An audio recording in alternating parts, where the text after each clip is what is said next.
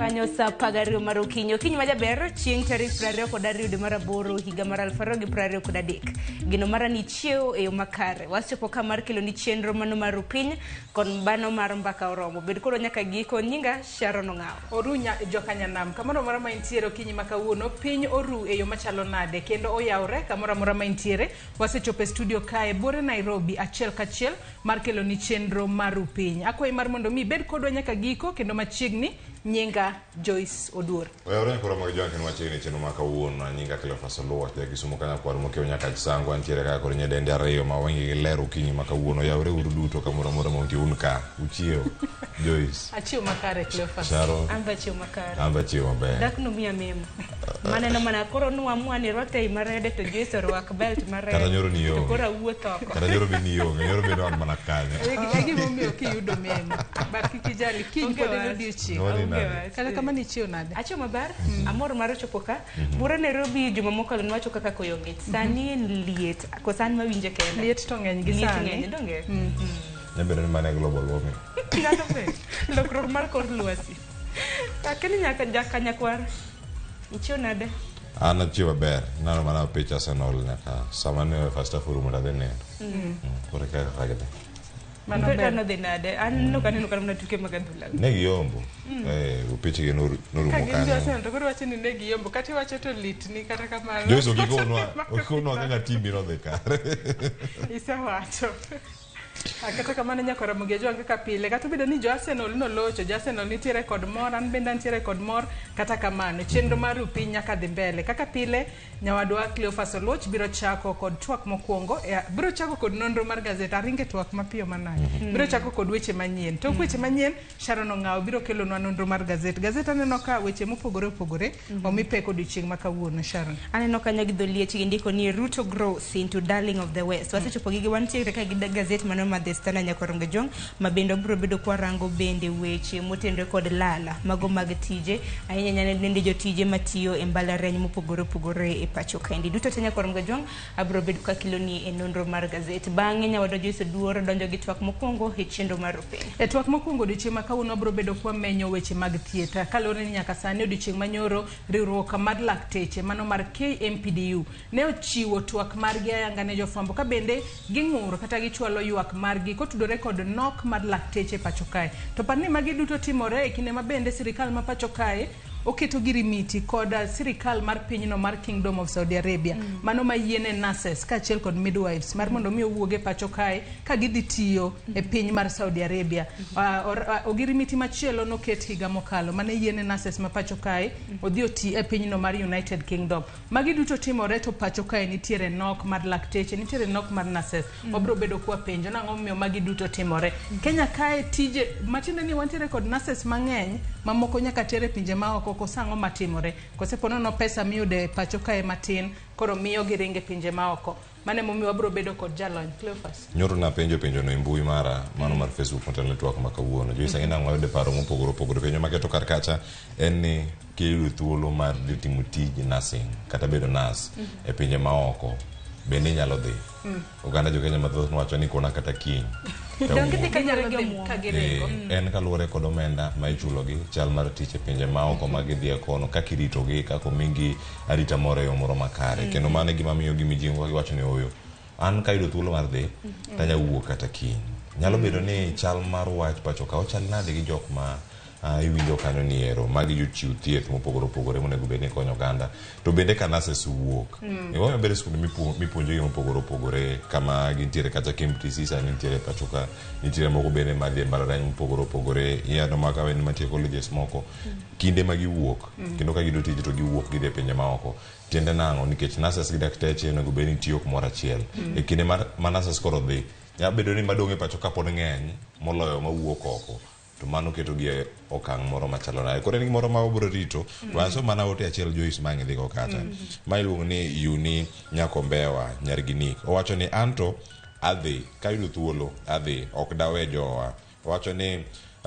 ni ka kochopo kanyo ni koro nyaka rom gi chief to mano be nyaka dhi adhiya mondo rome gi jok moko to bingeni an bende e kinde mabende natimo nonro mar iyudo ni nurses mawuok e pacho kae ka gidhi tiyo e pinyno mar Saudi Arabia ichulo gi omenda maderom 176,000 mano dwe ka dwe mano omenda ma pacho kae to bende ichulo gi omenda mabalang ma wanyalo wacho ni en omenda moting'o nyaka air ticket ma ginyalo tiyo godo saa asaya ma gidwaro kaachiel kod ber mamoko ponono magi gima nurses neno to giwacho ni we anduny ng'wech adhi e pinje maoko ponono anyalo yudo lwasi maber mar tich to pesa bende abiro yudo makare. Kata kopogore gi nurses bende ng'ini penjo mabende ibiro bedo kipenjo daktari en kaluwore kod kwan mag lakteche mabende ndiko e pacho kae. Nantiere gi miti mabende lakteche nantiere godo kod piny owacho. Mano mar kelo medruok mag lakteche nyaka sani kata mana kwan mag lakteche pok omedi. Mano nyiso nang'o higa ka higa nyithindo kata mana jopuonjre isidho kondo ahinya ahinya course mano mar thieth.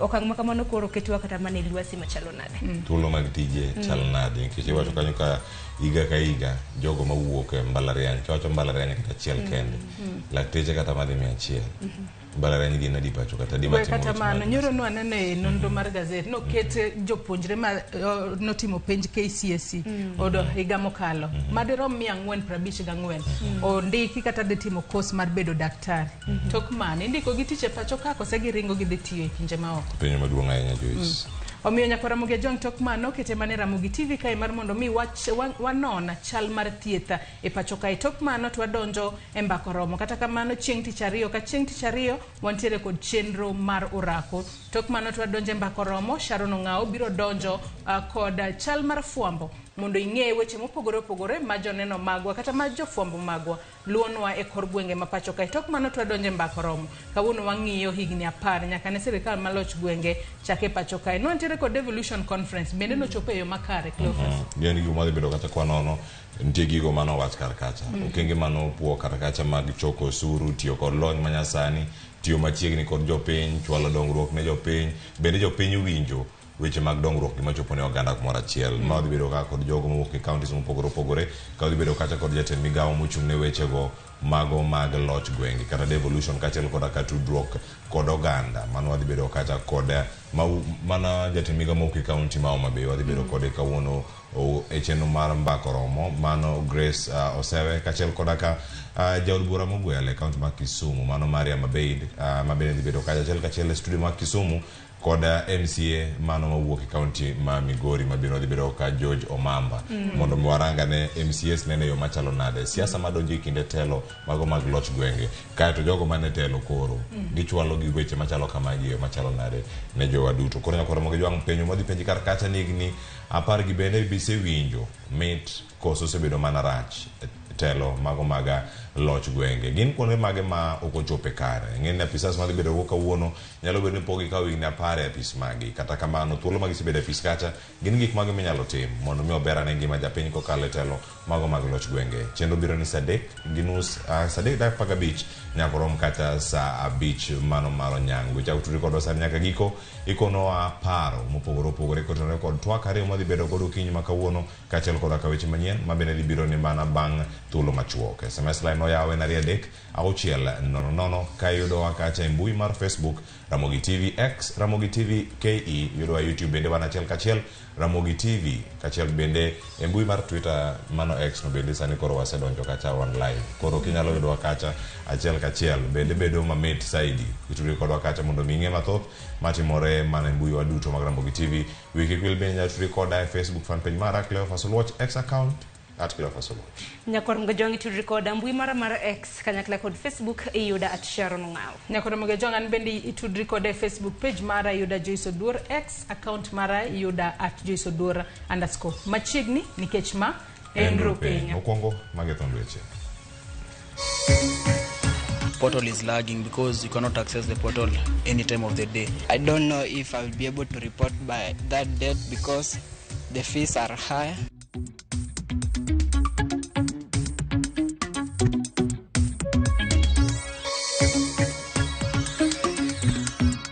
Kichopi town ka tiyudo ko yugo pong everywhere.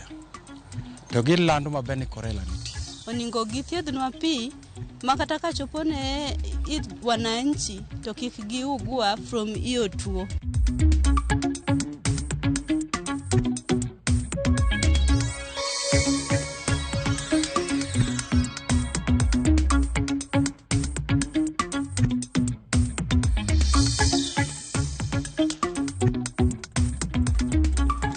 Oya na nyakura mogi jonke na machiegni winy kene ne weche manyien okinyi makawuono e chenro mar rupiny anyinga Clever Solo ja Kisumu kanya kwar mokio nyaka sango idweche bende achiel kachiel mbui mago duto mago mag YouTube, Facebook kod mano bende mar X kata mong'ere machon mano mar Twitter wadhi nyime nyaka mochop kacha giko mag weche manyien okinyi makawuono.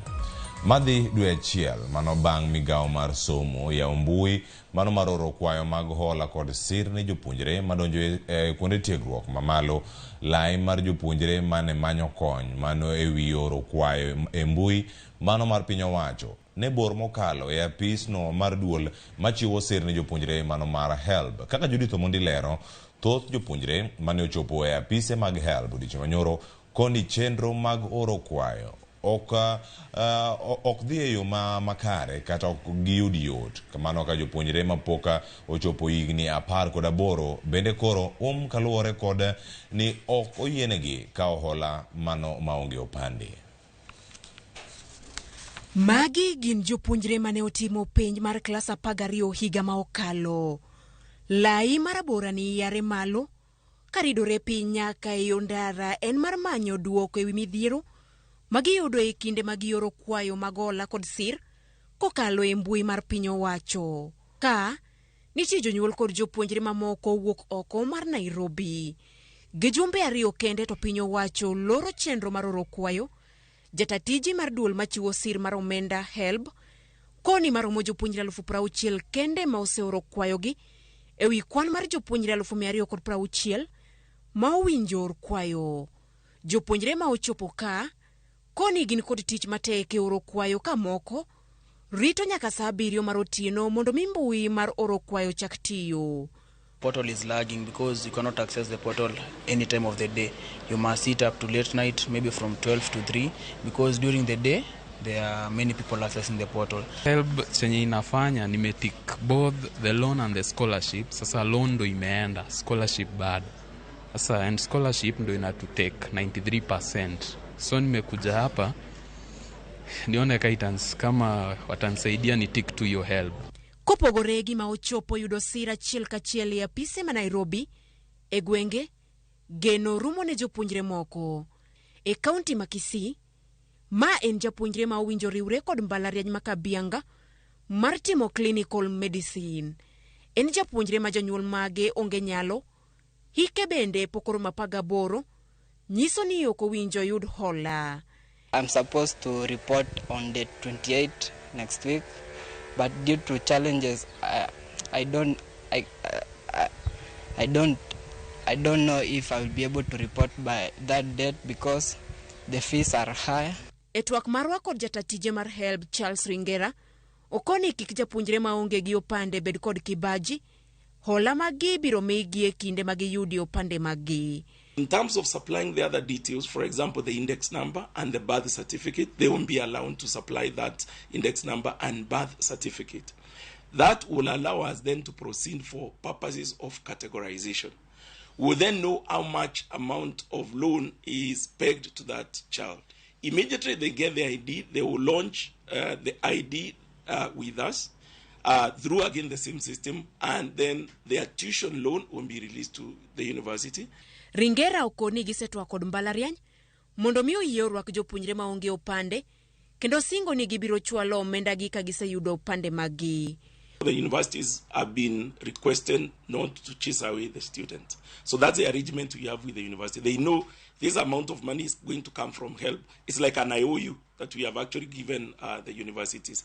The only component you can see will be a challenge is the upkeep component, which then will be released in December when they actually launch their ND cards. But that is why we are hoping now guardians and guarantors will come in so that they can be able to support the child for purposes of upkeep money. Oro kwayo mar hola kod sir owinjo rum tarik 7 dwe manyien ka mbalariany mamoko to osechako rwako jopuonjre e kinde mamoko to chako dwe mar 9 higani. Judith Omondi, Ramogi TV. Nyakura mogi jonge ngeno wa duto ni jopuonjre go bro sir madwaro mondo mi gidonje kuonde tiegruok mopogore opogore mag gigeto mondo mi gichopi. Kamachielo obila koro mako miyo ma ichich ni ne omiyo mano miyo no mano manyinge Nancy Indo Viera mabende ntiere karkacha Kigunzo mabende ong'ere gi nying no mano mar Madhe Wangara ma itudo kacha kod ohanda yedhe mamero ji mano bang' yangore ni ne omi en miyo mane omaki mano kiparo kanyo ni ne en kare no ok en. Nancy odiochieng' manyoro koro ne ochwalo bura e doho ka odwaro ni geng'o obila mondo kik make. Ripot oyango ni ne omake boma ma Nairobi kendo koro nochwale log tich mano mar okwach kich mano odiochieng' manyoro. Penjo koro en ni to Madhe Wangara ni en ng'a? George Bati miyo ler mathoth. E tuk joko yeyo gi paka mawachore nochakore higa mar 2018 mane obila ma jong'wecho keto nying Madhe Wangara e listi mar joma timo ohala mokwedi mag yedhe makelo mer. Apedha mancho Tim Ngara mane okelo meko ma Teresia Wanjiru ma ikoni en achiel kuom joma konyo Madhe Wangara e tayo ohande koro kelo penjo ni to Madhe Wangara tama ma itudo kod ohand yedhe makelo mer en ng'a? Nancy Kigunzo ma bende miwacho ni otis nying mar Madhe Wangara ma itudo kod ohand yedhe mamero ji osebedo rameny mar obila. Kata kamano wacho ni tudruok ma en go ne omiyo kata make bedo matek e kinde mokalo ka obila manotemo make moko ne siemo wang'e ka moko bende ne iwilo ka itere gwenge mamoko. Obila mag okwach kich kata kamano koni nitie tudruok machiel kachiel ma osebedo e kind Madhe Wangara kod Teresia Wanjiru mano yudo kod maloyo milion 12 kod akota mag yedhe mamero ji e ode e kar dak moro ma yuto ji ni e piny e kar dak Mangara. Kata obedo ni Teresia pod oramo ni oonge kod tudruok gi omenda mag gayoyi miwacho ni noyud kuome, obila koni tudruok e kinde kod Madhe Wangara nyiso ni ong'eyo malong'o kaka ohala nosebedo katimore. Gogo mar obila e wi wacho ohand yedhe makelo mer bende ne olwar kuom nyithindo moko ariyo ma johigni 16 kod 17 ma wacho ni dipo ka ong'eyo kaka ohala nosebedo ka itimo. Nyithindogo manochwal e doho mang'iyo yedhe mamero ji alap mar ndeke ma Jomo Kenyatta International Airport JKIA Nairobi ok ne nyal tang' e wang' jowi kaluwore kod ikgi. Probo medo mana luwo kendo ka gichopo e doho wabiro koni ni gin jok mage to ahinya Madhe Wangara ni en mane. Kamachielo koro moke jwang' riwruok mong'ere kaka Operation Linda Ugatuzi mano koro mako bura e doho ka gikwedo okang' mar piny owacho keto ni chudo mag chenro duto otim mana kokalo e lai achiel mano mar paybill. E bura no Fredo Gola kod Bernard Okelo okoni nywando chudo mag piny owacho kod chenro mag piny owacho e lai achiel dhi ataro mar chik kaluwore ni oganda ne okawo pachgi motelo ne lokruok ma kamago. Riwruogno bende koni piny owacho pok oyango okenge mag geng'o rode mag mibadhi bang' yudo ng'ur mochwal kanyo kod jokanyo jal buche Hedwig Ong'udi okoni burano owinjo winj mapiyo mano ka ogolo chik mondo mi ochwal ne joma odonjnegi obok manyiso kanyo ni omaknegi bura kata bura makamano chak ibiro tal tarik 4 dwe mar 9.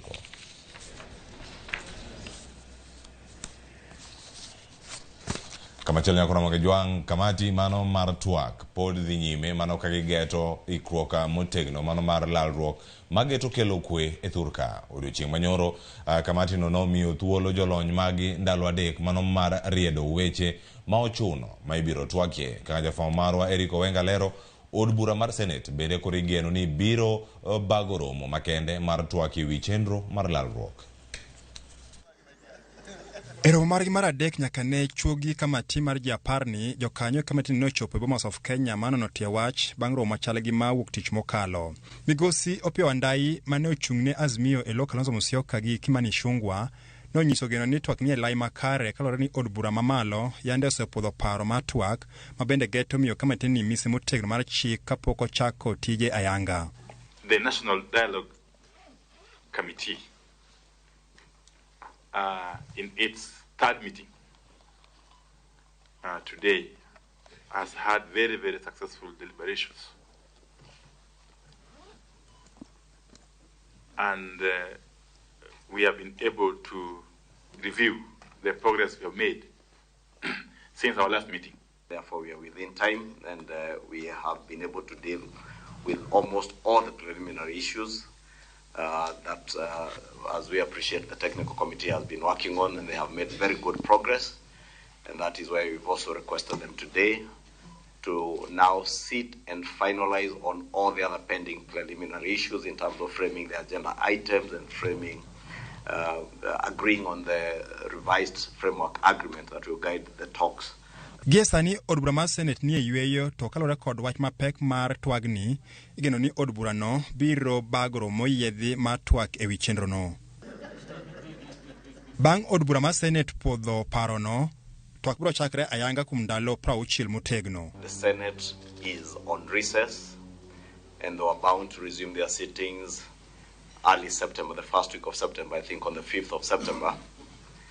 But the leader of majority has indicated that he's giving notice for the convening of a special sitting of the Senate next week so that they're able to consider that motion as from Tuesday and hopefully finalize with it. And we have been briefed that the Senate is going to consider the matter on Tuesday next week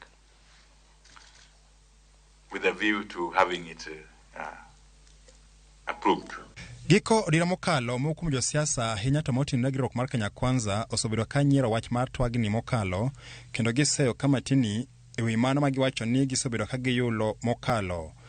Gino ma jo kamatini koro lero ni gibiro dino itgi kendo dhi nyime ma onge ng'iyo chien. We recognize their rights to the freedom of expression, but whatever other Kenyans say out there will not in any way determine the discourse of the engagements in this room. And we will work ignoring all the other noise that will come from other quarters out there.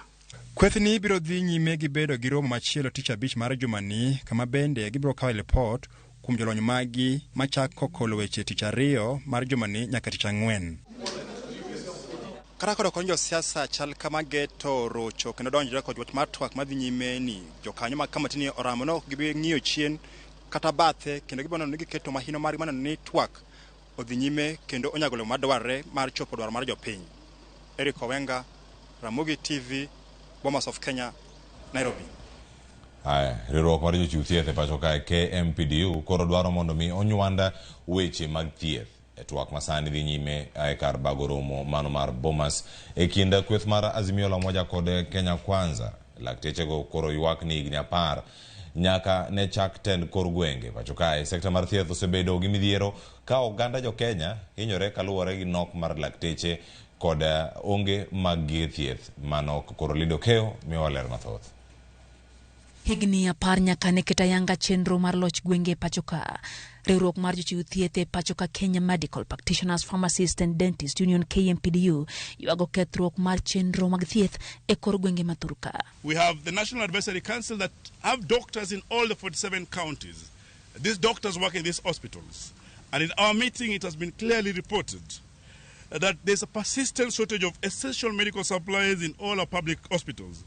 A failure that squarely rests on the shoulders of the government. We heard about the devolution conference. I attended. And the success story is being told there.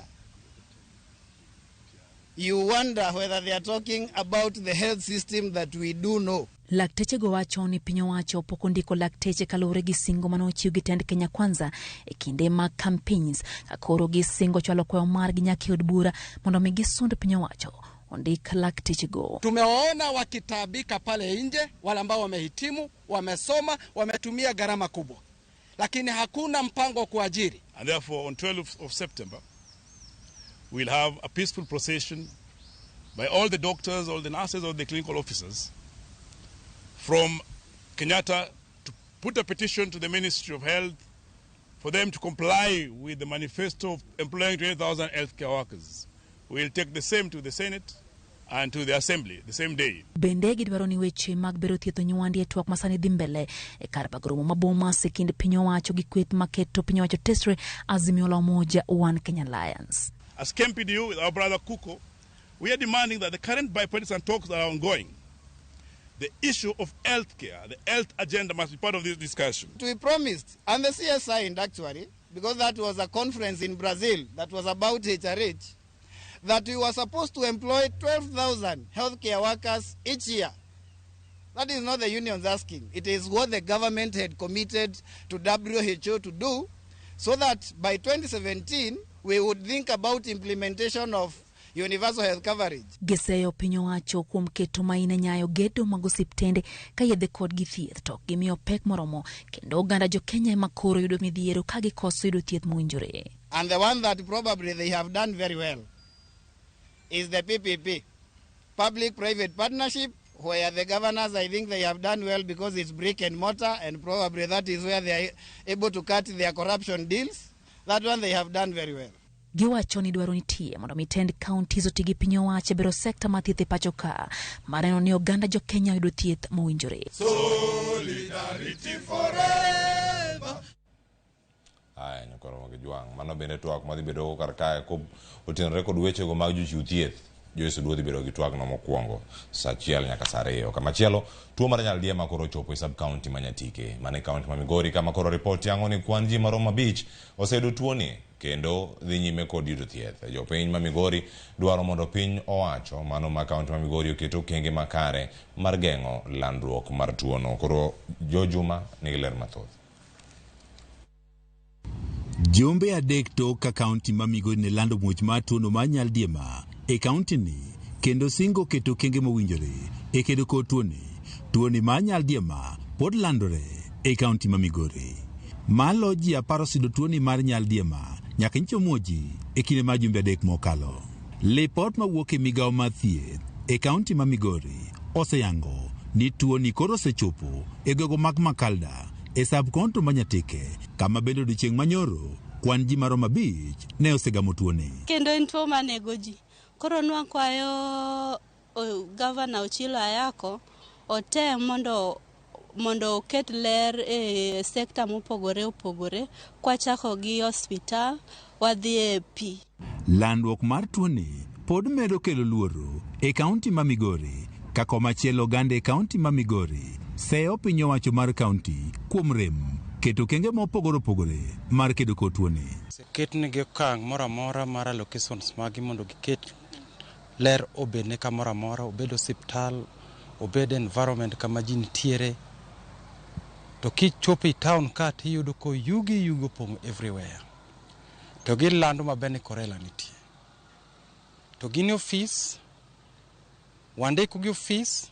E kinde limbe mar webo ma Migori ne wayango ne nitiere kuonde ma oloki ma ipuke taka mabende yudore machiegni kod kuonde go ma oganda odake. Kuonde ma ilose gik mwabilogi nitie kuonde moko ma kiwuothe tiyudo ka ler ok nitiere moromo. Gwenge mathoth e kaunti ma Migori ma oting'o Nyatike kama tuoni bende koro chope bende oganda ywak ni koro pod gintie kod pek e yudo pi maler. Koro wakwayo mana government ni koyie oparnwa jo Nyatike wan gi sita mar pi e Nyatike. Oningo githiedhnwa pi makata ka chopone wananchi to kik giugua from iyo tuo.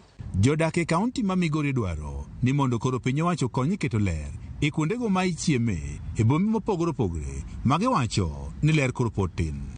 Use e bath ndara dhi kama kawaida kendo en gima ji duto te neno.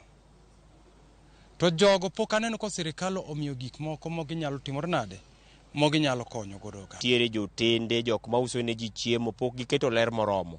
Ma emomiyo akwayo kata jo idara marwa ma ochung' ne weche mag health e Migori County giwuog oko gichek kuonde ma ji chieme magawa ma itie yo kuonde gie mondo ging'e ni oket ler moromo ma ji ok nyal yudo tuoni.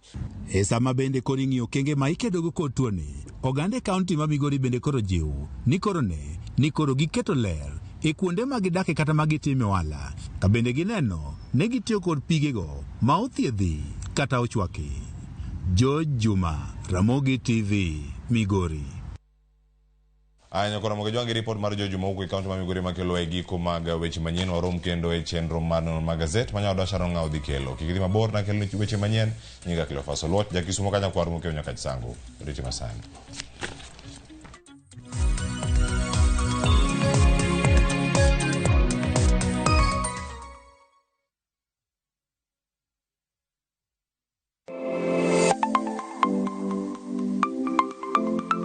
Ramogi Juanga, ng'ato ka ng'ato inyuolo kod pok mare makende.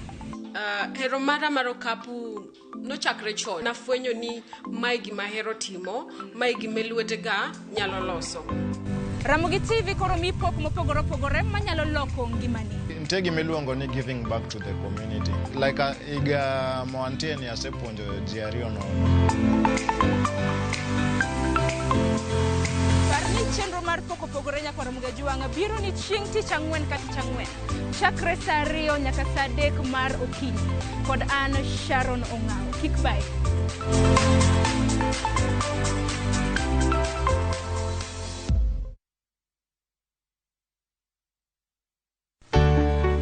Pur mar maua, pidho jamni, magi te gin yore mag pur.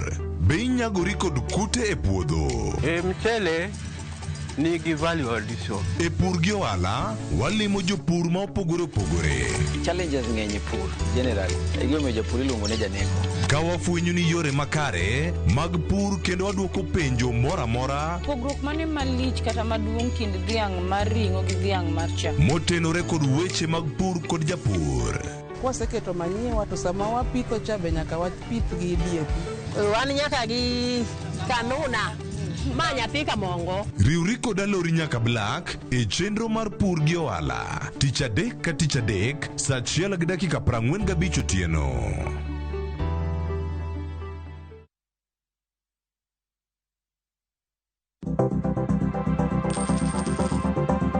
Mondo mi ikungo omenda e yo mayot kendo e yo mowinjore, onego ibed kod paro mar kungo dwe ka dwe, juma ka juma, kata odiochieng' kodiochieng'.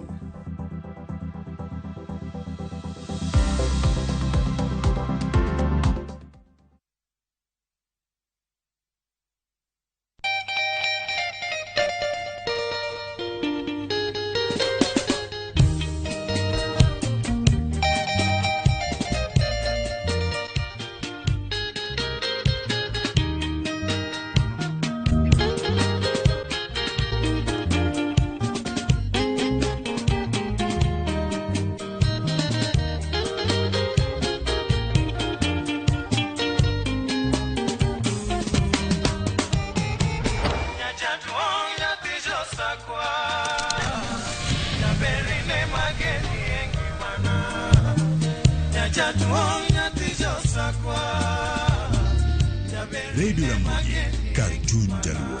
Radio Ramogi.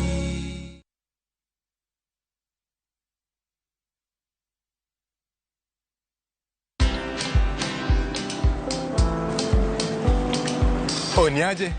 Ni kama unashangaa kwa nini naangalia simu with so much focus eh? Usishangae sana. Nimekuwa ndani ya story kabisa. Ni kama ile hali ya juzi. Ni kama nilikuwa hapo iki happen. And when this new market was being opened, ni kama nilikuwa hapo tu. Hata vile local tourists for a special rate at the coast, I was there. And when this new road was being commissioned, I was right there. Na hata wewe, unaweza kuwa ndani ya story wherever you are. Just download Citizen Digital. Stay informed on all the news and events as they happen across the country, the continent, and the world at large. Download Citizen Digital, Kenya's #1 news app. Ageno ni ano kawiro makeup mang'eny ahinya. Angadio ni nitiere nyako kae momori ahinya. Introducing Kundali Bhagia in Luo. This is a story of two sisters who lost their father, and in their quest to find their mother in another town, they find love. Anaere ahinya Prita. To kendo gimoro amora ewi mora. Enjoy this romantic drama of Kundali Bhagia in Luo on viewsasa.com. Mano ber ahinya. Era mit, era odak e kindwa.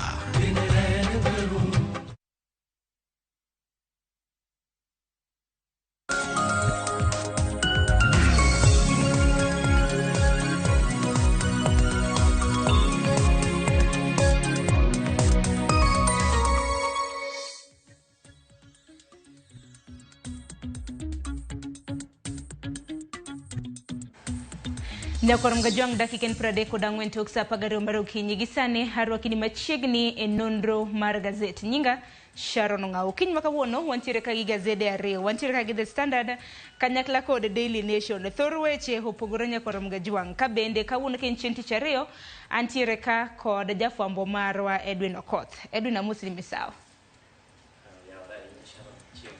Achuma Karin. amba chiwo maber.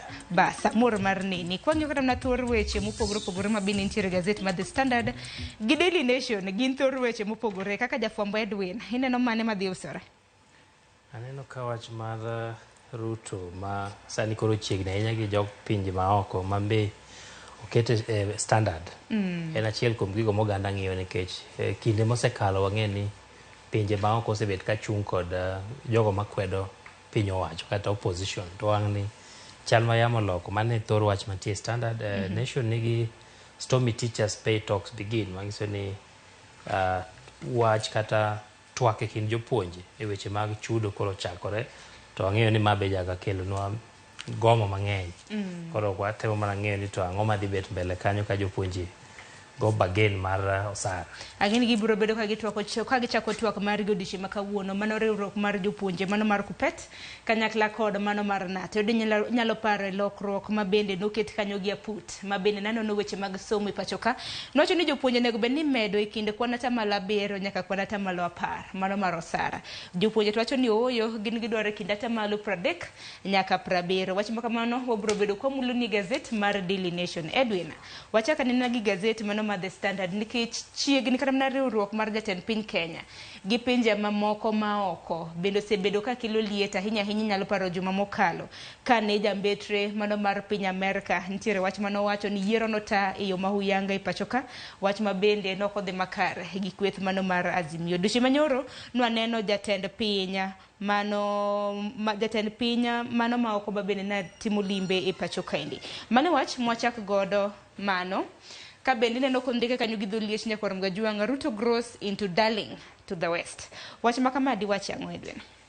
Hapa ni ma en pogruok maduong' kuom kinde mosekalo. Tapani bende gima Standard temo lieko kani chiegni mar Ruto kata bedo machiegni mar Ruto kod piny owacho mar Amerika.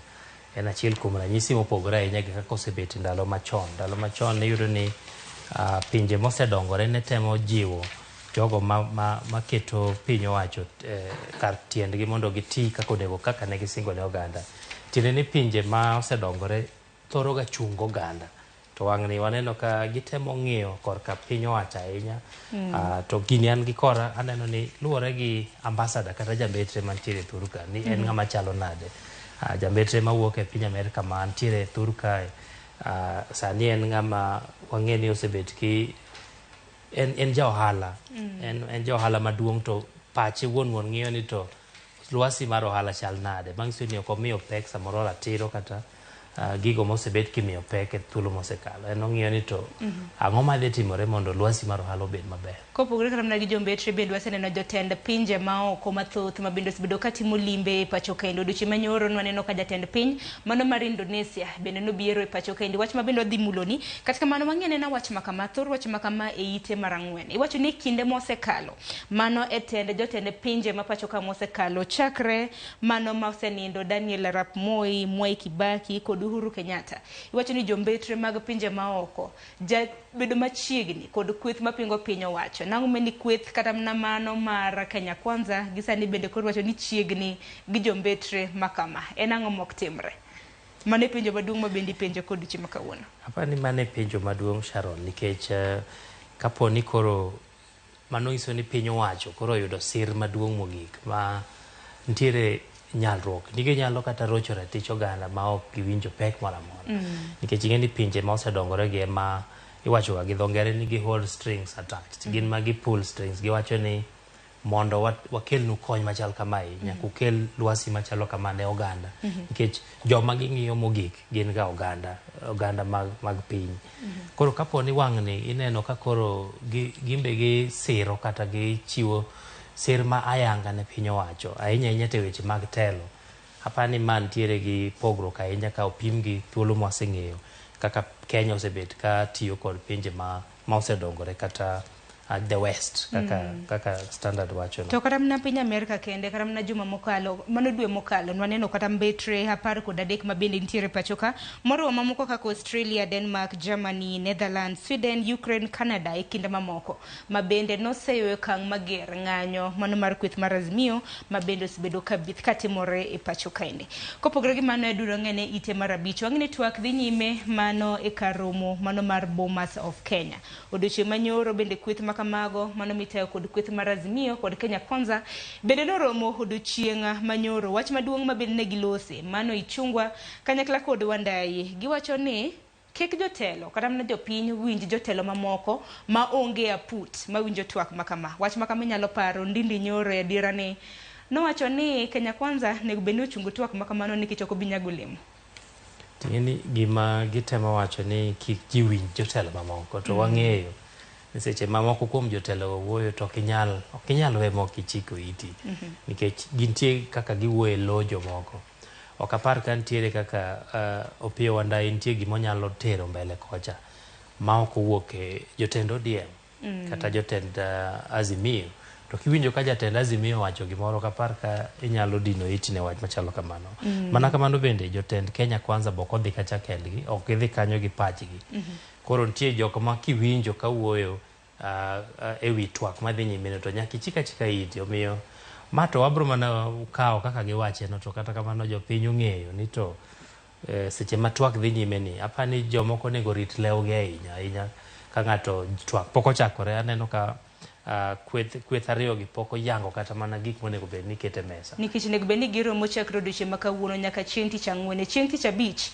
nego bed ni gipedho agenda ma bende gisebedo ka gitwake ahinya na kamiti ma bende noyiere maneno odiochieng' manyoro mano Kalonzo Musyoka ma bende otelo ne kweth mar Azimio ne onge kanyakla kod Aaron Cheriot ka bende Opiyo Wandayi nawacho ni ne gionge e pacho kaindi kata kamano twak makamano biro bedo kadhi nyime kinyalo paro kata odiochieng' manyoro kane ichungwa loso kod jofwambo nowacho ni chik ahinya magayo twak makama nosekadhi e od bura maduong' mano mar National Assembly kata kamano gige no pedho e od bura kata mano kang makamano e od bura mar Senate kaluwore ni Senate osebedo kod yweyo kaluwore kod romo mar governors mabende natimore gwenge mag Uasin Gishu apani en tich matek ahinya to ne aput ma iluongo ni the technical team apani oginendi nikech bedo ni uloso weche mag twak to weche osechako liekore ka jomoko wacho ni kata twak no nego bed ni weyo apani en tich matek ahinya ne jogo ma sani obet aput maloso agenda ma nyaka bed ni koro ni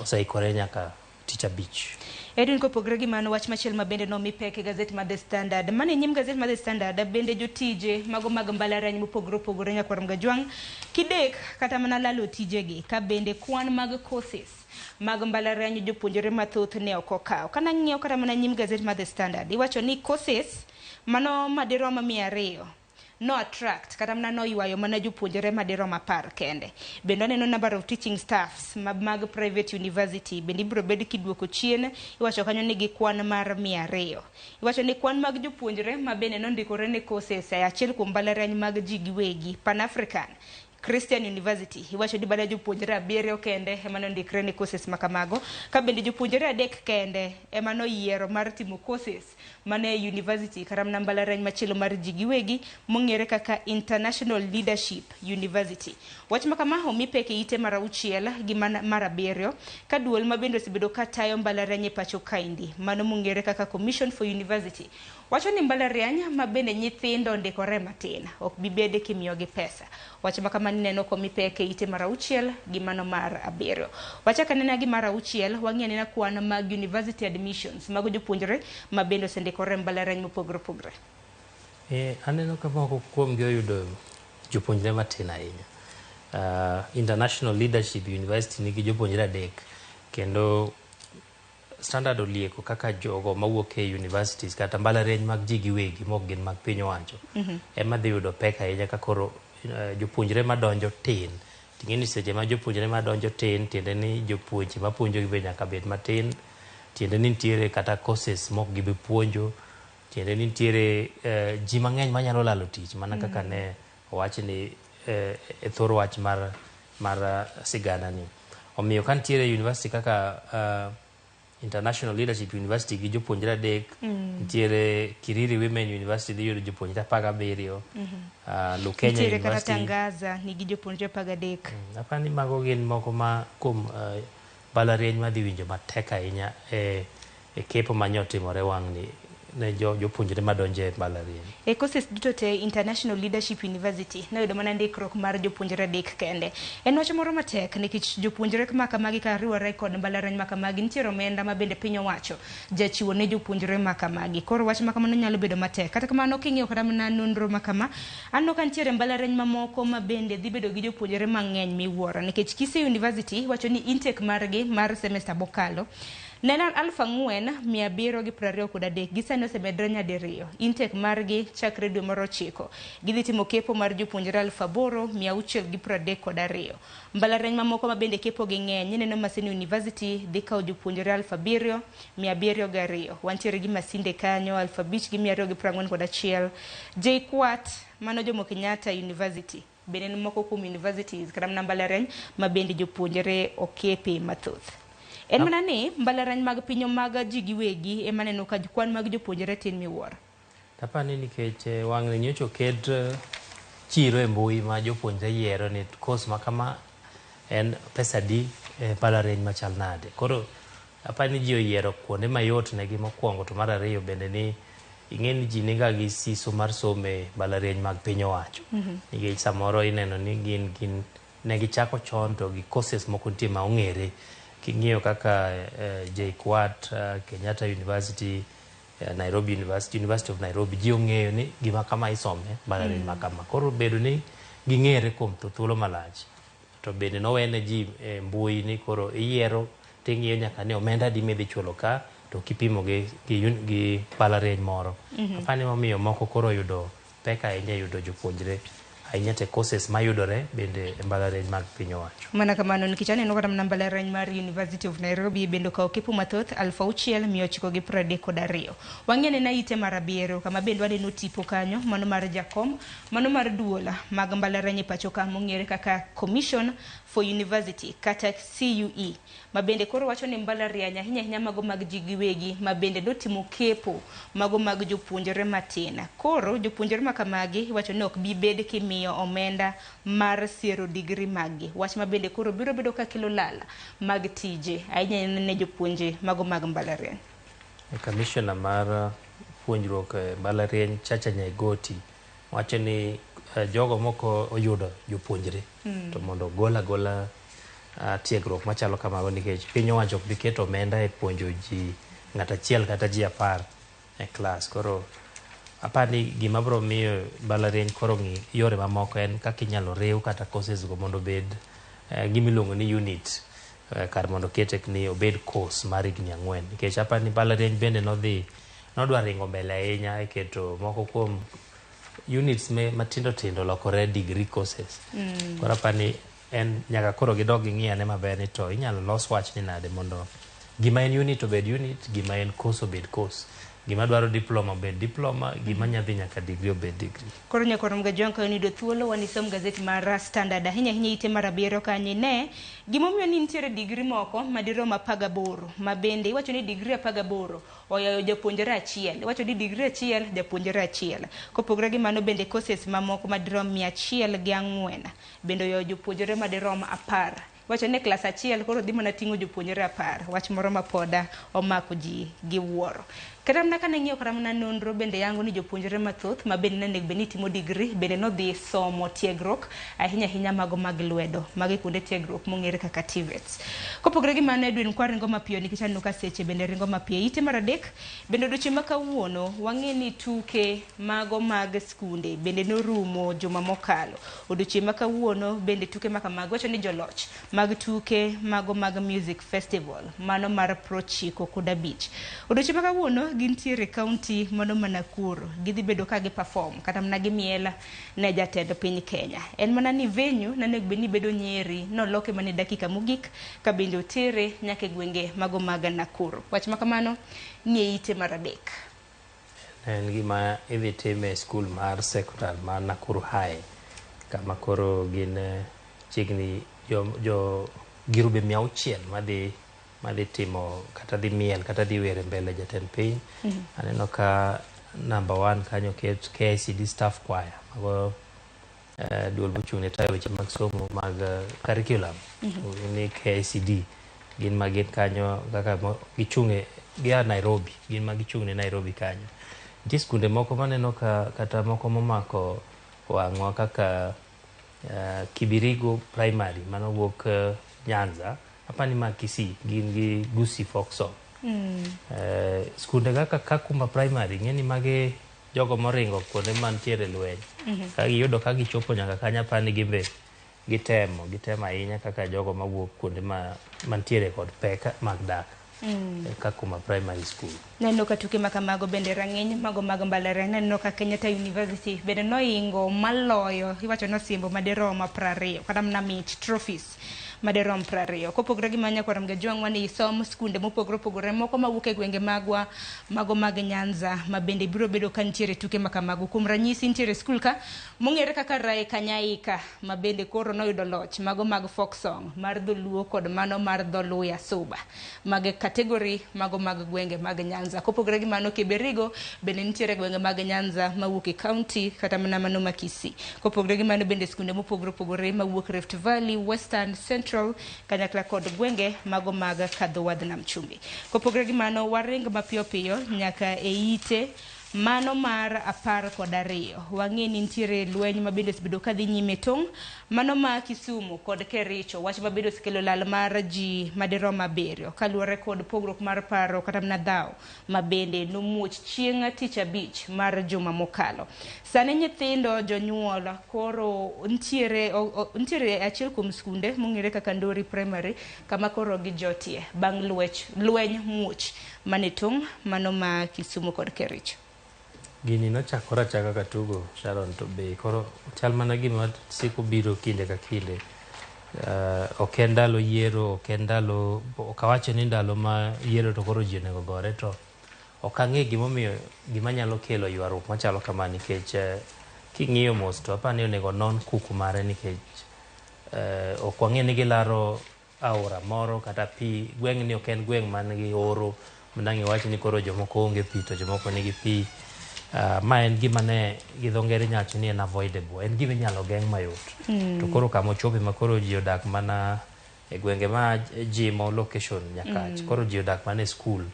Apani en gima tek ahinya gi ndalo koyo ni ka nyithindo nyalo nindo e skul. To bende kata mana somo dong'ini kata mana rocho chenro mano mar somo ochumi jok nyaka mana tiyo tijegi e yo makare. Gino marwa ni arita kwe ka okang' makama motegno. Kineno kata mana tipo man ka ineno kanyo mine nyithindo kanyakla kod wuone bende koro ojote achiel kuom skunde mano mong'ere kaka Ndori mantiere e gwenge mago mag Nyakach. Kendo achiel kuom joma nowito ngimagi en nyathi skul ma ja form 4, manyiso ni giketho ngimane kata ndalone mane olopango kaka onyalo bedo gi kata tije moro kata somo dhi mbele ne gi somo, koro giketho mana nikech dhaw mabe. King'iyo mos an ok ang'e kuku mare, nikech pok aneno nonro mayango ni tang'o momiyo jogi nyaka gore.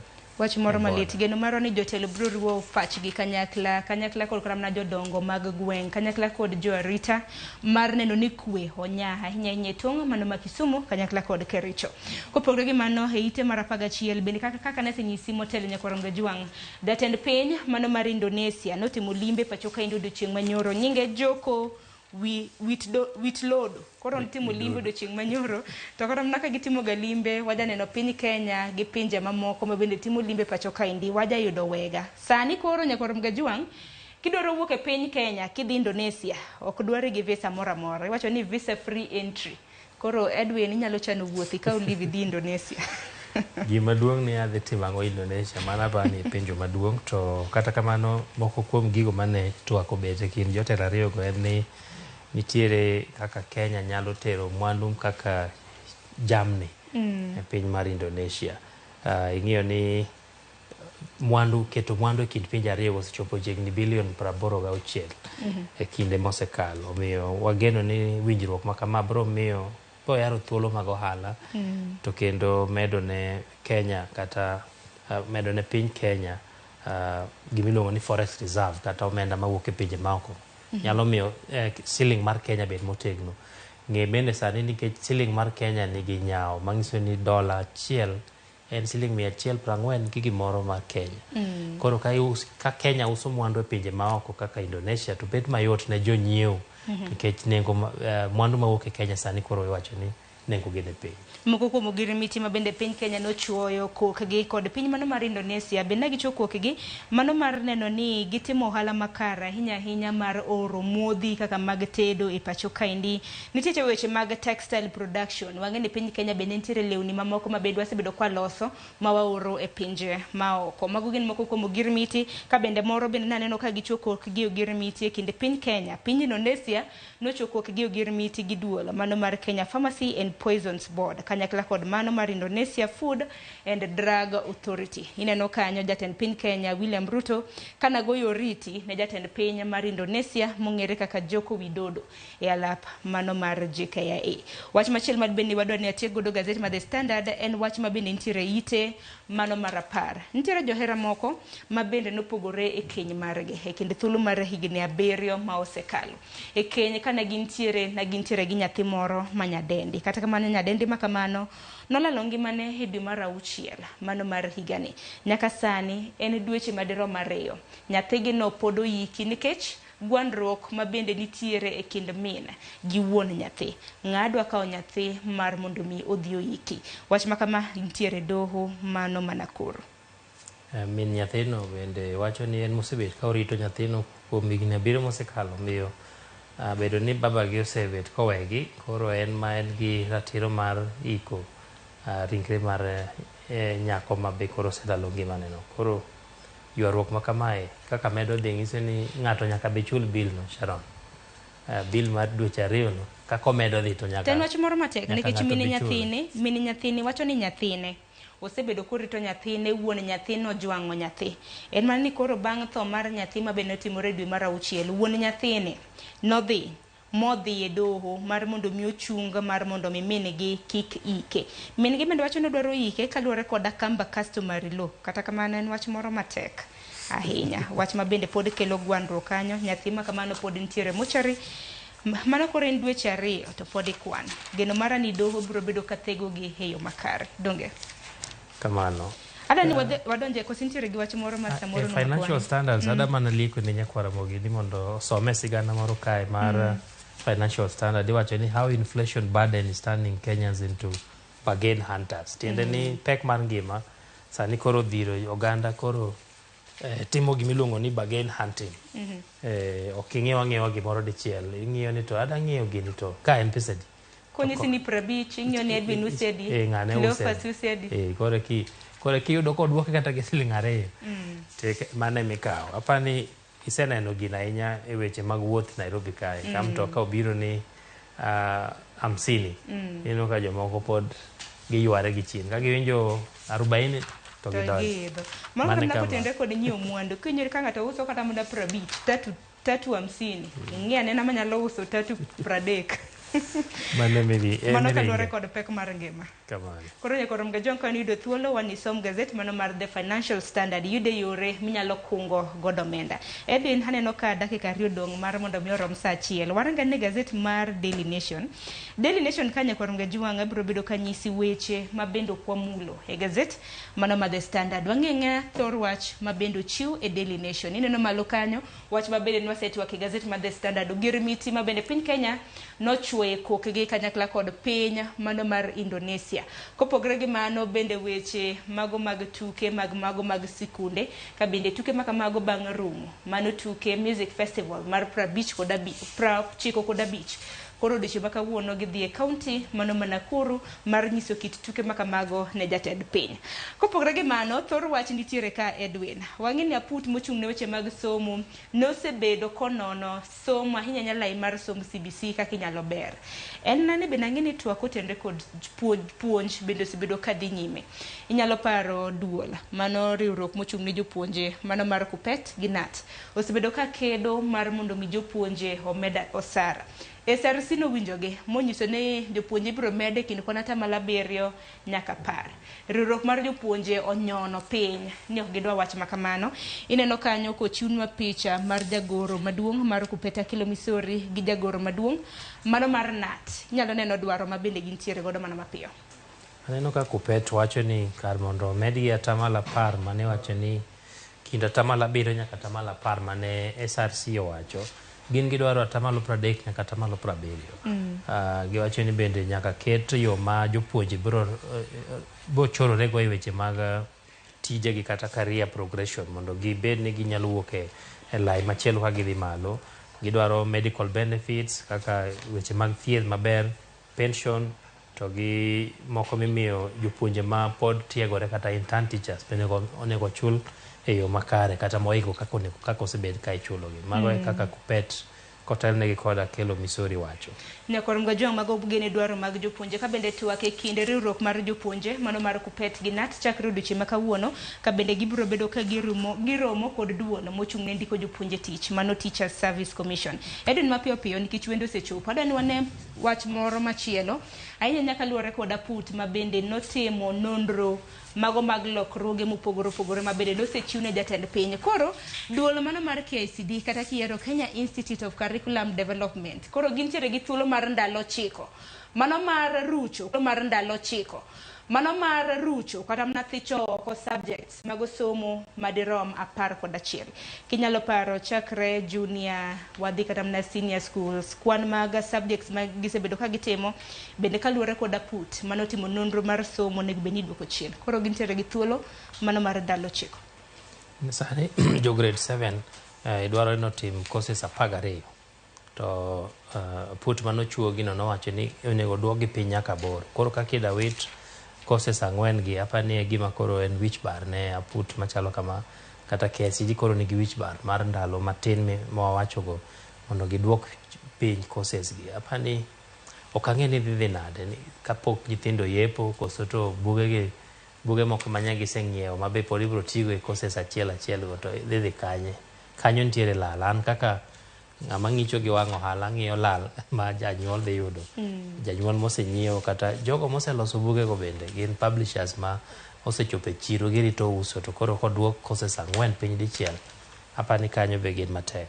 Nyakorom Gajwang' konyo gazet mar Daily Nation be nitiere weche motenore kod thieth ka bende gisani jotim nonro dwaro mar joma chuo mar mondo mi okaw vaccine mung'ere kaka HPV ka bende nonro motim kod Lancet wacho ni achiel e kind joma chuo 3 nitiere kod kute mago maga dwachni with at least one type of HPV mago kaluwore kod okang' makamano gidwaro mar mondo mi joma chuo mar mondo mi okaw vaccine. Kopogore gi mano bende ng'e sigana ite mar 21 Nyakorom Gajwang' kama bende apisas madaro mauchiel e kaunti ma Kericho idwaro mar mondo mi othechgi oko e apisi wira ne wach chamo omenda mananego bed ni konyo jogoeko ma bende noyudo masira e gwenge mag Londiani. Edwin wach ni mogik. Wachna mogik Sharon en ni weche mag niang' ma pod aneno bende komi peke gazet mar Nation ite mar 12 ni lor kembe mag rego niang' ahinya nyato mawuok e pinje mag Kaluo to gi Imbo mar Kenya pod en weche ma wadhi luwo kendo ang'e ni biro medo kelo pek ne oganda to kata kamano wageno ni piny owacho ni kod okang' mag temo loso kembego mondo gichak rego jotije oyud tich to gi johala bende odhi nyime gi kaka ngimagi mapile. Erokamano ahinya Edwin kuom biro e nonro mar gazet. Nyakorom Gajwang' gi kanyo ben makelo wa giko mar nonro mar gazet. Gazet momori e kind The Standard gi Daily Nation idhi nyiewo. Parni gazet gi duto te nitiere kod ite mano ma iye. Financial Standard nitiere gazet mano mar The Standard ka Daily Nation ben naneno ite ma iye kanyo nitiere weche motenore kod county, weche mag ohala, weche goeko mag tuke ka ben wang'ini tuke mago mag EPL bende osebedo ka dhi nyime. Nyakorom Gajwang' dakika 3 tok sa achiel mano mar okinyi orituru masane warad e chal mar fwambo chakre sa 3 mano mar okinyi mabiro en twak mano mar piny ma bende dhi baga kod nyawadwa Joyce Oduor.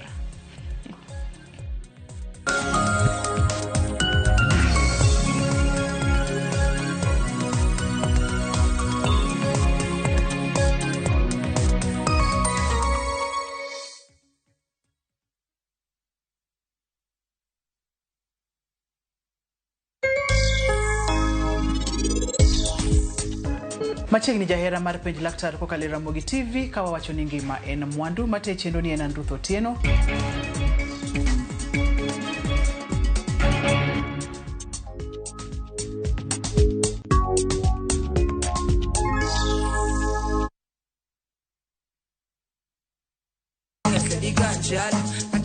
Thumbe mawakelonu otenore e ndhadhu maggi. Ka wakiko gi makare, yud thumbe miero mapacho ka kod pinje maoko. Yud thuolo mar winjo thumbe manyien e chenro mar pado manyien mabiro biro ni wuok tich nyaka ngeso chakre saa 5 okinyi nyaka saa 6. Kik ibari e chenro miero e wang' jowi mari mar Ramogi.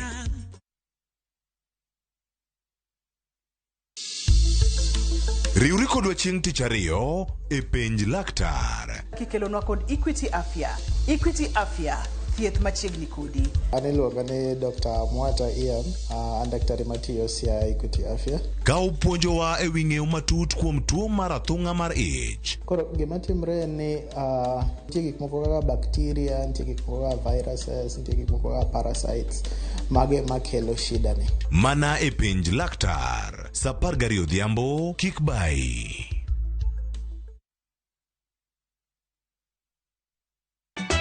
Ka osiep motegno kod johot moherore ritore. Nyako chia. Timondo ndisori. Wayudo ng'eyo tonggi. Ipani akia gik mitimoga. Uro wengi donje matusi na ukweli donge. Yud mor e ngimani kokalo e gik matindo. Udogo shwag wene musajakadala. Justice for all. Miane ngima nyarko chia kod osiepene kachiel kod joodgi. I am busy. Gima ruotho miyo kana wene jachien. Sama giromo gi pek mar ngima, joot kod osiepe. Nyasaye neno gi wang'i ma ok opimni. Akwaye ni mondo imak tie jakaribu to kopuodho tilew chunye. Ok ginyal weyi ma ok inyiero. Nyakucha irachna e joga. Koka ite to tegore mana ka ita puoyo maniego. Nyarko chia. Tich abich ka tich abich, saa 1:55 otieno. Mana e Ramogi TV.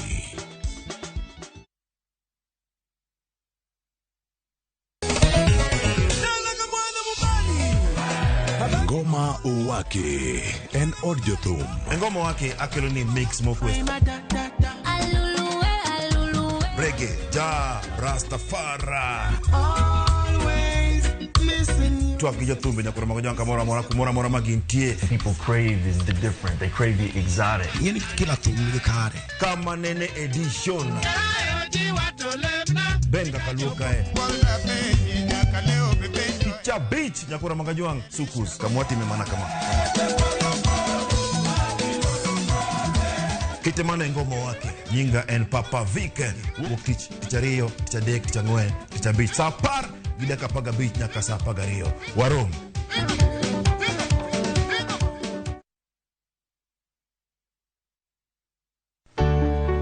Pur mar maua, pidho jamni, magi te gin yore mag pur. Be inyagori kod kute e puodho. Mchele nigi value addition. E pur gi ohala, walimo jopur ma opogore opogore.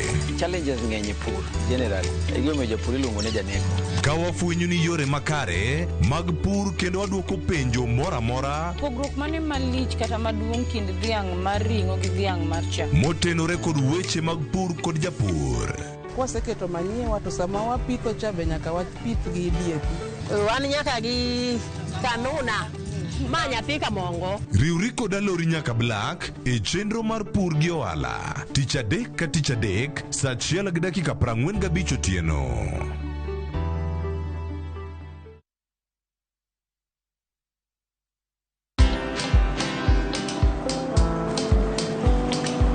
Niaje? Ni kama unashangaa kwa nini naangalia simu with so much focus Usishangae sana. Nimekuwa ndani ya story kabisa. Ni kama ile alia juzi. Ni kama nilikuwa hapo iki happen. And when this new market was being opened, ni kama nilikuwa hapo tu.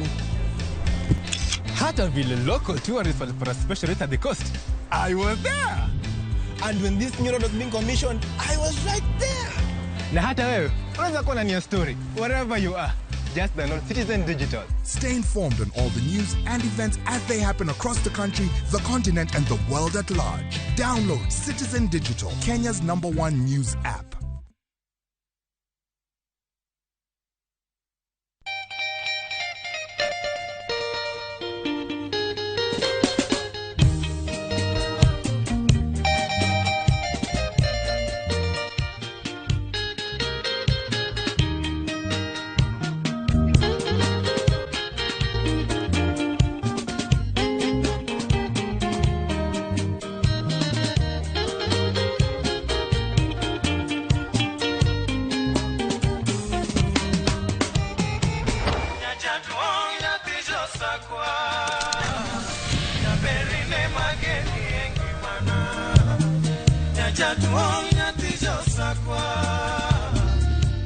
Radio Ramogi, Cartoon Jaluo. Radio Ramogi.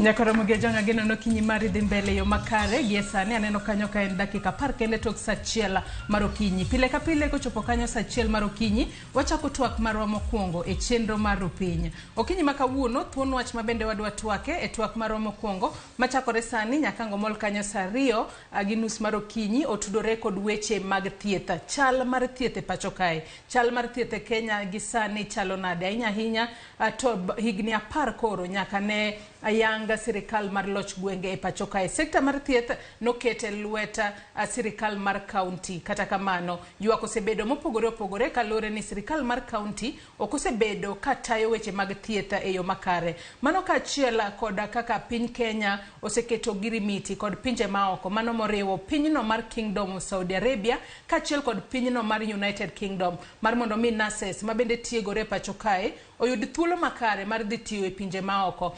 Penjo en ni kinde ma bende nurses wuok e pacho kae ka gidhi tie pinje maoko. Mano nyiso ni Kenya kae nitiere kod nurses mang'eny ahinya mar mondo mi gidhi gitie pinje maoko kose piny Kenya koro dong' e yo machalo nade. Kalore ni nurses jathoro tiyo machiegni ahinya kod lakteche. Services mag thieth e pacho kae pod dhi mbele yo makare kata obedo ni nurses moko dhi tiyo e pinje maoko kose ang'o matimore. Kose mano miyo sekta mar thieth ok dhi mbele e yo makare. Mane momiyo kinyi ma kawuono abedo kod thuolo makende mar bedo kod jalup jagoro mar riwruok mar lakteche mano mar KMPDU mano Dr. Dennis Miskela. Wadwa go kod mbaka mar mondo mi wang'e ni to sekta mar thieth kata chal mar thieth e pacho kae higni 10 koro nyaka sirikal mar loch gwenge ne chaki nyaka sani koro sekta mar thieth ochopo kanye. Machiegni ahinya Dr. Miskela itwak mar okinyi ma kawuono chiwo nade? Achi maber. Erokamano kuom luonga e studio mondo watwag jopiny. Erokamano ahinya. Mana kaka iseneno Nyakaramogi Jwang' mane wendo mabende abiro bedo godo kuom thuolo ni duto nyaka ngwachope giko mar twak mar okinyi ma kawuono. Twak ma kama Nyakaramogi Jwang' in bende inyalo riwori kodwa kichwalonwa ote mari penjo paro moramora kokalo yore waduto te mag tudruok mano moriwo nyaka namba mar ote machuok ma en 360 Facebook kacha ibiro yudo wa live Ramogi TV X account marwa bende ibiro yudo wa live okinyi ma kawuono @Ramogi TV. Kan bende nyalo tudri koda e Facebook page mara Yuda Joyce Odur, Twitter handle Twitter kata X account mara Yuda @JoyceOdur_.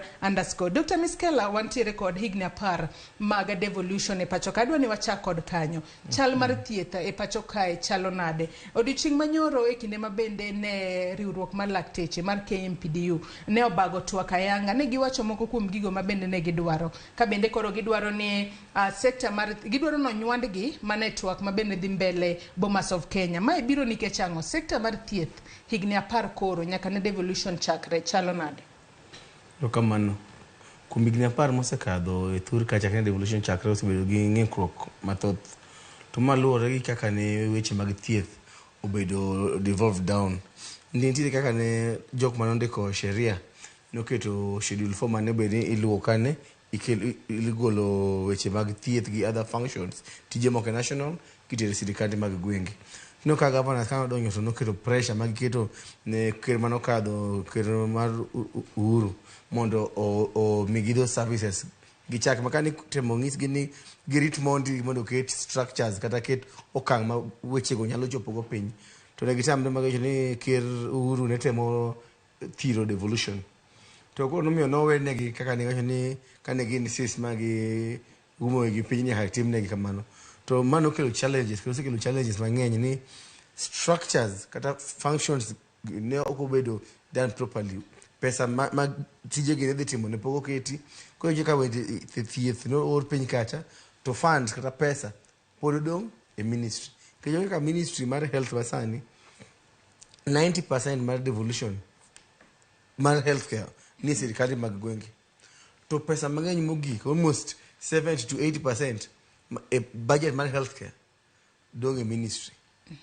koro weche mag ndiko jothieth mag nyiewo yedhe emoter piny kucha to kinyo programs mag NGOs manyo ka bekelo pesa yie kaka HIV program PEPFAR weche mag TB malaria itimo gi Nairobi kai kech mag kuom pesa ichame the other day we had the scandal mar malaria gi KEMSA ipinjini why should afya house manyo ne ji nets like ka pesa kako kele to worry ne county mantiere gi heavy burden of malaria ong'egi ni gin counties manie Tienam gi Dhonam Chumbi gi Kalua gi Western Province tinimiyo gi pesa to gi budget based on the needs kudinga to bet Nairobi koni to go kwano to miyo mano jothieth ma thulka boso ka yuagre ni pesa makoro onge gi counties gi osemiyo kaka gibedo treated kaka weche wa itemo lose counties ok dhi maber kikane gichako ngiso ni ni magma teething problem ma nyathi ma ko nyuol lake ma pod tie ma pod ile ko dhiuru mana moso wendo uru wabolo so weche koro nyalo acho ni igni 10 koro lake pod yes, tie kod lake yes, koro exactly. mana weche Yes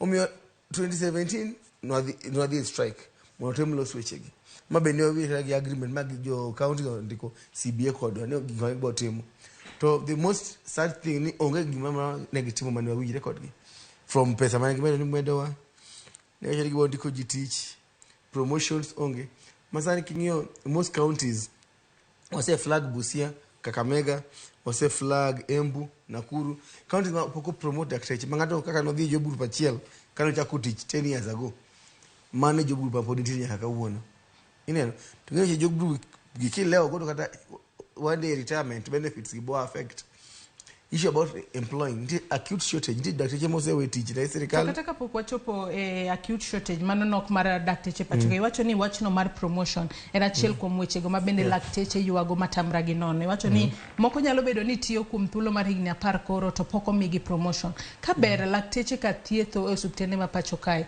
onego bed ni miyo gi promotion bang' thuolo maromo nade daktari moko ko ndik tich mondi ko tiko internship we kotiko ni kele job group M yeah to ba iga ario to move to N ko gere en gima ka komedo tiyo gisomo to mede kata kama beten yan kana donje tich almost 8 years pokano ni promotion neno to mangeni miyo ji chungi tho ngech Kenya ka wasebet gi one problem ni joma tiyo tich makonyo jopiny gin weche gi ok los ni weche miloso Kenya ka ni emani weche jo siasa ni ka ji odhiromo kata gomba kamora mora about any kind of dialogue political interest emiketo malo sani ndo ka ko ji dhi romo Bomas to ni wacho ni office of the prime cabinet secretary mane top agenda ma Kenya kwanza nyalo keto ni gi bura ni gi loso weche mag jopiny ken weche mag CDF is there yeah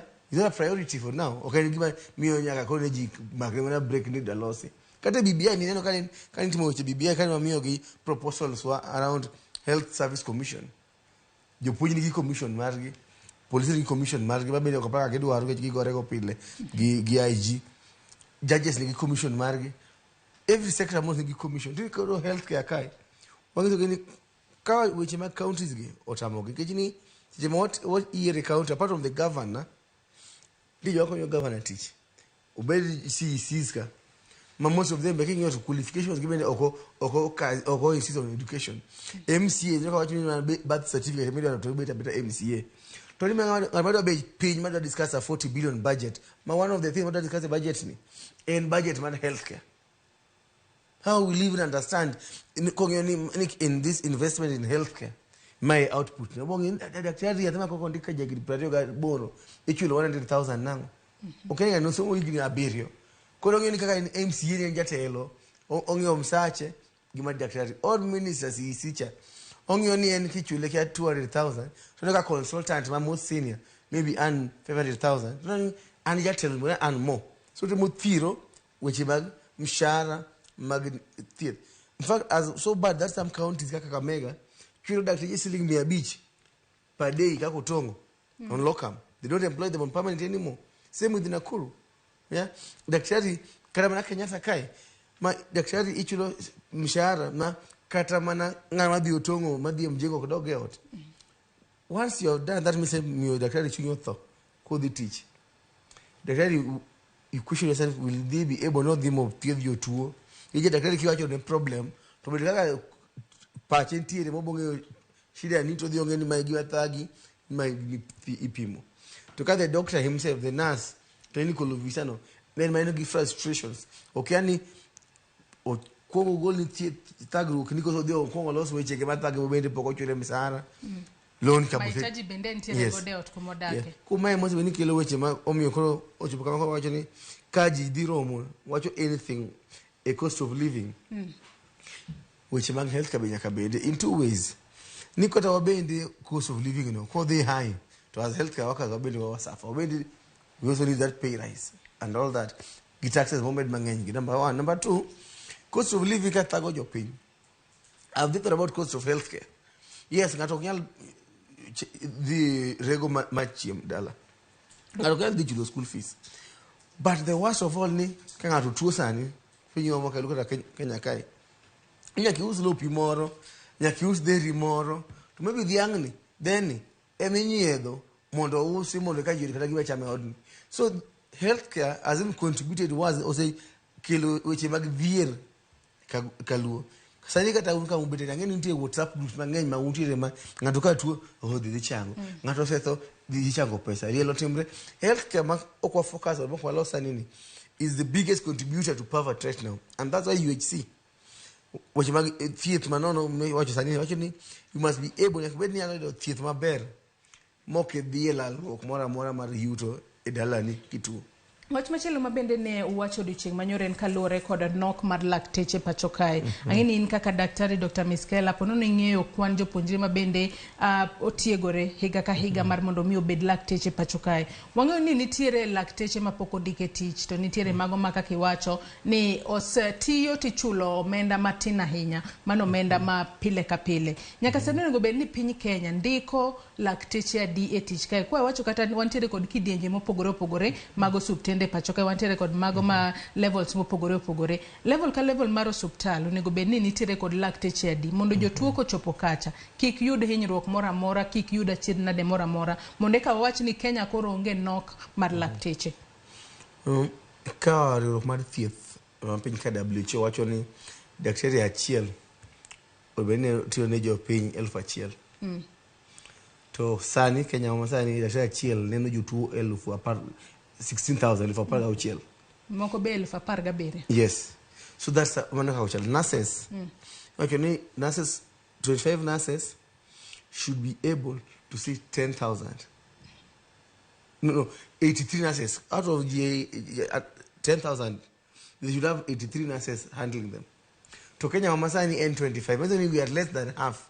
So the numbers of Jomat Tiyo Gijo to Upogre. Counties from 2019, full devolution, every year can almost a fachian or graduate to critical internship to be absorbed directly. You're accepted. So from 2019, that program was stopped of automatic absorption. No goal. Because we have now graduating more, almost 15 to 2,000. School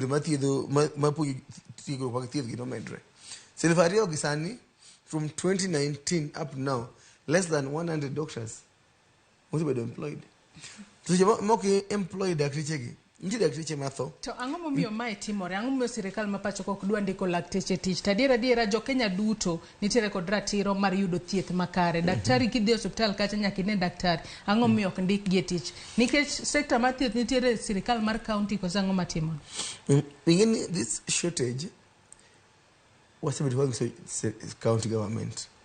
To when they don't understand kaka budget mar healthcare itimo. Mondo MCA watch ni health committee wakae what they made of petani from this to this amount because of this onyonia ni census wakara rate mar nyuol makae osemedore ikakinyonia ni jopiny ywak ni kagidhi hospital mar sirikal to ng'ato dhi the whole day makidhi Russia to kaka dhi gokinyi iwuok mar sapar odhiambo megi ok dhi thiedhni to ng'ato kata konyre kata ma weche theater gi kata dhi surgery ing'isi ni iri duoga after 3 months eka line no chopo mar dhi e theater. That is how MCA should know thagruok mag jopiny to relate gi thagruok ni gi how to budget for it. Seche ma ikawo nas achiel emioro nyabola dispensary gweng'wa kabodho to nas ni odwa tiyo to dwa bet gi weekend off to dwa dhi leave to tuo every emergencies ge maseche mo oyudo emergencies gi to loro dispensary ka jopiny chopo dispensary to mine man pek madwaro clinic ok yud konyruok. Those are the things makade biriwan gi jok ma competent enough to giketo gi budget to kanisa ng'iyo niya mikawo mi county like say watch ni omigi kata maybe 2 billion from the exchequer or 3 to ng'iyo ni they like saying this thing of new wage bill ni 70% of pesa wa moto me budget not in healthcare already. But if you look at the thing make it healthcare any ng'ato dhi to gero hospital to go keto ji anoka paponditi kacha nyogere maternity maduong' man almost 2 years now is not functional because okay nasa nyalo tiye kanyo ahero do one hospital money what by the lot into shortages. So this is why we must keep on KMPDU. We always keep on pushing. Building no is good. Keto kiyo nyo all those things work. But there are two oknyal the empty building. Chalo nya school miore school to onge jopuonj, onge chalk, onge blackboard. Momo jopunya ka koro wa push very hard the counties from the MCA all the way through to CCSGO, to the governor, mondo they allocate resources appropriately. Because the counties, other counties have done well in hiring more healthcare workers. So, this hiring of them are bad. Shortages, like I know Ramogi medical officers 32 at one point. Sariki don't want Chico. That attrition. Because of frustration, you moko teach. You master. Video school, people have different things, but every time even before you increase more, replace replace give folk more payroll, somebody else can be hired to handle that. But so far no payroll. So now we can take this money when you go tablets in the MCAs, what you go trip here, benchmarking kia ukunda. Priority is what is lacking in the counties. If the counties would keto weche mag thieth mbele, tije mag county nguma lich apart from weche mag thieth, there's no other big role momi sirikande mag gwenge. Ngina ka woni tich mani maduong ka barabara to kera geni loso, CDF geni loso. And what is this one big thing ma counties can sit back? Now I was watching weche mag healthcare division conference and you watch mag ni wasetimo primary healthcare, preventive healthcare. And look at Kismo drone. Now they with America. That don't go to CDC global payment and OTA office. To be no Kisumu, Dalomoko. Ni drone mama you in the game, Mama Corridor, and Teroyat, Deborah. Mano is not a priority, Mar Kisumu right now. Priority yes, because you cannot take all your money. Ni to one day, Terroramo.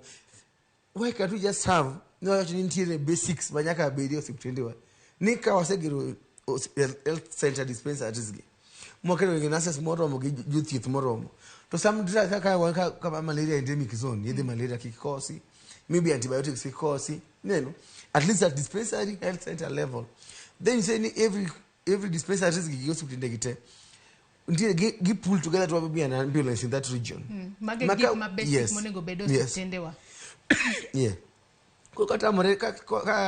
Otamo thiedho gi magi these basic things. They refer the ambulance. to maki go simoni ambulance ni tagro ko yude ni onge mafuta tielo tuchi achidh na deng'eny. Yes.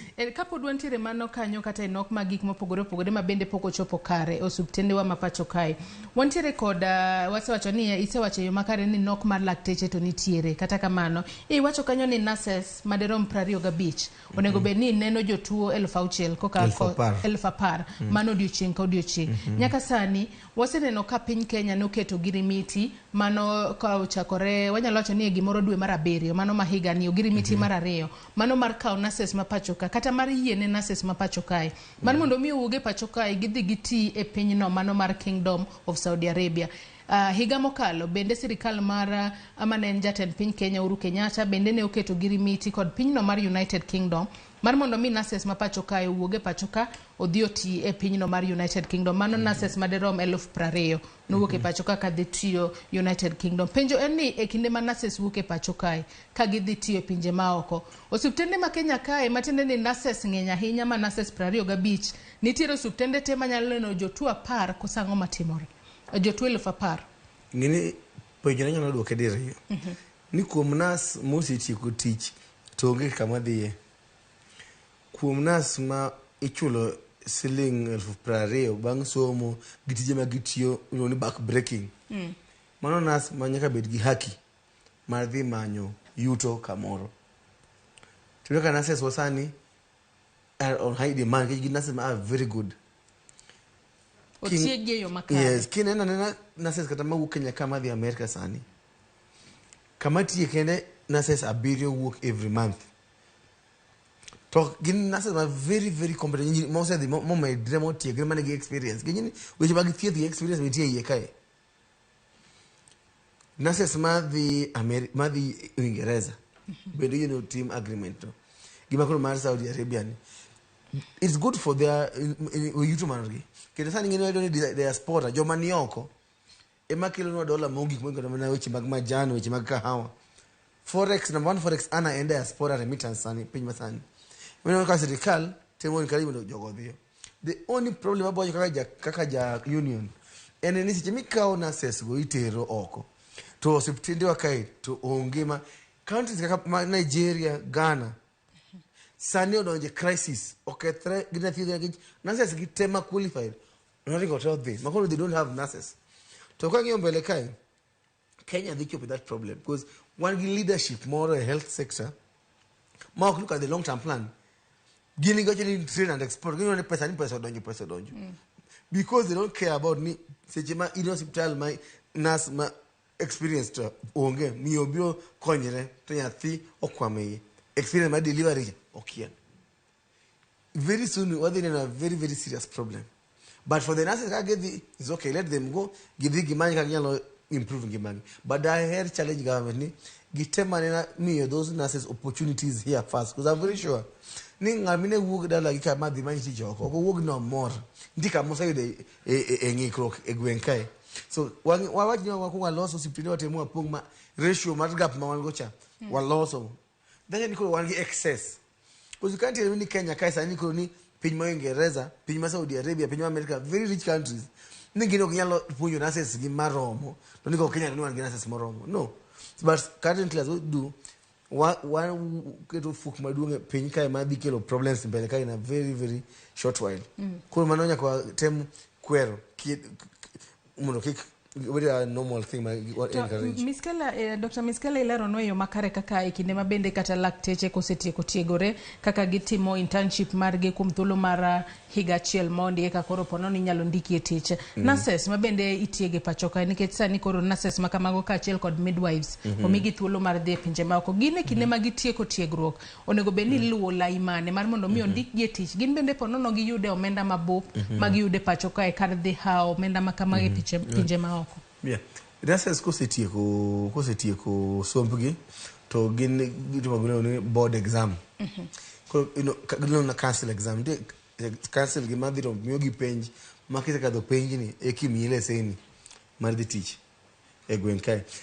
The only challenge matimo ni ko ni ka gidonje system gidonjo ka gin very young because nurses in around 3 years so without a strong union margi mo speak up for them they're not able to channel these complaints ok nyaka kao nas tichako chulo nas 20,000 ng'ama chung ne ngima dhano yeah to sima ka kata giwuok gidhi oko ni tigisoge niya ni they have to sit for another exam mabiro kutim Kenya ka itime South Africa kata India to ng'at ma onge pesa ma pok save enough bok nyal dhi timo that exam to ndio ka kono ne sirikal wacho ni ga konyo gi timo these exams maoko locally that licensing exam ma Uingereza kata ma America no gibo konyo gi timo kai which is okay but be waseng'ata ni jok mage madhi Kenya ka be gi corruption mang'eny bedo ni baby ng'ato kawo mana joge emoting'o pile ko launch kotero oko to nasa baby maka luo to pod maka gin frustrated e kor gweng so konyalo streamline this way say way that wacho niya wapuonjo kendo watiego nurses marom kama for the market wa then wacho ni ka gisechomo kama then the rest we can now afford to take out to kikwa gold job already are in the system ma already are working moseng'eyo manigi experience to wagol to watero oko wamiyo jirani to wan wadong' kwa waonge go my problem as KMPD will call out on that matter. Atobeni wang'eyo ni nurses kinde mathoth jathoro tiyo gi lakteche machiegni ahinya inya to ute thieth mopogore opogore pacho kae kinde mabende koro nurses inyalo wacho ni nyaka sani piny Kenya kata osuptende magwa mantiere pacho kae nitiere kod nurses maromo nade makonyo lakteche to bende giromo kose mano bende pon no chocho chenro mag thieth e ute thieth magwa. Gima kelo problem around the nursing issue ni weche mag thieth masani iluongo ni specialized.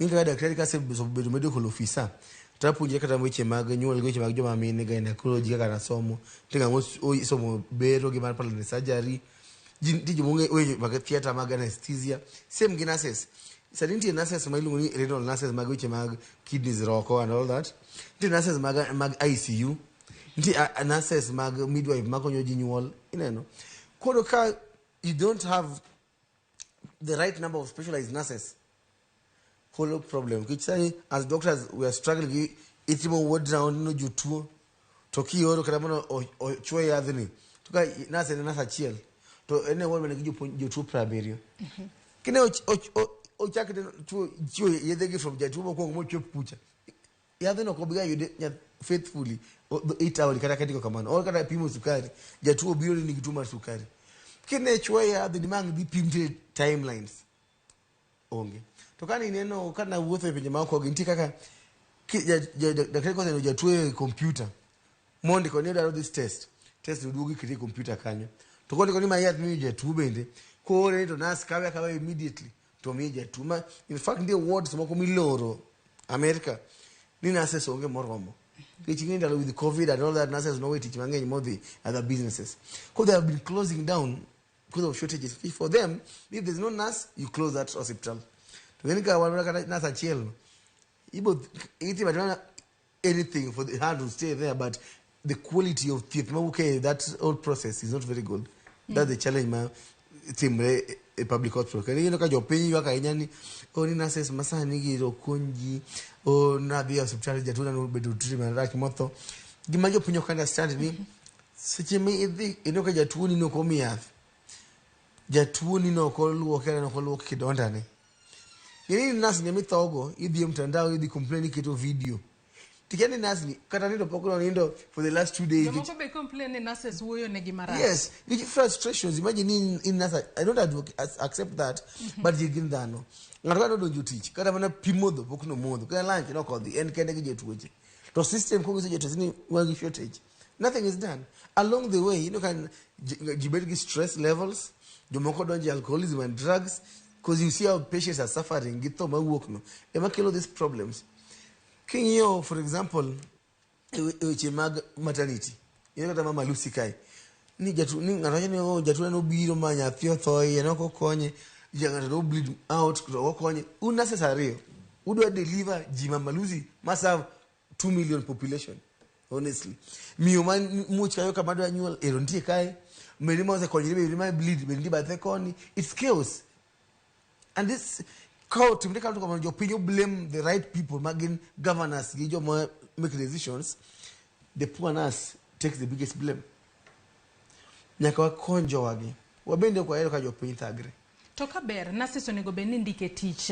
Kwa wach dakteche nitiere kiwango monego bed ni ndike tich higa ka higa. Nurses gi onego bed ni ndike tich maromo nade higa ka higa kata ponono wanyalo wacho ni quarterly kose half yearly. Ing'eyo gimo challenge as a KMPDU. Wange maber ni ideal situation kaka no team ne e piny mangima. Ok wanyalo yudo kai gi pod wan gi itwa pod ni Martin. But nyaka wa show some intention. Ni watemo how berno. Okudobe ni kwa kani wachako devolution kai. To kama ndo get for the better, we are getting for the worse. We are pushing on this jimani no kai jolwenye. Sani we recruited every year. Police be recruited every year. You point be recruited every year. How come you go to be magi theatre? That kind of program ni every year will be recruiting 100 or 200 doctors and 1,000, 2,000 nurses. You know, majio yoni kai July romo ni ti apply. TSC do sani you go graduate to make TSC number to give weight. Then as they recruit them every year to jogi doje system. Matene nitere chendro maler mar kao jogi so giti. One in a healthcare that does not exist. Mane matemo pejo gande jotelo gini, what do you intend? Kata eni ranyisi e chunyu etimbeu gik mwacho goni weche mag thieth ukaw motegno. Koso unungi mani healthcare ni voters gi ka faida liko setho tu bile logo mana rambe gi siasa elite gi. Mane manyaka kono wapenji jotelo mag. To bende wacho kanyo nego bendi ng'iyo kaka nolos duol mano mar jopuonje mang'iyo maslahi mar jopuonj TSC nitiere mano mang'iyo mar police ama bende nitiere pacho kae. Mar lakteche ni mabende ang'eni usebedo kusundo mar mondo mi olosi mondo sekta mar thieth obede sirikal mamalo. Duol makamano kiloso mar mondo mi ong'i maslahi mar jothieth onego bed ni en gi jomage kata jomage monego bed jokanyo mag duol makamano mondo ng'iye ni daktari kosetieko tiegre kuom thuolo mar higni 6 kose dhi internship tindike tich to sara mochamo bende oromre kod kiwango mabendo tiegore godo.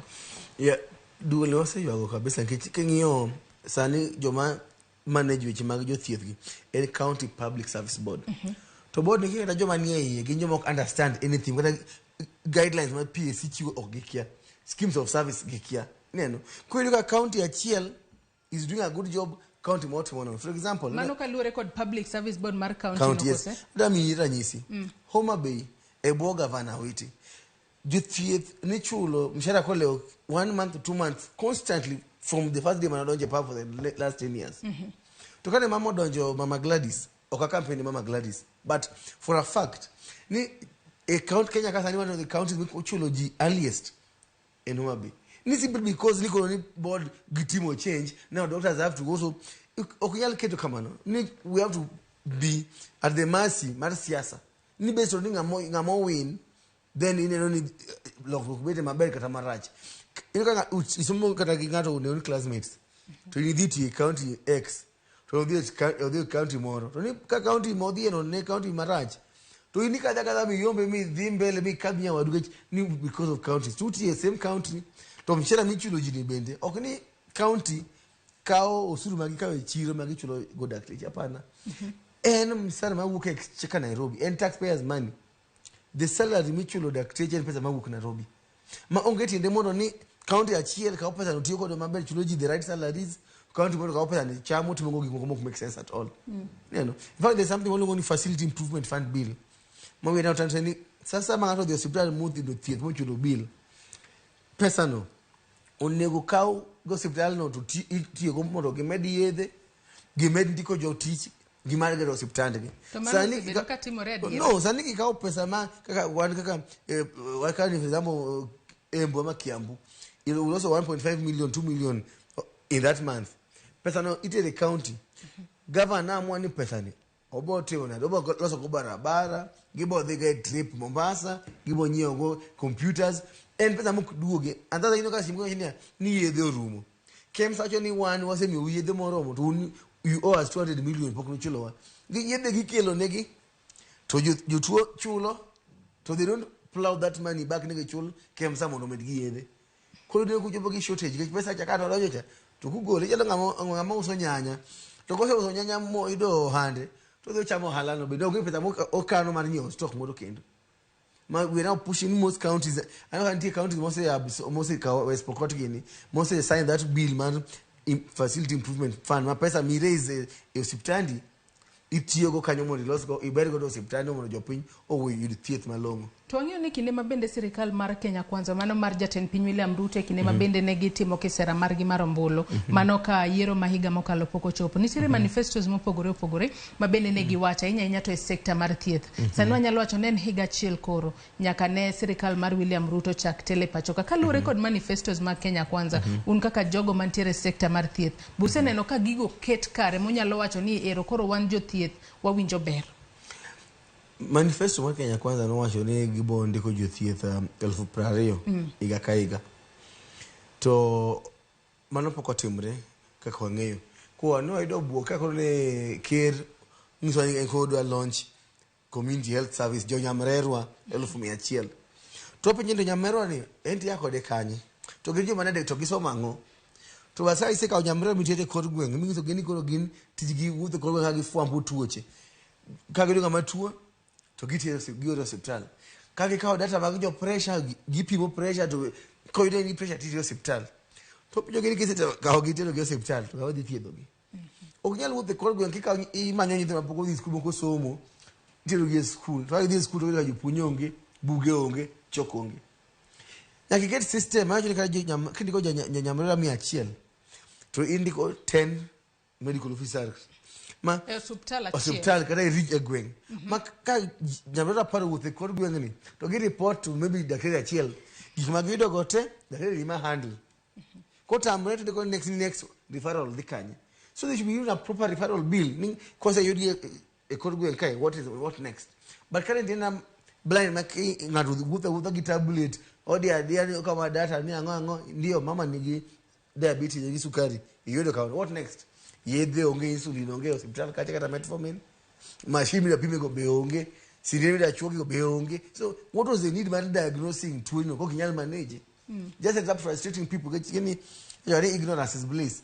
Pinja ndo jo mariek ni kani kali ni tuo no ino kibinye wach ne mang'eny to kidhi kawo idhi timo kata mana screening via vile yido ni miyo mo kani ni cancer mar cervix. To what next? Okinyal thiedhe, okinyal confirm anywhere. So mage moto mojo ni it's good, yes, the effort, but the effort must make sense. Yachini kimotimo ni this is the end time goal. Ni kwa zaidi jogi to what next? UHC mi ni UHC ni. Wazipo jogi ni what is the funding? Pesa magi thieth kajo guseka musegero hospital is free. You cannot tell me NHF madi drive at UHC at 500 shillings per month. To me a bit me in contributory each will every month. To Kenya kai only 20%. Yatama no prado Kenya manyuma ni gimshara michulo. 80% gijo informal center jojo akali. Area kibo convince gi michun gi nigi gol mi abijino. Kiyonge mabedi kata manager boda cha. Ochulo mana NHF cha. Seje mogo repinyi mo tour mogo na ruthieth. Kota kinyi no chul for 2 years. 500 times 2 years man 12,000 only. To go thieth bodo yudo kwa tour almost 200,000. Mana sara mani. Chelo kama riembo mtoka tuko se tumo mtoka ni kole kwa insurance. Mana sara neno. Pinje mako kaka pinje ma Ghana. No actually ontimo the opposite ngoni tax base. Mika oni je migonga to ushuru 16% mar VAT cha. Tika 2% atamana aria yekanyo. Ticket healthcare. So sasa mangata ngato nyanyagi mona pinyi kai. O contribute health system. Mara NHF ni oti many countries like Germany atamalu pra boro magjo pinyi ni mshahara. Kuringa ndogi togi fund. Then the other major pinti mara Josen pinti mara jupuon jo army police that do countries money contribute NHIF the biggest gikao gigolo gikete insurance magiwegi gitimo go hala gi pesa ni the biggest good support gi bende ugolo. So it's a very huge confusion and mix up marking here. What is the goal? What's the ultimate goal? Nothing to it. NHIF will fail. You say fail manja kwa chuo karaji hospital for some time. Sooner or later koke via hospital magwegi okubiru thieth makare. Bobe yoni kindi ikichango gikini kitho kama kuonge. To hospitali magji giwegi moko besa ni kidhie to NHIF no kiti wacho ni jotije piny wacho kende manyalo tiyo. Yes. NHIF bende sani konyo jopiny adira. Wacho no watch mar healthcare financing is a very painful thing. Which osipna mon jawa iko min mane chiemo ka dwe achiel mokadho. To ni miyo ne kano oingore gotindo kotere hospital moro mag wegi. To jogo tamre ka omiyo ni tere kete ICU ni gichul deposit. So chiko gigo lelo for me kanye michul deposit. Mamba de magelo pesa ni sabich ukinyi ko kapinyiru to miyo ni obibana wana to lengolewe. Just because no onge pesa. To okonege vie private hospital ni gidwaro ne gidie private hospital. Emani ni niko kidhi kanyo to kitiro ngato ni public oxygen onge o ICU bed okti o daktari onge. So chuni ni kai ni jatu anja mama na nyagide nanja otuore chiemo kai. To nangi anako gapenya ni to danga ko ga chomkanye adhi Russia ko sa adhi hospital magwegi. Because the first choice we make the job we pongo make bo choose whether kanga tibo chango katabroto. So it's not fair. Which while some of us you like no nyana afford. But you pin mang'eny ok nyalo wachno. Kinyangi ka udhi chamidi meosi. Do jetuni yotho. No me pile kata kaka union kwa yuak no ujo lit ne jo piny. Okwa yuak mar wakendo. Wan wanyalo wuok wadhi oko wamanyo tije go oko. You can still choose mondo wawe system ni mondo wadhi. But jimi weno ewe jodela unadi we jogwengu unadi because you also come from these communities. Ana akabodho paponditi. Ko katinga we wachina moka wacho ichi mo lost sky. Then job no natho. At what cost? Mommy, I want the public to pay or join one. Siche ma school to mara jopiny tingo oboke mariembo headmaster. Kiwacho ni jopiny join, ginyalo join e yo machalo nade mondo sector mar thieth e pacho kae oberre e yo makare. Jotuo kadhi hospital giyud thieth makare to lakteche kaachiel kod nurses matiyo osuptende go bende oyud lwasi makare mar tich kik gibed gi frustration moro amora. Japiny nyalo konyo e yo machalo nade. Asiko wacho give this example. Can I repeat? Nje ma school okethre to jopiny tingo oboke mariembo headmaster majini school ni nyaka losi. Si barabara na jopiny pidhora bul mapang kite ma demonstrate kabisa. Bisiga jopiny ko tingo oboke ni hospital onge yath. Kata kiti mone nga motho ni ngato ani to not on system no failed. People don't do that. The same governor, the same MC ma pod biro golo for really no upa mone to thoni ne to mano kel the system no fail. You know, we must call out which otemeni justice mo giri mberi lielo mo ring mondi go tingo boke kwa chomo ka governor ibo riembe to kelo openyo ni extreme okel ka to Philips oge ye nango ineno openyo ni hospitali nena mfano to yathonge ye nango then okunya bidon pile kwa demonstration mo bie barabara demonstrations gi o demonstrate ni open server mane to kata ko open server no to you can feed yourself okunya theory kisa ni kitu kala na server no kubikonyi. I hope in the next time I know ka jopiny tingo boke kaluo eno boke mitingo ni weche thieth nyaka losi waol lecture kane ochako Kisi county Kisi region ne refer jotuo to Jaramogi Russia Western Kakamega ne refer to Russia to ni tinde wane magawal gi jotuo to iyoro jatuo Moi teaching Eldoret iyoro jatuo Kisi Kenyatta kamatie aseyudo mine mang'eny mabiro hospital ubiro clinic ma ni kata gi cancer pok uwuotho gotieno gi bus pok ochamo lunch mano ai county mamoro ko mabe ino biro clinic Kenyatta neno to mabe ni ntiere hospital yes niti o biro na gynecologist achiel kende ko biro kae fair onge no ko chiemo ko ngeni ngiyo jatuo kadi ko nyewo ne lunch mondi gi chak thiedhe ke chawadi ngini kata pok suni onige ineno to ni only one gynecologist in Homa Bay. Only one gynecologist in Migori. Kisumu nigi one gynecologist maniti do cancer Dr. Ganda. Ma ushuge bichama cancer ma ujoma mine. Okawe ukete motel no miga thieth. Kuma no you don't can record. You get that? You cannot do that. Nyaka ko wa dogu chire ka hotel wagini lit ma jopiny winjo gi kwe wa jopiny winjo ni. Wabe ko winjo lit digi because want to wabita bani bora ni cover makituo ni tibiro Nairobi ka kituo ni tidhi loka. Sadly jomitelo na gigo might not be lucky enough. Mano ka sometimes you go to PR diki ngato kano team ni an governor no team na surgery public hospital kai we see them social media kana newspaper kai niko one perfect one sawa kama county to kinyo kana team otu mo so surgery ginjo mo le private hospitals manya chief surgeon wa Nairobi kai. But you have to play PR. Yande moko hospital moko kumati ye gwengu, kumati yo embu ko no dhi wacho ni ko gilony mar loso thiedho kidneys.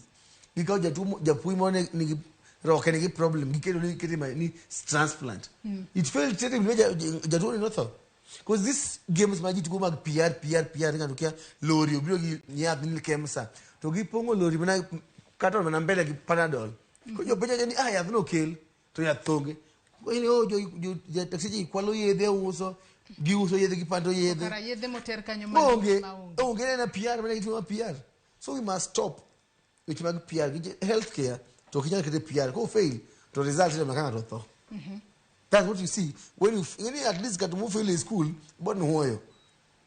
Barabara maraji boy bu wuto boy do rapeng to my healthcare failure to ema okay. You no get other option and to ema okay.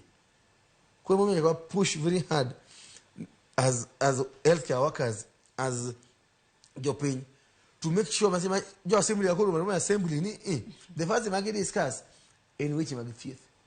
Sike ni ngalo jo mag siasa gi weche mag PDM gi wuodhe mag dhie. They keep on saying pile ni waonge pesa. To gi weche corruption matimre county no nguso mo gi kata pile kai. Ngalo ochulka 16 million different trip. Te wacho to pesa ni ka meru nyalo ka 16 million echo ngata chiel but PDM. Kwani o main doctors mapesa nyalo chulo all promotions. So this money entiere e mani chame chama ghost workers opage ye kai tukwele ma makes no sense.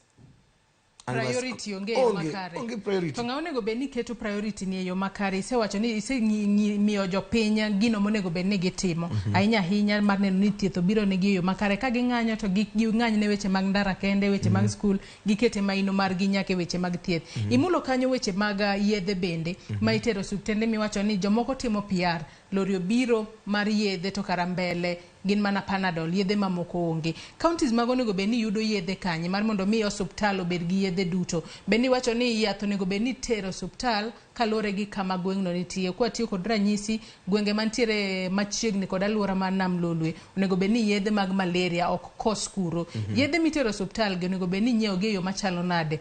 Jatuo kodhi kacha kinde duto jotuo ywak adhi hospital to miya mana Panadol kende. Yes, getting into the systems are real mag oro ya kor gwen. They be no ni pull gi push. Push masana gitigo ni ngado bet kai Nairobi ka kata ka governor's office.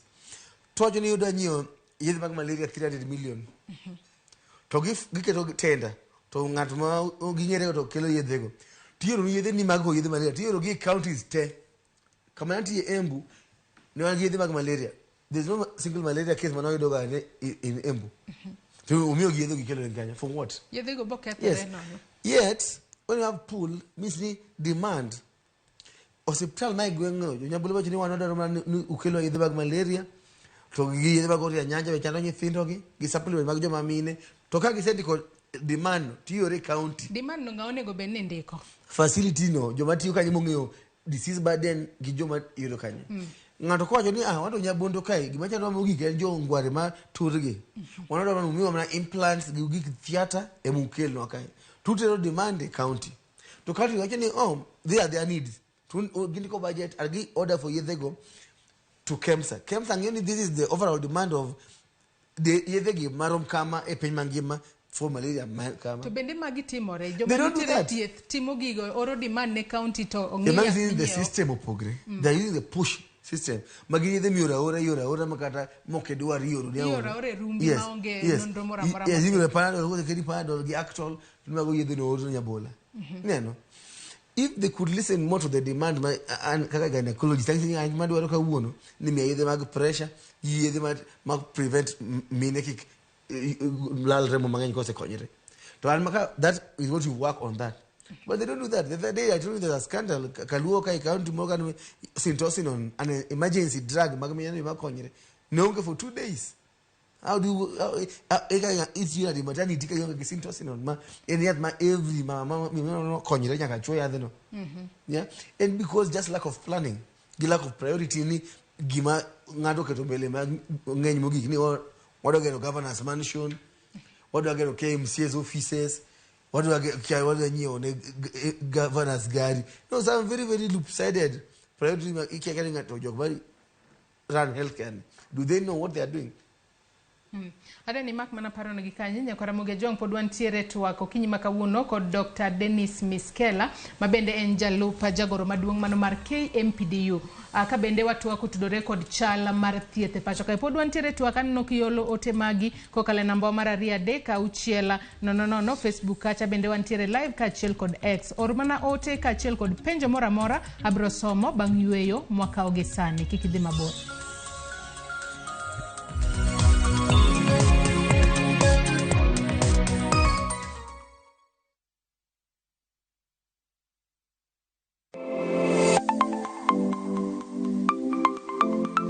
Ramogi Jwang, ng'ato ka ng'ato inyuolo kod pok mare makende. Hero mara marokapu nochakre chon. Nafwenyo ni mae gima hero timo, mae gima lwetega nyalo loso. Ramogi TV koro mi pok mopogore opogore manyalo loko ngimani. Nitie gima iluongo ni giving back to the community. Like iga moantie ni asepuonjo ji ariyo no. Chenro mar poko pogore nyaka Ramogi Jwang biro ni chieng' tich ang'wen ka tich ang'wen chakre saa 2 nyaka saa 3 mar okinyi kod an Sharon Ong'ao. Kik bai.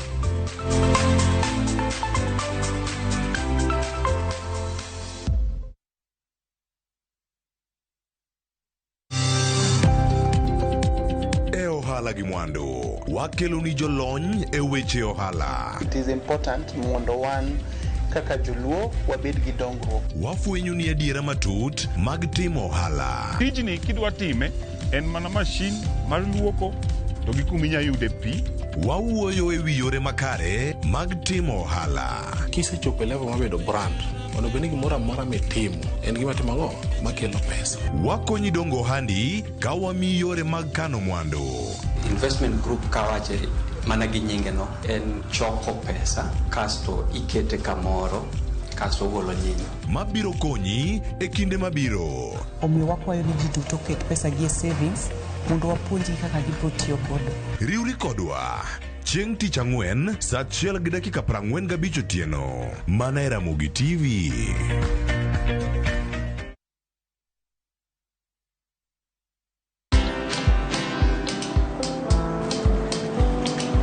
Niaje? Ni kama unashangaa kwa nini naangalia simu with so much focus eh? Usishangae sana. Nimekuwa ndani ya story kabisa. Ni kama ile hali ya juzi. Ni kama nilikuwa hapo iki happen. And when this new market was being opened, ni kama nilikuwa hapo tu. Hata vile local tourists for a special rate at the coast, I was there. And when this new road was being commissioned, I was right there. Na hata wewe unaweza kuwa ndani ya story wherever you are. Just download Citizen Digital. Stay informed on all the news and events as they happen across the country, the continent, and the world at large. Download Citizen Digital, Kenya's #1 news app. Ni vizuri tukishirikiana, tukiwa kitu kimoja. Sio siri, umoja wetu ndio msingi wa kunawiri. Hakuna kutengana. Pamoja twajengana. Kujijenga kimaisha na kibiashara. Hiyo ndio ishara tunasonga mbele kwa hii barabara ya maendeleo. Basi kama una kikundi au chama, pamoja juhudi zetu zitatusaidia kupitia Equity Bank Pamoja Group Loan. Kama wewe ni mwanachama wa kikundi au chama, unaweza pata mkopo wa kujijenga na Pamoja Group Loan kutoka Equity Bank. Tembelea tawi la Equity upate maelezo zaidi. Equity, karibu memba.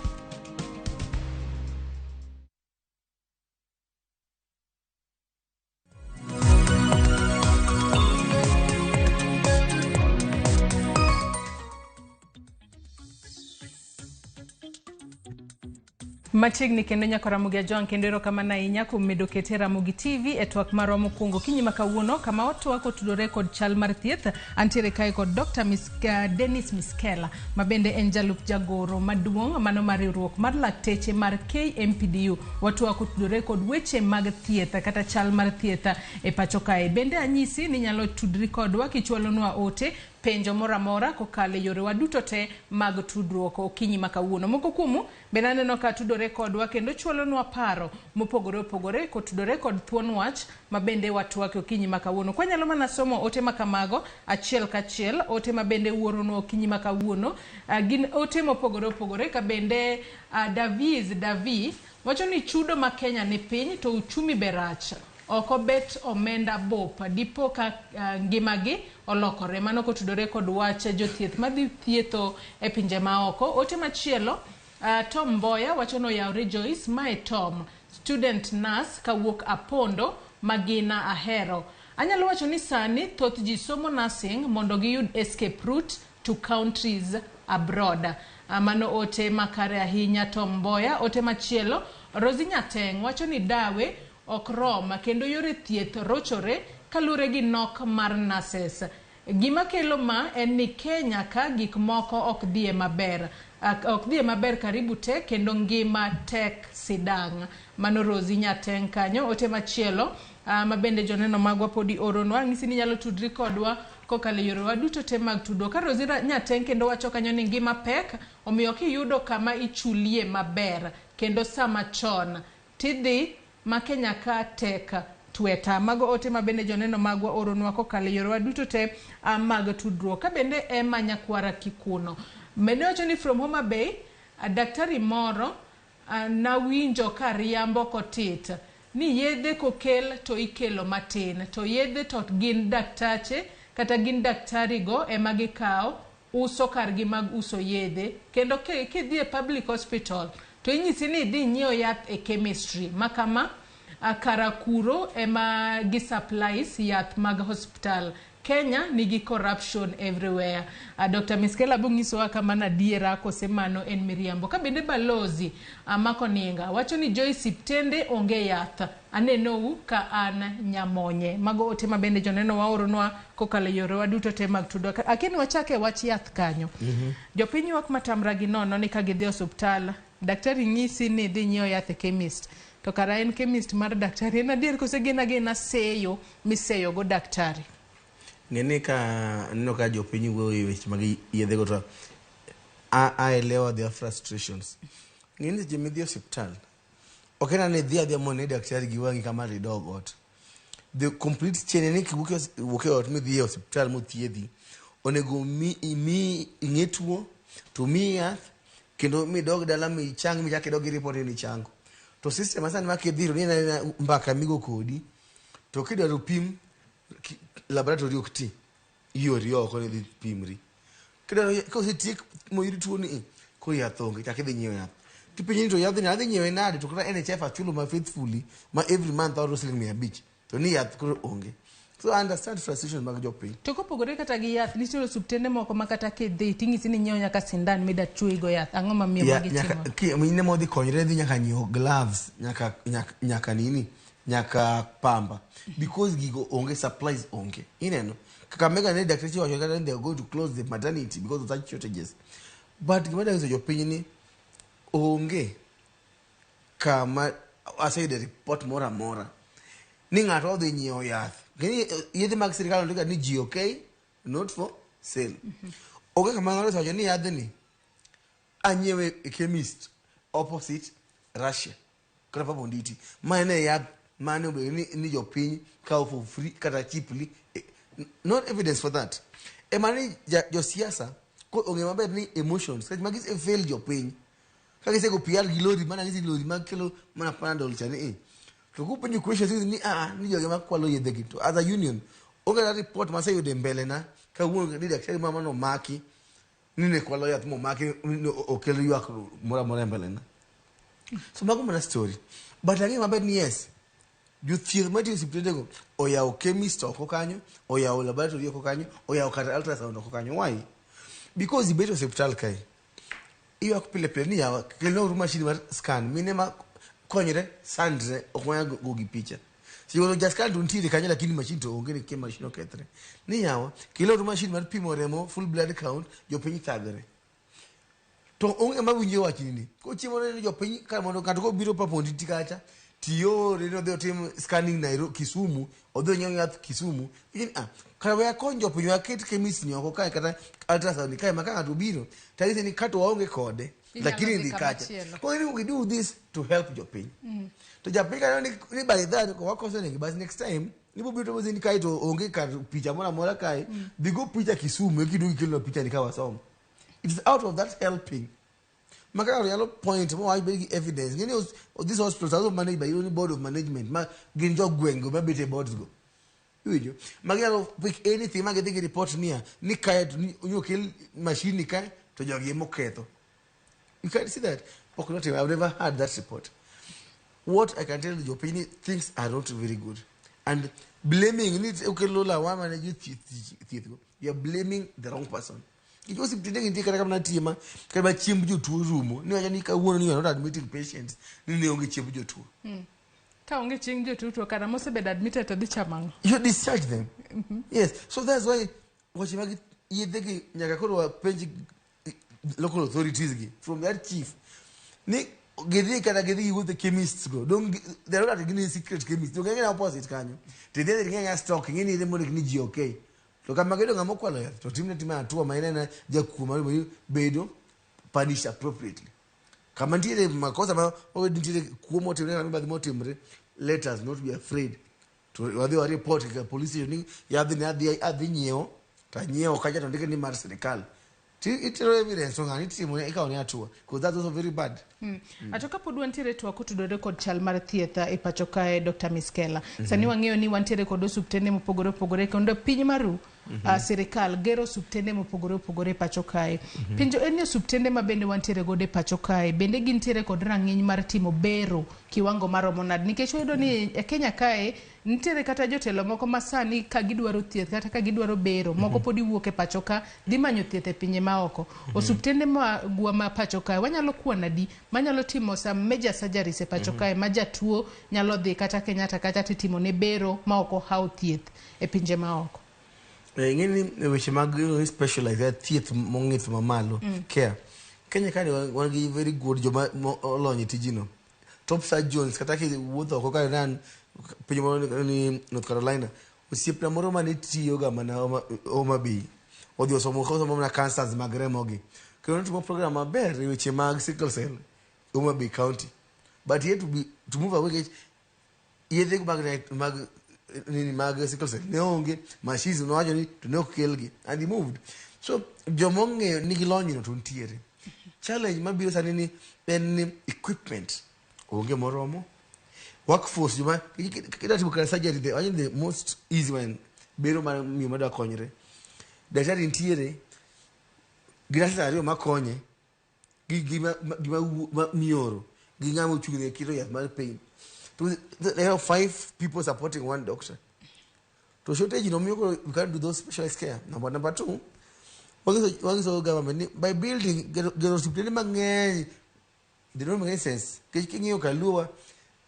wagi Russia kende as a major hospital kanyo biane Kiambu region wangi Kiambu level 4 wangi Thika yekabo cha ugende giga tutu gorofa moro kendo they are only 30 minutes away from Kenyatta kai sani othaya oger ginyeri so that Kerugoya oger gima omigo hospital manyien so you know this is the concentration of these facilities we have challenged the government here kigero hospital like Kenyatta ni tigero Moi Eldoret tiloso moro Nakuru tiloso moro Mombasa tiloso moro Kisumu like 10 no former professional hospitals machonka imedo 2 more ikao Upper Eastern Lower Eastern North Rift South Rift when they get 10 actually magi kodema ora time like Kenyatta maje 2 more moda kik saniki tuo to ni Kenyatta miyorie actually this western region iniboru Jaramogi so they all become parastatals saniki Kenyatta now 21 billion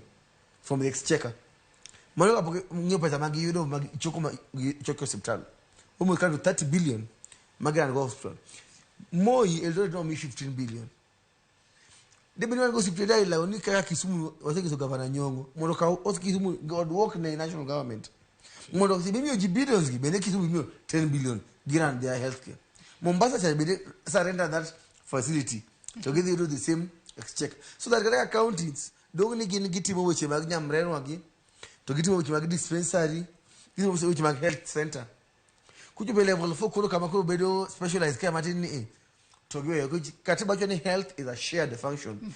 Health is not can evolve any share. Ko gipogeni a level 1 to 3 like education. Those I know governors so much ECD. And they done a good job. They have gindiko jupuonj gigero ECD monde sema bayo be ko gwel kero to imagine how governor imioni monotimo wachi mag university. Ni mudo hire professors gileke would they not succeed? Manegi monotimo wachi mag healthcare. Wami governors specialized care. Yet they know nothing about it. That's the truth. I'm sorry to say that. Gitim wachi mag mioji yede mag minyo supplements pimo pressure gige kama kilo jamrelo agi health education mago wenegi they'll be very good. Give up to basic health center.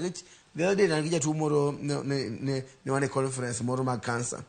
To what you gini jo tuo bire thieth moleo gibiro siptende moleo. But the association mag jo tuo mag cancer actually hospital wadhi on time. To kedhi on time actually ni maybe neno remo samo ko winjore kata neno discharge mona samo ko winjore. To kedhi hospital tigi sinia ni mama na infection ni media antibiotics.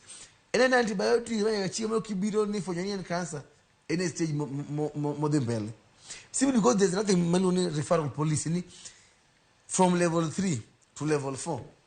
Who sees who? You guys in level 4 medical officer say neni mo ni mai although the gynecologist.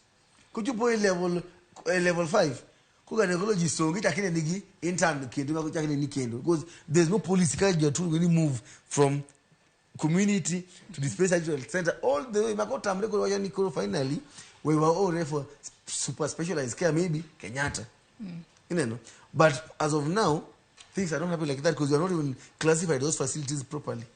Money gap money which mag surgeries go. So what very basic surgeries bero mago ma konyre ngar matindo tur mo echomo mana matindo tindo gi lakini technical kapodi yo inyalo chano hospital mane pachoka mapo no nitere kod nyalo kata equipment tech achel kod lakteche mar timo a very major surgery mopogore kod moko matindo tindo apart from Kenyatta gi Moi okane kikara nyiro nano ka jaduong na baba na ndio very very simple surgery kaluo ka just a very simple surgery ni machine mimi that drilling Nyonge masani kuna pango mana kilo jaduong na Kenyatta mondo chak pang laini kia 1-2 months eko yudi to machine kana kodhi onyewe cannot cost more than 1 million shillings to kose nyewe to bro konyo kum thuolo malach yes kendo kose nyewe to usithidite chulo ma odwok ni karo her life a county kejo githidhi yogi for free so apart from Moi ma Eldoret ni gima Kenyatta kai I'm afraid ni sanipo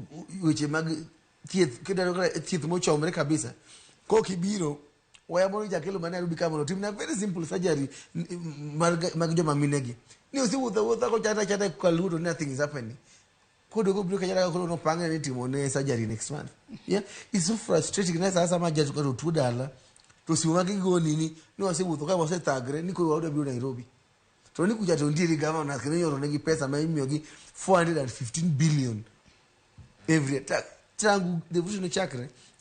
Most counties have received almost 20 billion total. Kipenjo yo kata Kisumu county ni pesa most in the last 10 years of devolution. What can you show for this? Kipenjo kata luo. Okay, kata billion and trillion magise yodo. Mano counties 10. To you go target just one county. Atiel. Ni Migori pesa most yodo treasury devolution chakre. Just one thing. Ogo kata gima mwenye. Kika kan hospital Marasha. Ena Marasha machonta no bina floor moro gikiwa no bagi wiye kacha. Nothing else. What have they done? Which major project? Karen kaka mega.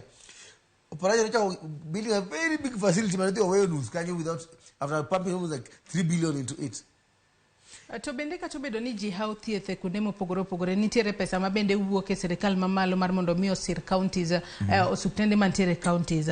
Osuptende mantiere counties onego be ni ponono loso pesa margi e yo machalo nade mar mondo mi ponono kik gitegemea ahinya pesa mawuok e sirkal mamalo nikech waseno ka governors bende kinde mathoth gi ywak ni sirkal mamalo ema odeko chwalo no omenda mane momiyo ponono lakteche pok ochuli ponono yedhe onge osuptende ponono machine makamae podongo hospital makamo osuptende wangi onego be ni ponono jiwore nade mondo gichok omenda makare manyalo konyogi e achiel ariyo adek moko.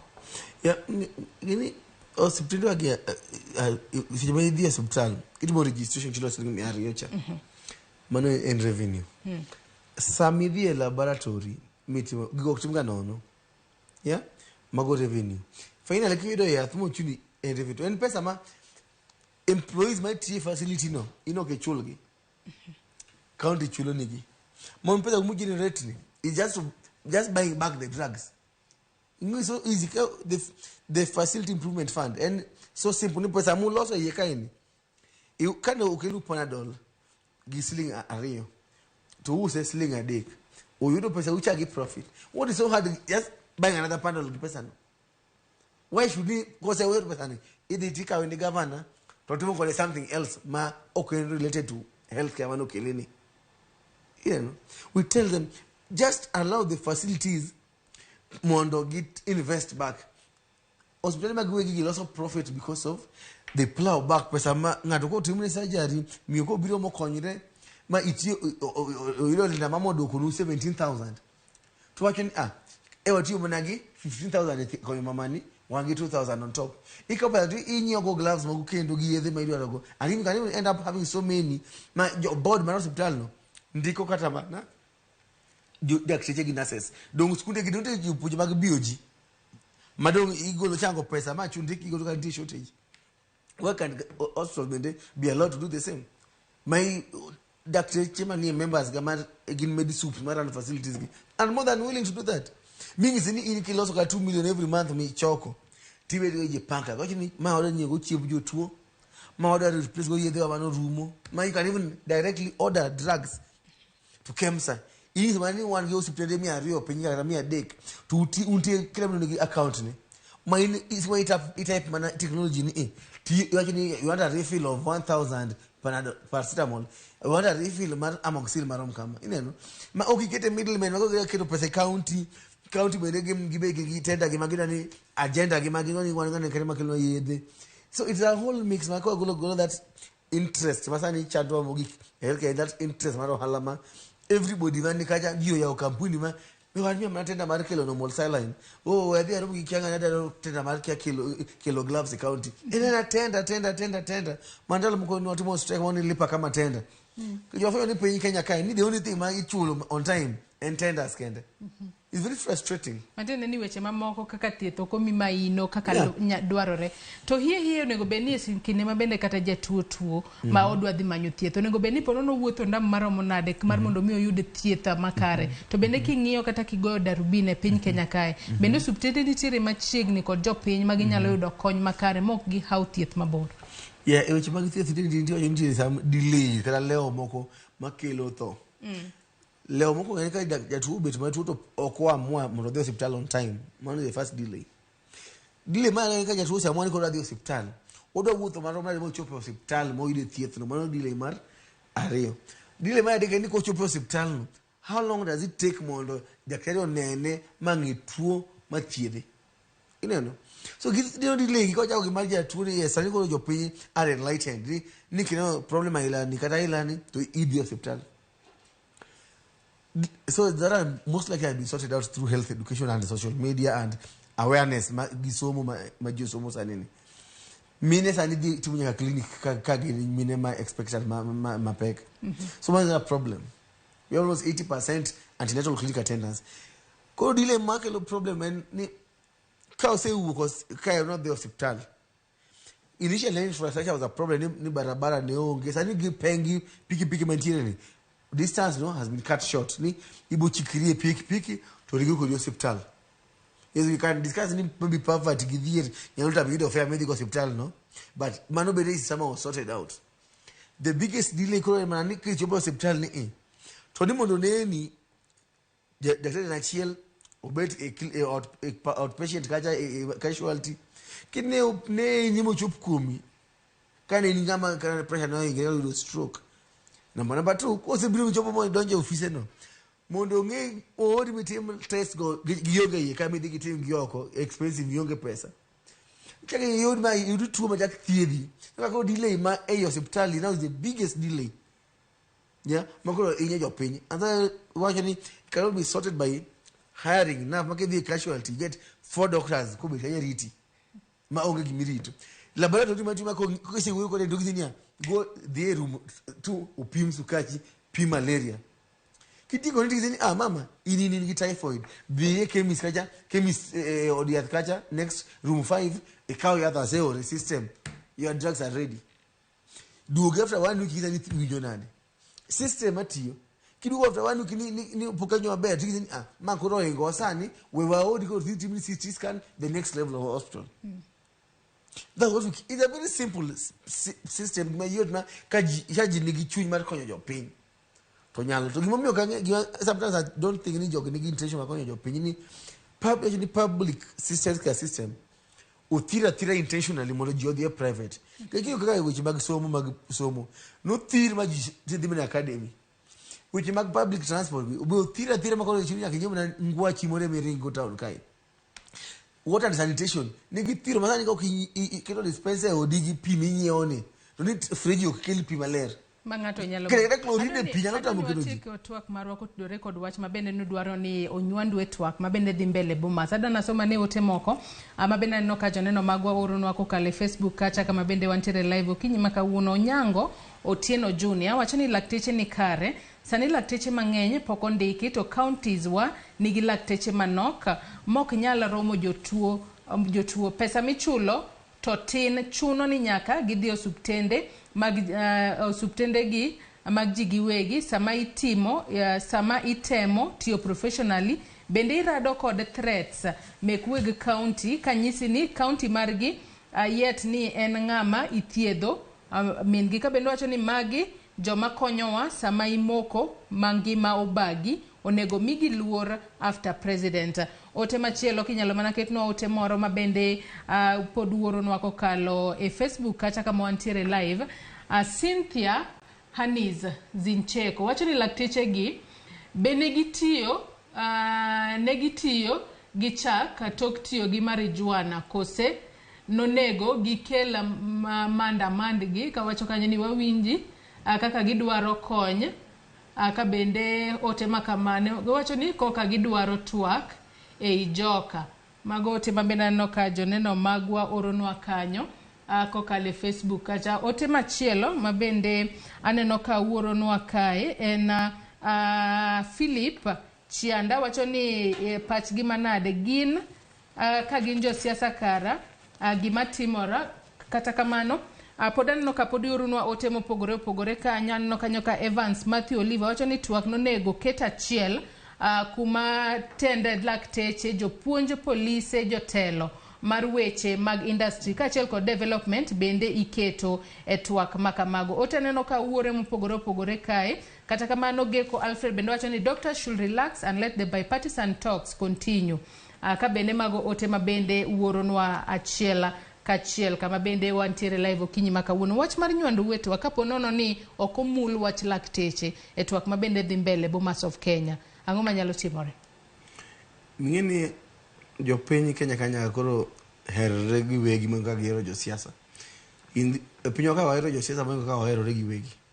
maseche ma koro ochopo ni koro ji do discuss issues ng'eni national dialogue gintie weche mane chando jopiny to weche mane chando josiasa josiasa ni dwang'eyo ni loch gi notimore nade saba notimore nade mano ni sawa mano hakigi mudavadi mondo ofisi cha mondo kete katiba vizuri it's okay they have their rights but dialogue when we your pay to kete mbele what unions come magikitho joni seche mu discuss marja sasa ni bende discuss mag jopiny bende mondo kata ka otiyo ni welcome give this 10 points political issues maodil mag josiasa abich gi waloso kama to abich moko bino afanya ni ma chando jopiny bende waloso kama mondo jopiny bogeni their issues bende tago jotendgi okay just me only josiasa maweche gi tago iji as a union actually come 12th of September kwa neno willingness of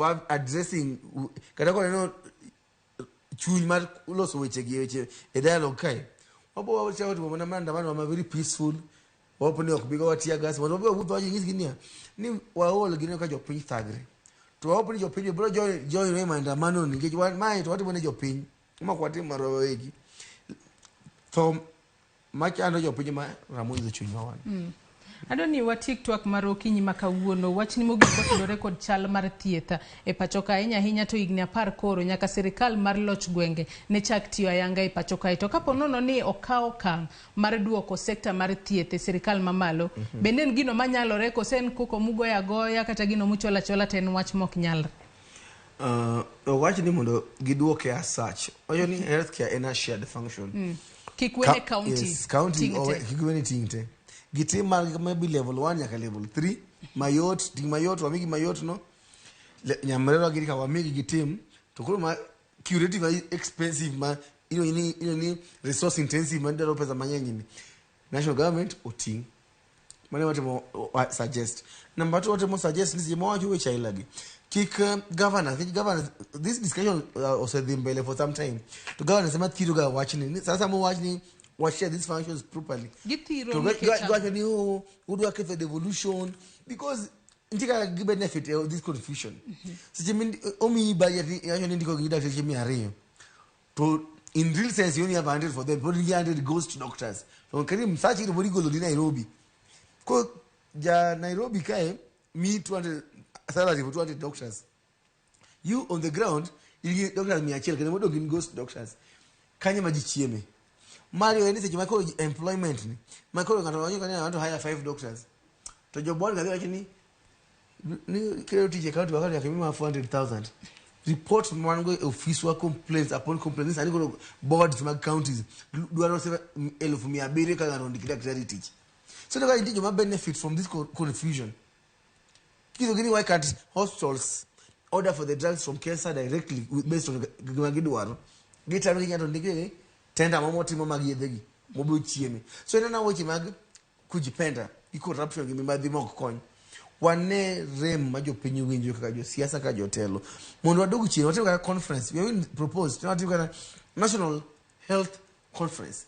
Monwaja Jatu what you make Gitemara Mudu Chunigi or Winji. That's it. What you make it one of the tuning your opinion windy. Governors watch man. Then you come up with an agreement. Make your opinion that maybe treat my bed. How do we fix it? If this doctor that complaining governors will treat my bed, how do we fix it? That we all we all fall sick at one time. Healthcare is the one thing majite ara shwani bote mogini either nyakibedi matu epinyika mitho karibu ido accident mitho thono egi mondiki tidi mani modo itho enindo out of old age. Not because ni gaps mo kono wuoke ni system failed you. Kalima yoti kama. To kaka lakteche bende untere use riworu makare makoro wuoyo gi duol achiel ma yes udwaro ni iwacho kanyo maber ni level 1 nyaka 3 ber kiwe county to moko go oter e sirikal mamalo kosepo no pogruok moro nitie. Bene mpaka mwaseko kada document kada memorandum gintire read no say no submit the first time le BBI and kajo dialogue bulungu no submit we are more than willing. Mondo some of this is already entrenched. The dialogue say you do submit dwaro maru. Waseke to demand wa hope ni kazi magilo so schedule game that technical team gibo slot wa ina ye kanyo mondo bende weche wa machando jo piny gichuji mag thieth. Even a doctor falls sick. Everybody falls sick because mag thieth gi bende megi keti aketa kaja a top agenda mondo alo say 1 2 3 monyalo mio in the long run you need evolution. No move from this point to this point in healthcare. Yero kamana inya Dr. Dennis Miskela kom kauthulo Mario Kinyi makawuni chope studio marwa obed kod twaka inya kotudore kod weche mag thieth. Sirikal mapacho ka ageno ni biro keto maino margi eneno ni sekta mar thieth obedo makare inya to gisani mawantiere kod higni 10 mar loch gwenge nyaka sani japinyo konego beni yudo pek moramora kinde mabende odhi e kar thieth kacha mar mondo mi oyud service moramora mar thieth beni ka jatuo dhi osuptal to yud lakteche mantiere kacha oyud nurses manyalo konye e yo makare kinde duto iwacho ni lakteche thiedho to Nyasaye machango ngato kata kamano lakteche go kinde magi thietho gidwaro lwasi makare mar mondo mi gitie e yo maber onego beni chulo gi osara makare to bendi chiwo negi gigo duto magidwaro e thieth nyakora muge jong ote ioro mathoth ahinya kata kamano ote duto kwa nyal somo e twak mar okinyi makawuono sa emo mayo wawangwa okinyi makawuono gikanye machopo gode giko mar twak marwa mokwongo e chendo mar rupiny okinyi makawuono wakaw mana yoyo madundo tok yoyo marwa chendo mabiro tok mae en orako kikidhi mabor.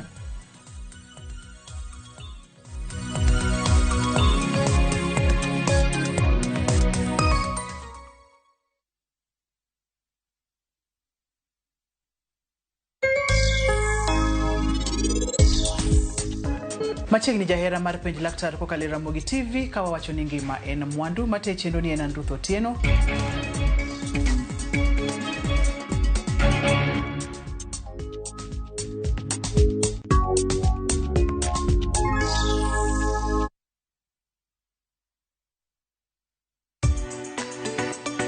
Ik milimili mar dhogi ne wuodh kid chiemo mopogore. Chenro ka chenro dhialo mit chiemo. Chiemo gi nyadhi mopogore. Rabuon ni apidha iluongo ni suramaya. Lony tudore kod kitwa. Ok en mana ewi chiemo. Joluo wacho ga nang'o? Nyako dhiga tedo. Na biro tedo. Ai biro tedo. En hera gi lony moketi e loso chiemo ka chiemo. Sama koro gibage, sama imoye, to ni medo ne sukari matin. Sukari konyo gi fermentation. Omiyo, kihero chiemo, in jatedo, kata mana ng'ama ohero tedo. Tudri kodwa tich adek juma ka juma e chenro mar tedo gi chiemo.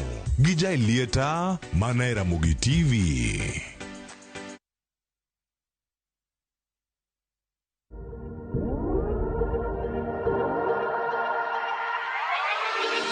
Machiegni urunyi kwa Ramogi e chenro mar orako nyinga Enjoy Power kata kiero Juliet an kod Andrew Kai kawuono wadwani watim mobility workout. Wabro timo movement matin mayao muscles wa gin exercises adek wabro dhi nyadi pagachiel nyadi dek. Beduru thuolo. But kapok wachako to wabro stretch.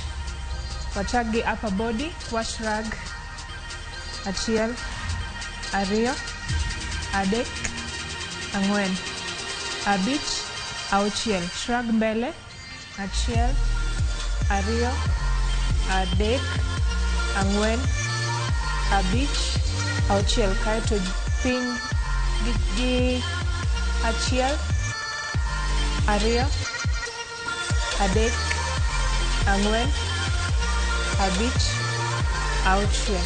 Kaeto di lweti ma right e ng'uti. Okon achiel, ariyo, adek, ang'wen, abich, auchiel.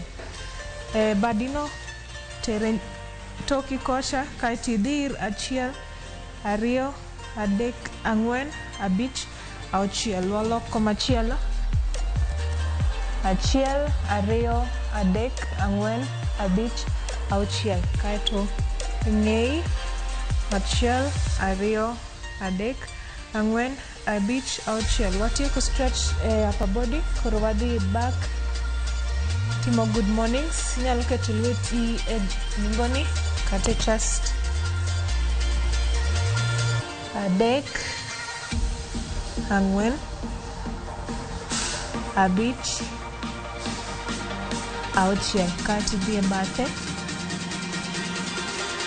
Achiel, ariyo, adek, ang'wen, abich, auchiel. Machielo.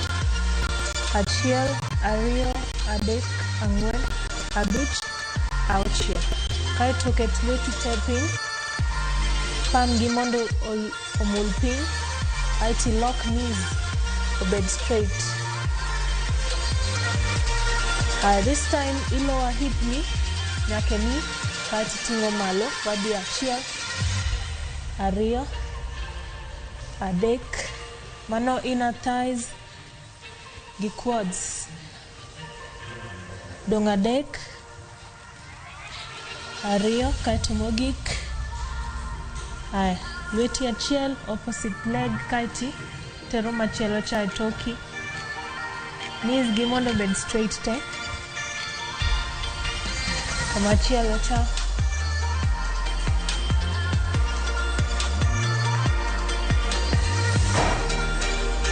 Kaeto wa stretch hamstring. Machiel, ariyo, adek, ang'wen, abich, auchiel. Machielo cha. Achiel, ariyo, adek, ang'wen, abich, auchiel. Aya, workouts makawuono mokwongo iluongo ni hand walks. Koro wabro wuotho gi badwa nyaka e tung' mar mat. Wabro dhi kwano 11 mos ka watimo gi resistance. Aya, wadhiyo Kichope mat, kaiti duogo. Kaiti squeeze malo kae mana chiel.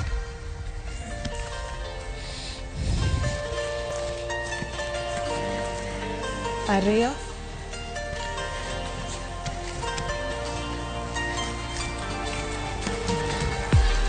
Adek, kik wiyi gi ng'we yamo.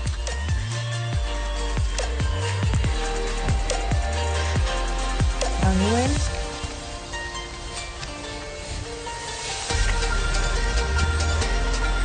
Abich.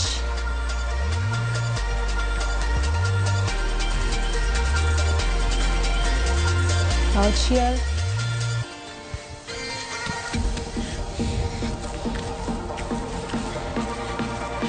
Abiriyo.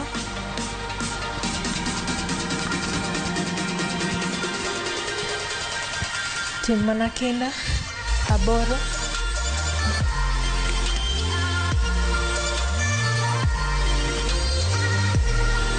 Ochiko.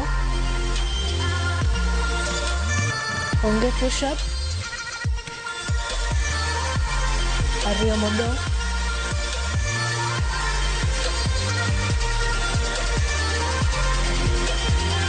Mogik.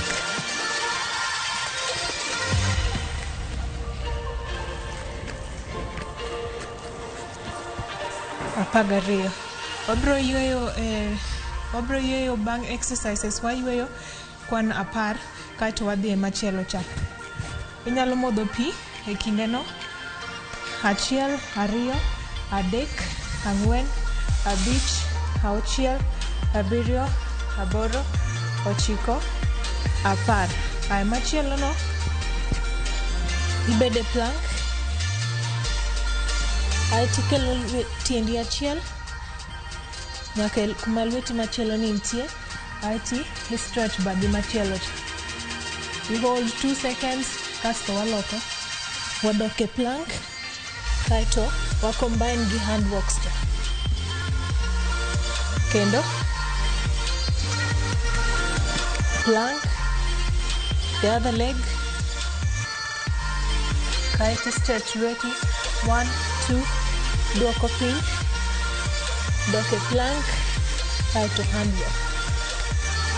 Mana ariyo, wadok kendo, right leg, 1, 2, kaeto dok komachielo cha. Wadhi e mar ang'wen.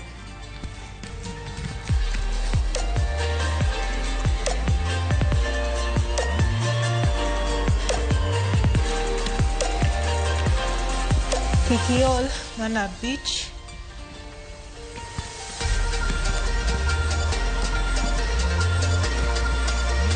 King'iyo malo, kuma lweti dhiye.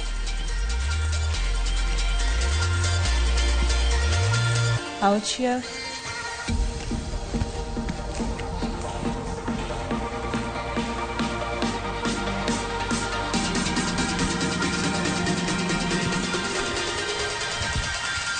Abiriyo.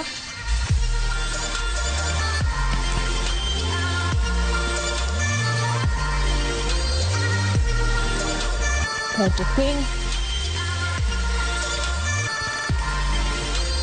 Aboro.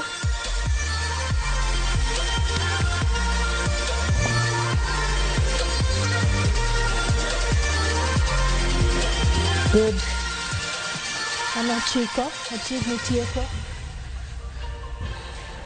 Dok kendo.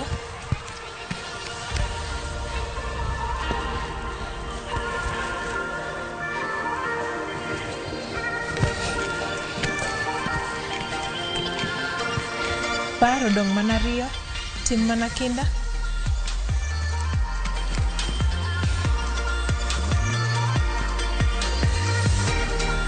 Napaga chiel.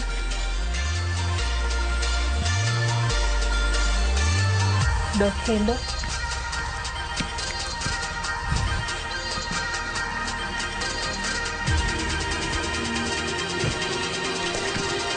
Kaeto mogik. Good job Nikwa Ramogi. Ageno ni wan kanyakla. 10 seconds mar rest. achiel, ariyo, adek, ang'wen, abich, auchiel, abiriyo, aboro, ochiko, apar. Machielo mogik ni en mar lower body, resistance mar lower body. Koro iketo tiendi kong'yo oko, aeto idhi ka ng'ama bet piny, kaeto hold kae, bro kwana 12, achiel, ariyo, adek, ang'wen, abich, auchiel, abiriyo, aboro, ochiko, apar, kaeto achiel, ariyo. Wabiro timo sets adek. Wasetieko mokwongo, wabiro dhi e mar ariyo. Ageno ni in ready kendo wan kanyakla. Mokwongo ne en handwork. Aya, wan 12. Aya, wadhiyo. Alo. Achiel.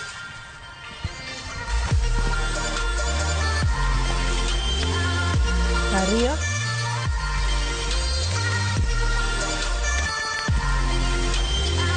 Adek.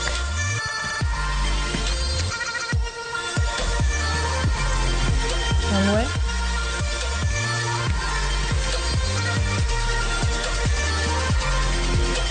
Abich.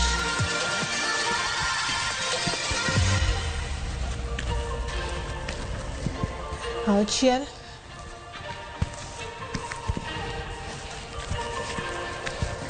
Abiriyo.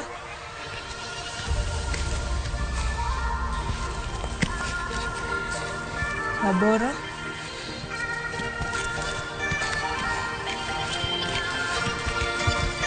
Ochiko.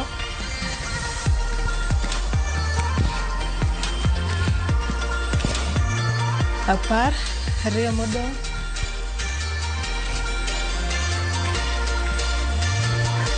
Aeto mogik.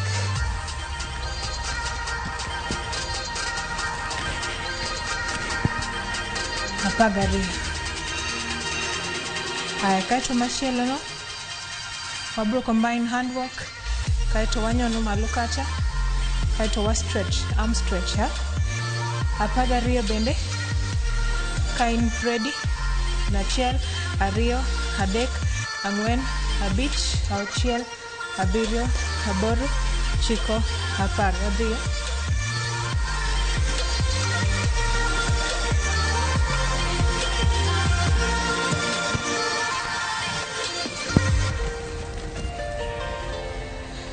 Kumachielo cha.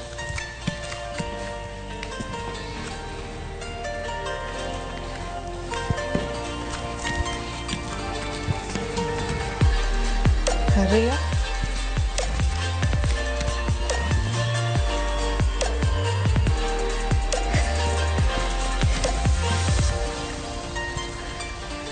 Adek.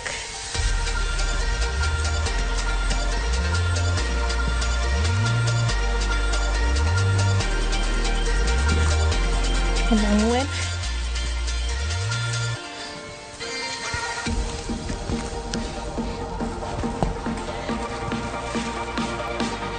Abich.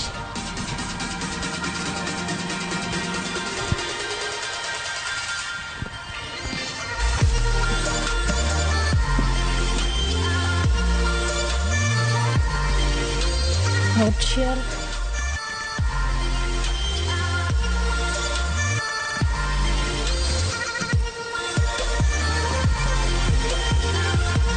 Abiriyo.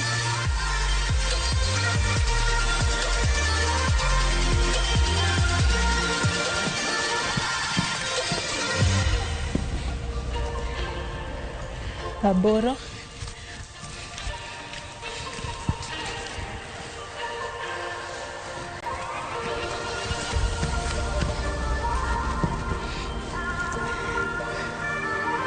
Ochiko.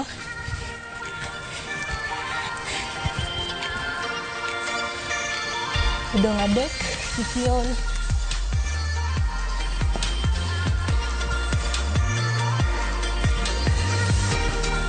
Ariyo.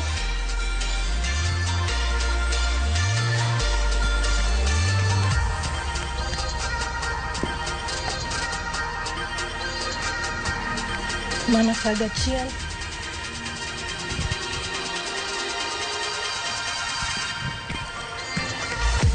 To my mogik.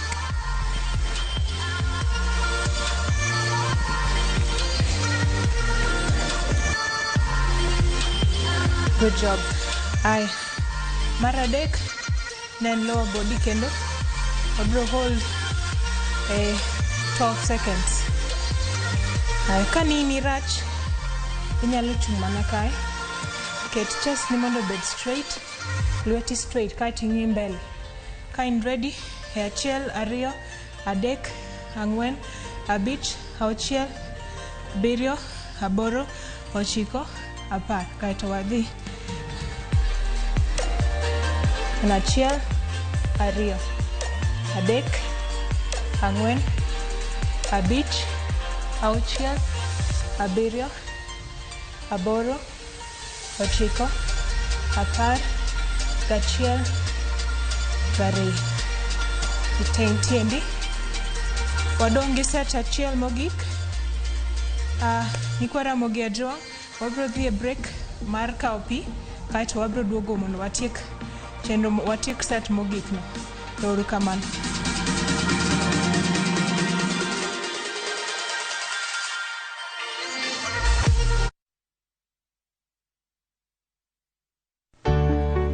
Pur mar maua, pidho jamni, magi te gin yore mag pur.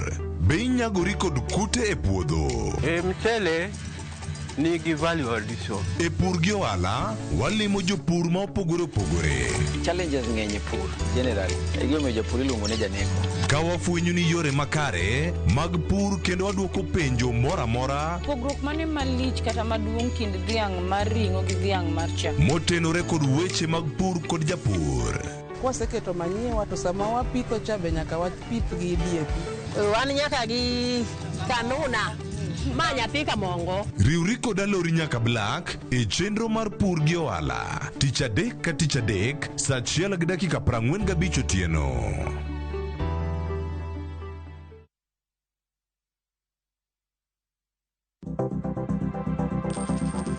Inyalo goyo kwan kod omenda ma aching' kata ma ikete bahasha ka isiko itiyo kod omenda mohingo kaka onego itigo. Tema ne keto e bahasha omenda ma idwaro tiyogo kama moko to ikung kata ikan.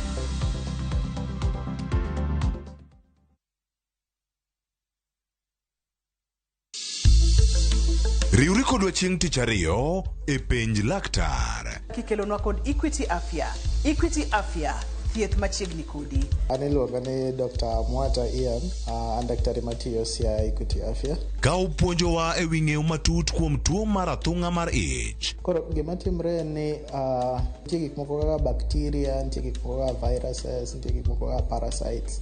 Mage makelo shida ni. Mana e penj laktar. Saa 12 odhiambo, kik bai.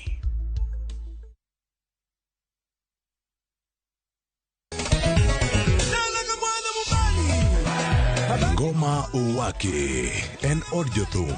Ngoma Owake akelo ni mix mofwes. Reggae, ja, Rastafari. Always listen. Twak gi jothumbe nyakoro mago janka mora magintie. People crave is the different. They crave the exotic. Yeni kila thum ni kare. Kama nene edition. Benga kaluka Cha beach nyakora magajwang sukus kamwati memana kama kite mana ngoma wake nyinga en Papa Weekend wokich tichario tichadek tichangwen tichabich sapar gidaka paga beach nyaka saa pagario warom.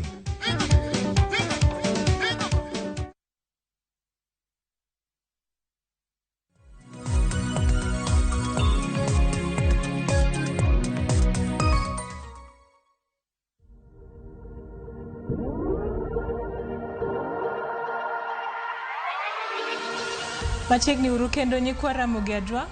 Watiek koro set mogik. Gino ni pod intiere e flow mar grinding ni. Aya. Wachako kendo from the top gi handworks. Gino ni wan gi teko. Energy 100%. Koro wadhiyo. Achiel. squeeze kichopo malo. Ariyo.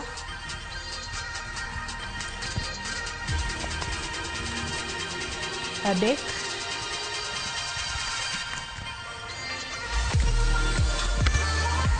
Ang'wen.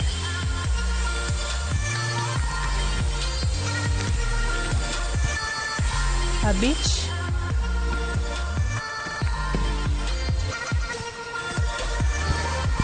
Auchiel.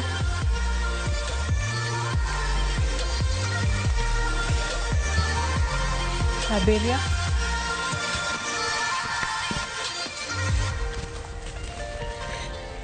Aboro.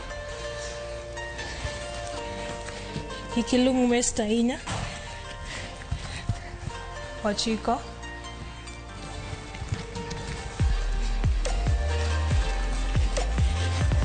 10.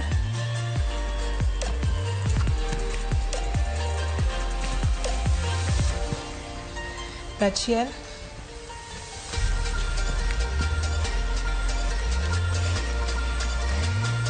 2. Aya, next nen handwork kaito wa step up.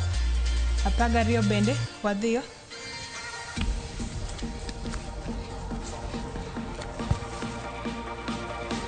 Achiel.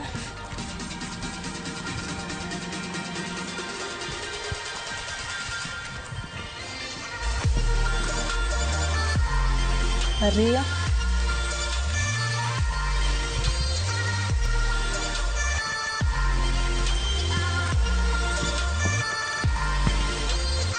Adek.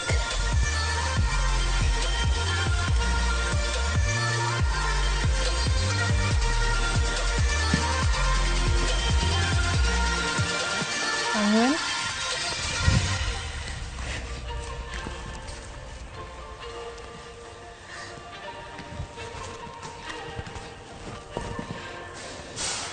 Abich.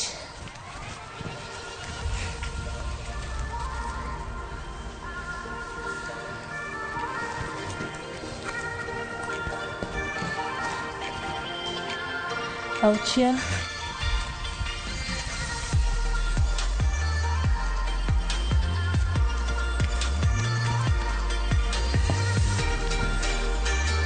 Abiriyo.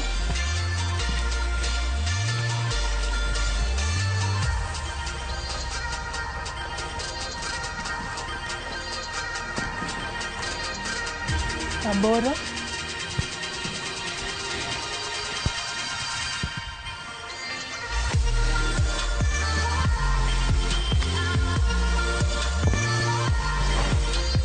Ochiko.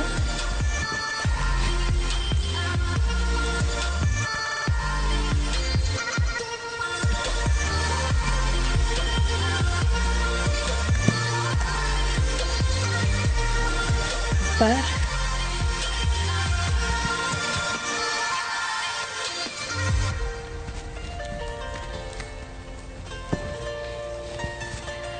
Achiel.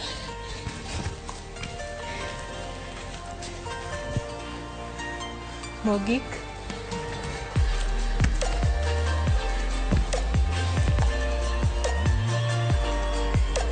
Pagariyo. Exercise mogik. Kind ready. Achiel, ariyo, adek, ang'wen, abich, auchiel, abiriyo, aboro, ochiko, apar. Wadhiyo. Achiel, ariyo, dhi piny matin, adek, ang'wen, abich, auchiel, abiriyo, aboro, ochiko, apar, gachiel, gariyo. Erokamano ni kwa Ramogi kuom bedo kodwa e mobility session ma kawuono. Mano en orako mitimo kidwaro partial active rest. Ka isetiyo matek, koro ki cool down through the week. Itimo sets adek, at least orako adek. Sets adek, 12. Erokamano. Wanere uru kendo e chenro maluwo Come.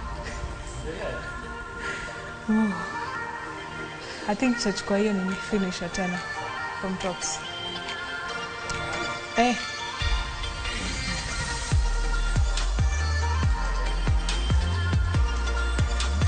Ero kamano nyikwa Ramogi kuom miwa thuolo mondo wabed kodu chenro mar orako ma kawuono. Mano ne en mobility workout mitimo ka idwaro partial rest, partial active rest. Kisetiyo matek iting'o weights, koro idwani mondo cool down through the week. Timo sets 3 nyadi 12. Ero kamano, nyinga en Juliet kata kero J Power, nan kod Andrew. Wanendo kendo e chenro maluwo ma.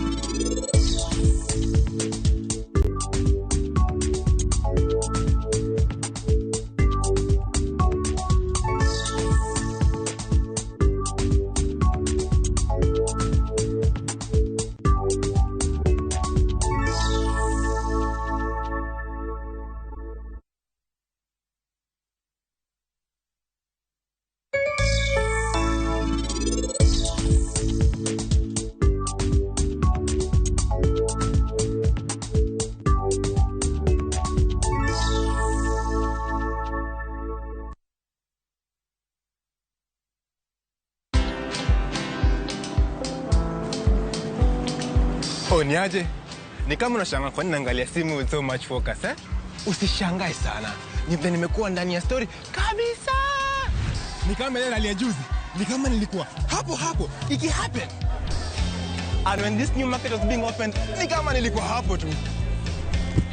Hata vile local tourists for a special rate at the coast, I was there.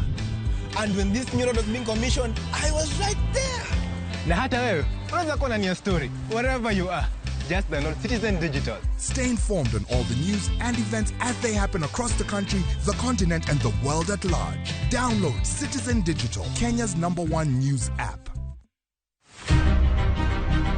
Jokmamine gin singo mar oganda. Nyakwa Ramogi Tv piny sani olony. Wawuok e ndalo machon ma ng'ama miyo ne en mana ng'at mabedo e pacho. Melini aneman first officer. Tija matiyo en riembo. An driver. In mbakani en mane? An aketo tiles. Kik ng'ato wuondi no kinyal nikech in ng'ama miyo ka Nyasaye omiyi ngima to inyalo. Tudri kod Stella Brenda Ochieng, tich adek ka tich adek, chakre saa 8, mana e chenro mar Mine Nyalo.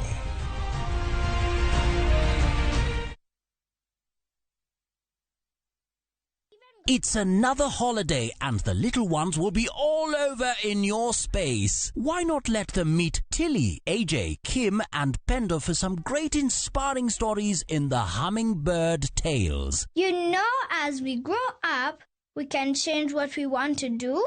And for parents, sit back and let the little ones enjoy their favorite cartoon on Viewsasa, the safest place for kids' content. There's a lot more to learn. Dial *487*1# or visit viewsasa.com to renew your subscription.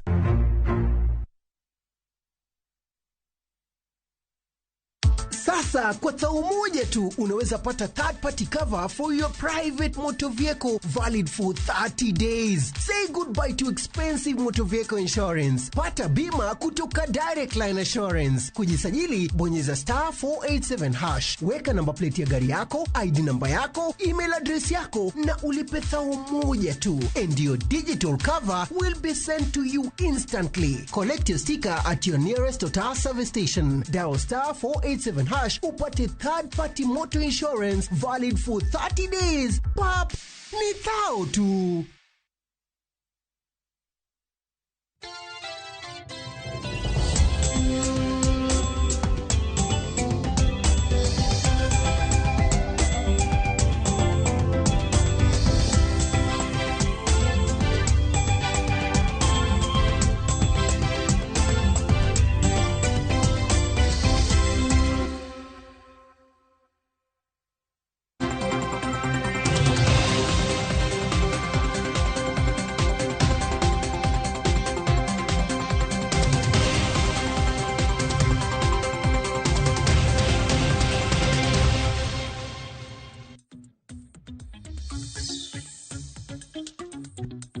Nyakorom gajwang dakika na ngwen tok sadek marukinyi kamoro moro mintiere machiegni he chenro mano mar mbaka oromo nyinga Sharon Ongao. An kamar kiloni chal mar fwambo bangma nyawadwa kilo fasoluoch biro bido ka kiloni tuake chenro mano mar mbaka oromo. Kwa chako ge chal mar fwambo weche mabende waluoni oduchi makawuono duto te mabende biro bido kiyudo e weche magwa manyiena. Oduchi makawuono nyakorom gajwang riwruoge mago mag jopuonje mano moriwo nat kod kupet. Oduchi makawuono gidhi romo kod duol mochung'ne ndiko jopuonje tich mano mar TSC romo mabende dhi nyime mano e skul mong'ere kaka Kenya School of Government. Oduchi makawuono ka giromo nyakorom gajwang giromo mano mar chiwo dwaro margi ne duol mano mar TSC. Kinyalo paro nyakorom gajwang duol mar TSC nosingo mar medo jopuonje e pacho ka Indio Sara e kindu kwana tamalo abiriyo nyaka par. Kata kamano riwruoge mar jopuonje mano mar nat gi kupet kata kamano oramo ni dwaro makamano ok gidwa kupet dwaro mar mondo mi jopuonje omedo Sara e kindu kwana tamalo 30 nyaka 70. Mamoko mabende riwruok mano mar kupet dwaro mar mondo mi ong'i weche mago motende kod pension mabende ichiwo ne jopuonje. Bende gidwaro ni interns mago jopuonje kata na jopuonjre jopuonje mabende timo tiegruok bende ochiwnegi omenda makare. Bende gidwaro mar mondo mi jogweko kata na jopuonje mabende pek ochiwnegi okumba mar thieth makare. Riwruok mar nat mabende tolnegi kod jagoro margi maduong' mano Collins Oyu bende kod ka korgi dwaro mar mondo mi japuonj machulo matin mogik nyakorom gajwang ema bende chul kwana tamalo mathoth. Kopogore gi mano bende riwruok mano mar nat bende dwaro mar mondo mi dwaro inyalo karam na paro Presidential Working Committee aput mabende noyier mar ng'iyo chal mar weche mag somo. Ne giwacho ni kaluwore kod report margi jotend jopuonje mago mag skunde primary maonge kod oboke mago mag degree ibro bed ka ilwaro kata mana ilwaro piny e ngas mano mung'ere gi dho ngere kaka demotion. Riwruok mano mar nat okdwa okang' makamano. Kata kamano odiochieng' makawuono paro makamano dhi nyime twak e kind nat gi kupet mano mabende gitimo gi duol mar TSC dhi nyime e skul mano mong'ere kaka Kenya School of Government. Kopogore gi mano nyakorom gajwang bende odiochieng' makawuono jatend piny William Ruto bende timo limbe mare e gwenge mago mag Narok. Ka onoromo kanyo saa 4 mar okinyi odhi bedo e nyasi mano mar dhot mano mar Masai kamong'ere kaka Masai Mara e rangach mong'ere kaka Sekanani. Nyakorom gajwang limbe mabende jatend piny timo odiochieng' makawuono e county mano ma Narok otelo ne limbe mare mabende ochako odiochieng' makiny mano limbe mare mar odiochienge 5 mabende ochano timo e Nyandwat mano mar piny Kenya chakre odiochieng' makiny. Kata kamano wach makama wadhi bedo kwaluoni odiochieng' makawuono. Kopogore gi mano bende ne nitiere piem mago mag sikunde mago chakre primary sekondar kanyakla kod mbalariany mabende osebedo katimore e gwenge mag Nyeri mago piem mar 95.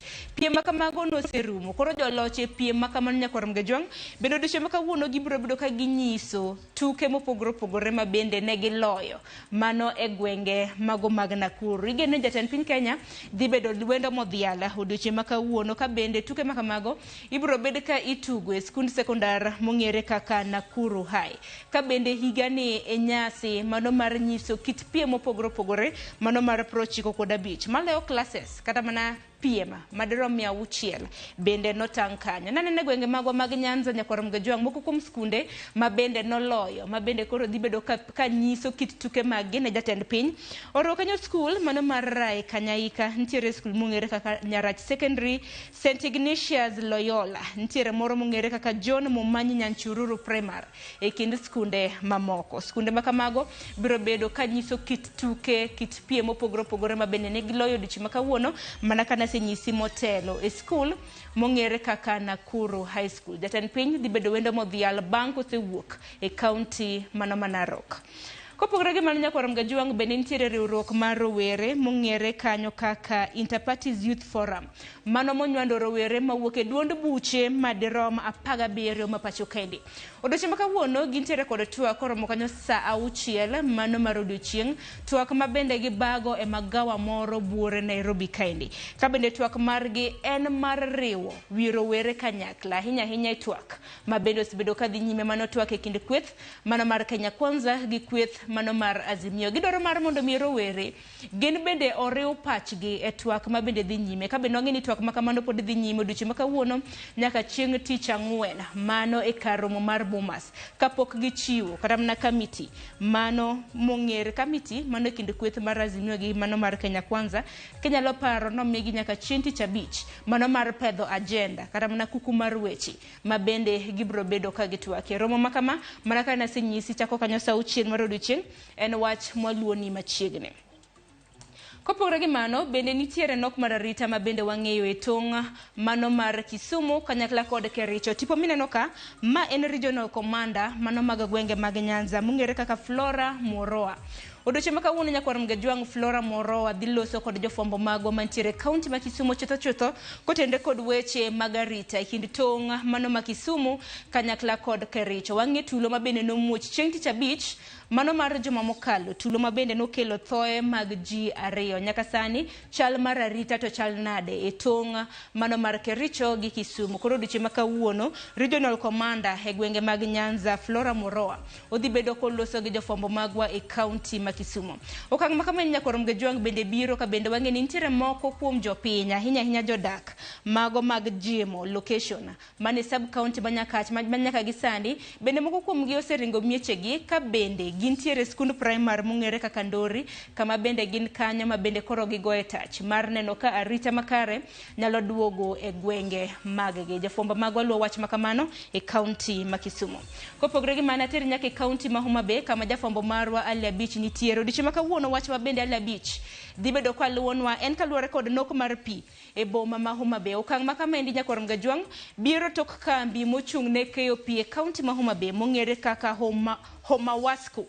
Noloro thoth kiosks ma bende osebed kiuse ne jopiny pi kaluwore kod apedha ma bende gitimo ne jogo eko madipone kwalo pi mane kaunti mano ma Homa Bay. Mane momiyo nitiere nok mar pi mano e boma ma Homa Bay. Nyawadwa Ali Abich luwo okang' ma kamano bang' kambi mano mar Homa Wasco noloro thoth kiosks ma bende osebed ka iuso ne jopi mano jopiny e pi ma bende timore e kaunti mano ma Homa Bay odiochieng' ma kawuono. Adana tigi kaunti kata naka pok adhi kaunti machielo, kaunti ma Migori bende wang'e ni nitiere kambi ma bende ojaloso rabuon mane kaunti mano ma Homa Bay mong'ere kaka Getonganya. Katika mano nitiere jopur ma bende osebedo ka puro rabuon ma bende ywak matamre gi nono kaluwore kod kwan achudhe ma bende medore e gwenge mago mag Migori ma bende miyo kata mana kwan mago mag rabuon manego bed nitiere kambi mano mong'ere kaka Getonganya ok tere yo makare. Ka bende giwacho ni nitiere moko kuom rabuon mago sweet potatoes mineno tipo gi magi ka ma bende giwacho ni osebed ka iuse counties mamoko koriwo county mano ma Nairobi. Koro gidwaro mar mondo mi donji e wach makama mano mar ng'iyo kaka chudhe makamagi ma bende osebedo ka uso rabuon ne joma moko mar mondo mi ochungi mondo mi giyud yuto makare e kinde ma bende gitero rabuon maggi mar mondo mi olosi e kambi maloso rabuon mantiere gwenge mag Migori mong'ere kaka Getonganya. Nyawadwa George Juma e kaunti ma Migori luonwa wach makama. E chal mar fwambo adana tegi kaunti mano ma Mombasa. E kaunti ma Mombasa wantiere gi jafwambo marwa George Aoko. Nyakwarom Gajwang' okinyi ma kawuono nitiere meli manego bed ni go e kaunti mano ma Mombasa. Meli misome okinyi ma kawuono ni geno ni dhigo e kaunti ma Mombasa okinyi ma kawuono chakro saa 2 mane wach ma bende George Aoko luonwa e kaunti ma Mombasa entiere e gwenge mago mag dho wadh nam chumbi. Ka bende meli misome makama ong'ere kaka MV Logos nego bed ni ogo e dho wath mong'ere kaka Mbaraki Wharf. Ka wanogo nyakwarom Gajwang' nyawadwa George Juma nitiere gwenge makono obro bedo kokelonwa chala mar wach makama. Mano George Aoko e kaunti ma Mombasa. Kwa kama nyakwarom Gajwang' kanyo bende makelo we giko mar chal mar fwambo makelo ne gin mana weche kata mana thor weche madiro maboro. Par ni ok gin mana thor weche makamago kende ema bende biro bedo kwa luoni odiochieng' ma kawuono. Wantiere kod weche mathoth ma bende timore e gwenge magwa e pinje maoko duto te ma bende biro bedo kiyudo e weche magwa manyien chakre saa 7 mar odiochieng'. Par king'eyo ni moko kuom weche ma bende akelo nigi sani e chal mar fwambo jofwambo magwa wabiro bedo kwa tudre kodgi e chal kata network e chenro mar mbaka oromo kapok oromo kanyo saa 5 mano mar onyango.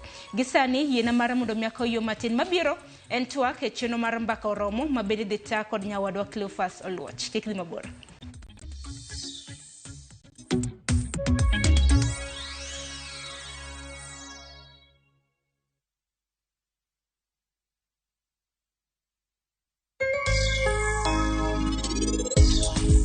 Kidewa nabiro romo kodu kono. Nitie tich malong'o monego bed natimo. Kara wan wabiro romo mana kuro. Ang'o matimre? Kawuono ji te nigi tich malong'o ma gitimo. Tarkash wachna. Sarab, sani kori ka bitu odonje bank. To maher to? Odhi chopo kanyo bang' dakika 5. Koro wan gimoro amora ma watimo wan nyaka watim ka watang'. Kare oriti en mar ng'ato ka ng'ato. Adwa ni gite giyud gimoro amora kaka dwarre. Ng'ato kik yud matin, to ng'ato kik yud mang'eny.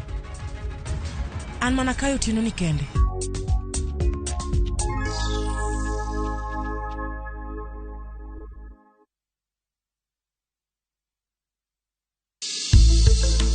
Riuri kodwa chieng' tich ariyo e penj laktar. Kikelonwa kod Equity Afya. Equity Afya, thieth machiegni kodi. An iluonga ni Dr. Mwata Ian, an daktari matiyo sia Equity Afya. Ka upuonjowa e wi ng'eyo matut kuom tuo mar athung'a mar ich. Koro gima timre en ni nitie gik moko kaka bacteria, nitie gik moko kaka viruses, nitie gik moko kaka parasites mage makelo shida ni. Mana e penj laktar. Sa 12 odhiambo kik bai.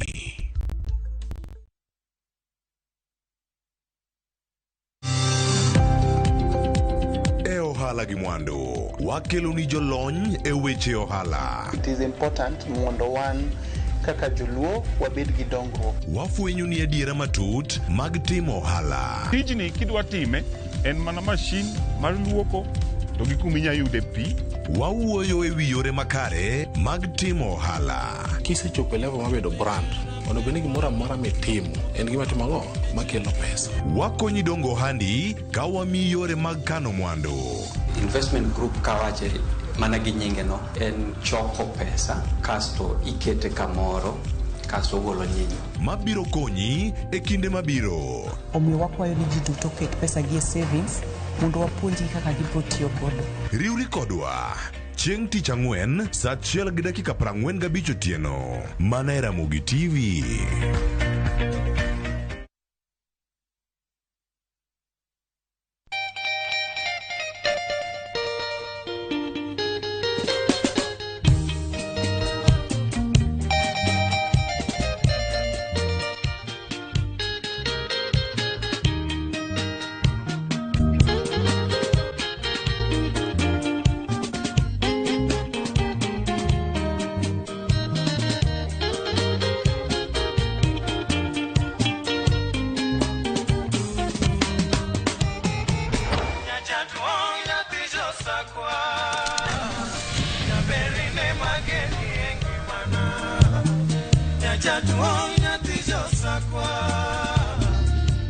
Radio Ramogi, Cartoon Jaluo.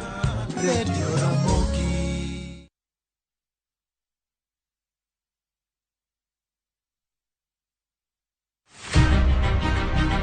Jok mamine gin singo mar oganda. Nyakwara Mogi Ajwang, piny sani olony. Wawuok e ndalo machon ma ng'ama miyo ne en mana ng'at mabedo e pacho.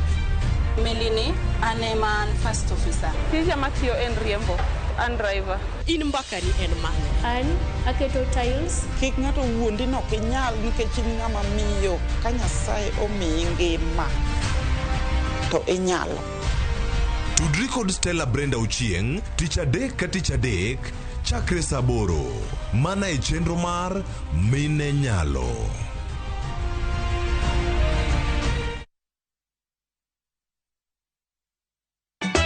Ka osiep motegno kod johot moherore ritore.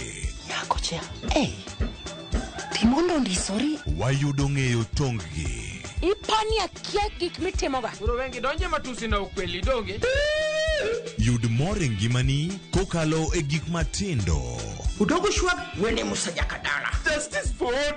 Miane ngima Nyarkochia kod osiepene kachiel kod joodgi. I am busy. Gima ruoth omiyo kana wene jachien. Sama giromo gi pek mar ngima, joot kod osiepe. Nyasaye neno gi wang'i ma ok opimni. Akwaye ni mondo imak tieja karibu to kopuodho tilew chunye. Ok ginyal weyi ma ok inyiero. Nyakocha irachna e joga. Koka ite to tegore mana ka ita puoyo maniego. Nyarkochia, tich abich ka tich abich, saa 1:55 otieno. Mana e Ramogi TV.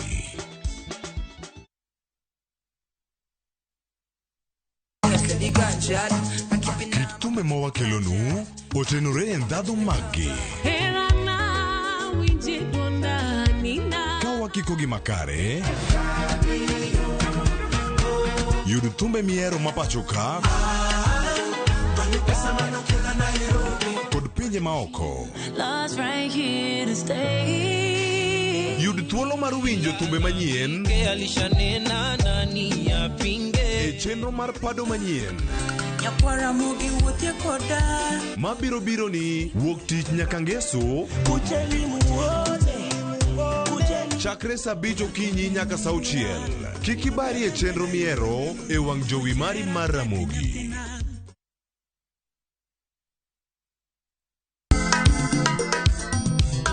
Ma e chenro makelo ni danji malie. Kik od belo bai. Wakelo ni be. Ang'o mirito? Aliye juu. Fuata.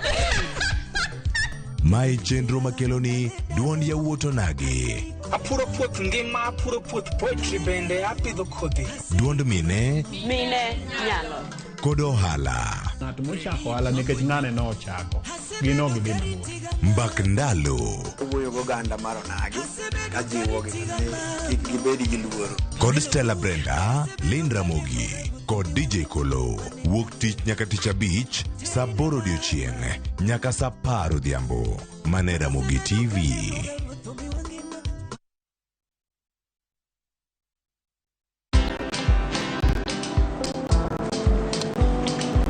Niaje? Ni kama unashangaa kwa nini naangalia simu with so much focus, eh? Usishangae sana. Nimekuwa ndani ya story kabisa. Ni kama ile hali ya juzi. Ni kama nilikuwa hapo iki happen. And when this new market was being opened, ni kama nilikuwa hapo tu. Hata vile local tourists for a special rate at the coast, I was there. And when this new road was being commissioned, I was right there. Na hata wewe, unaweza kuwa ndani ya story wherever you are. Just download Citizen Digital. Stay informed on all the news and events as they happen across the country, the continent, and the world at large. Download Citizen Digital, Kenya's #1 news app. Uhuru Superstores Limited. Wani duka maduong' kendo namba 1. Wayudore boma ma Kisii. Wauso chiemo mopogore opogore kod mwandu mag hardware mamoko. Magedo koting'o mabati mar Dumu Zaz, Galshit, Simiti, chumbe magedo e kind mamoko. E nengo moyueyo. Mondo ing'e mathoth, yuana tole namba 0111 161 500 kata 0111 161 501. Uhuru Superstores Limited, the people's choice. Yud mwandu e nengo moyueyo kata umenda maitiyo godo.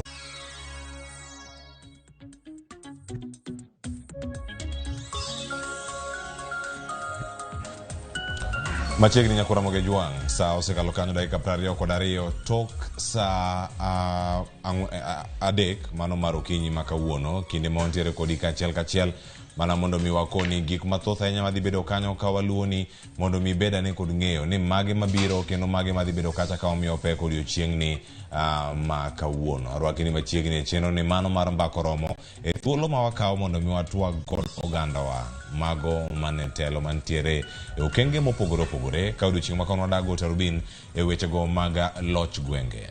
Chal mar loch gwenge nyakwara moge juang' nyaka sani en mane?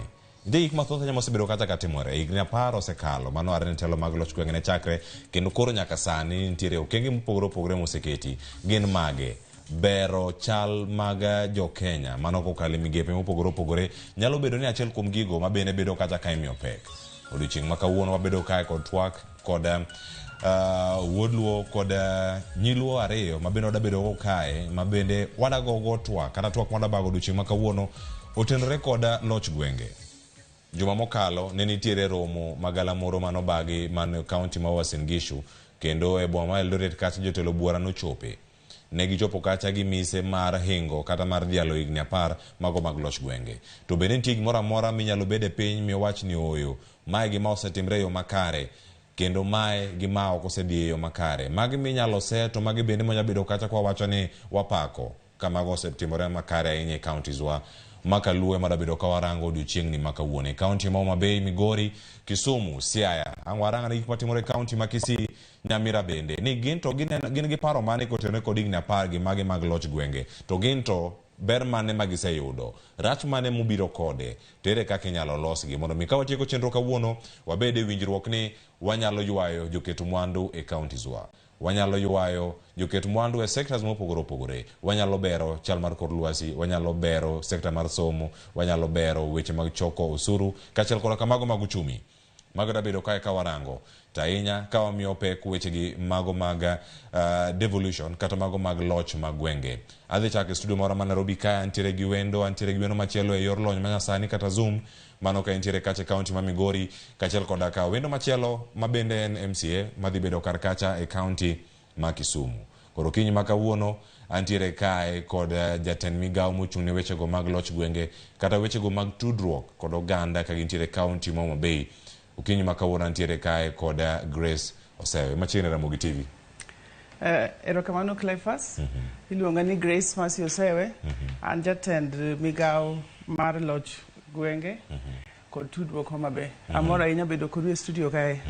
Erokamano ahinya kendo ageno odiochieng' makawuono Grace Masi Osewe dhi bedo thuolo mar twak kod oganda kendo wakongi ane ni gin chenro mage mag loch gwenge monyalo wacho ni mae gima osebedo noayo moro makare. Koro ka odhi kama chielo bende nyakoro Ramogi Jwang wantiere kod wendo mano e yor lony manyasani kata Zoom, wadhi tudre kata kod MCA mano ma North Kanyamkago mano George Omamba. Oyawre Migori County uchiewo e yo machalo nade machiegni twako kinyi makawuono ka twako weche go mag loch gwenge machiegni. Oyawre ahinya brother Cleophas nyikwa Ramogi Jwang amuso uno yawre uru amor ka ne chenro makawuono ne mondo waketo ganda wa onge gik ma wasebedo kwatimo 10 years down the line. Erokamano ahinya Cleophas. Machiegni ahinya ng'eni wendo machielo bende odhi bedo kacha mano Mariam Abeid mano mantiere kacha studio ma Kisumu. Ka wasedo loso wechego mag tudruok kodwa achiel kachiel wadhi bedo kanyo ka warange okang' machielo mondo mi wayude kendo wakele twak achiel kachiel mano MCA ma ogwel e county assembly no ma Kisumu. Wadachako mana gi twak mana kama wantiere kar kae studio moro ma Nairobi kata ng'adhira Georgia Omamba mano mondo mi ang'o kono mathoth bende twak mano go kawuono. Nitie gik mathoth ahinya mosebedo kata katimore Grace e thuolo mag higni 10 mokalo. Nyalo bedo ni nitiere kendo ni neno chenro mopogore opogore mag county kaka timore. Tainya e telo masani nitiere mane county ma Homa Bay kakin jatend migao mochung'ne weche go mag loch gwenge. Gik mosebedo katimore e thuolo gi duto wanya wacho ni ber mane ma devolution bende osebedo kacha kakelo mana kocha kotwak gi kanyo kato bang'e ahwadhi nyime penjo podhi bedo mathoth odiochieng' makawuono. Erokamano. Koro loch mantie ni en mar Gladys Wanga, Her Excellency. Kanyocha ne wachako wabiro manyien higa manyien gima nyawang'oya nokwongo timo en keto department. Koro department mar loch gwenge ni onyien Homa Bay. Noonge sirkal machon. Noonge sirkal machon. And wang'iyo weche mek kaka wapango sirkal. Wang'iyo weche kochakre county nyaka sub county nyaka ward nyaka village. Yes. Gimosetimre maduong' ahinya e lojni kopogre gimoro nyawang'aya nyocha nokelo gimoro ni public participation. Yes, ne wapuonjre wakao kaka ne wasomo kaka joma kweni ne time makuro ne wabiro time. Koro gimanyien en ni sani endi gimoro amora matimre Homa Bay nyaka wadhi ir jopiny. Sirikal ni en sirikal mar jopiny. Koro mokwongo gima ne wakwongo chako ka wadonjo ne wachako County Integrated Development Plan. Ma en plan manyiso kaka gima county dhi timo higni 5 mabiro gi. Koro ne wadhi wachako gi village, wadhi nyaka ward, nyaka sub location, nyaka sub county. Kaji yiero, wapenjo ni to un jopiny kaka usebet ni en ang'o maduher mondo otimnu. Ka en osuptal, en ndara, en pi, en somo, en ang'o. Maji ka ji no yiero. Jowodo yiero ka gidhi e sub county to koro giyiero ni okay sub county waniendi jogi do yiero gik moko 10 to gik moko 5 gi e gik ma onego watim. Kane waa kanyo wadhi ma waloso plan ma wacho kwa duogo kuom ji mwacho ni to magi gik mane wacho jopiny to giko ni mane wawacho to koro wacho ni sani koro higa ma wadhi chako ni pesa ntie marom kama en ang'o kuom gigi te mudwa ni mondo wachakgo. Koro en gima osebedo ka wadhi to waloso kodgi. So gik moko osewuok mang'eny. Kaka nyocha ne gimoro ne timrega, higa ka higa ne iyieroga nyithindo timiyo basari. Wang'ni ne ng'ato ka ng'ato, village ka village obet wacho ni magi nyithiwa ma wang'eyo ni onge kony, magi nyithi kiye, magi joma ohinyre, magi joma onego kony. Koro osebedo gima waloso gi jopiny, wadhi irgi sate project ka pok otimre nyaka walos kodgi. Mano en gimoro ma duong' kabisa. Higni 10 loch gwenge chakre en okenge mage. Bende nyalo wacho ni kata kabiro mar apis mar en tielo ni mokwongo mar telo mar governor my county Homa Bay Gladys Wanga. Inyalo wacho ni telo mag loch gwenge osekelo ber ma jowa nyalo neno. Koso nyalo bedo ni en ber ne jok moko, to jok moko ok ne ber machalo kama. En jo oseneno ber mang'eny. Nikech sani endi sirkal ni e pinyu. Chon cha ing'e ni ne nitie rais malo koni. To sani loch ni e gweng' kanyo, uloso gi loch, ging'eyo gima timou, jok makelo chike, gin jou mudak go, mong'e kama untie. Koro nitie lokruok mang'eny, nitie lokruok korka thieth, nitie lokruok e weche ndara, nitie lokruok e weche ohala, nitie lokruok e weche somo mang'eny. Kamano. Ai makwano ikanya waduogo mondo mwadhi okang' machielo. Nyakoro Ramogi Tv sani pod wantiere ka kod wendo mabende wadano ture godo achiel kachiel mano George Omamba. Kamibete kanyo kaka MCA ma North Kanyamkago, George, nitie thuolo ma oganda umi mondo mitim tich mano mar bedo kacha e telo mag loch gwenge kaka jal matimo weche go mag rango kaka sirkal mag county bende ringo. Kama intiere juma mokalo ne ntiere romo mano magala moro mano devolution conference mane ingo ka tigna 10 mano mag telo mag loch gwenge. Bende ni gimoro minyalo wacho ni bang' romo ma kamano gik moko munyalo puoyo ahinya nosetimore makare telo mag loch gwenge, to magi bende maponono nyalo bedo rem magu kaka MCS. Erokamano ahinya Cleophas. En adieri ni nitie gik ma devolution osekelo e pinywa kaka oganda, kendo nitie ber mang'eny ma osekelo ma wanyalo kwano. Achiel kuom ber mwanyalo wacho en ni decision making mane nie national government sani nitie kaka oduogo piny ma counties nyalo make their own decisions e gik ma gidwaro, kendo upon making such decisions ema iyudo ka koro nitie dongruoge ma inyalo tim e ground ka miwach ni ma to yoni nyocha onge, sani yoni nitie. Pigni nyocha onge ka, sani pigni nitie. Hospital nyocha nigi issue ni, sani koro nyalo bedo inyalo wach no ber. So yes, nitie a lot of development devolution, and I really oknagomb ni specify to a county, but now dwaro ni wawacha effect mar devolution and the challenges mabende osebedo go across, but ahinya e gwengewa mag Nyanza koni ni to ber mage ma waseneno. Sani nyalo yudo ka ndara moro nyalo wuogo koa kamoro kadhi kamoro because of devolution.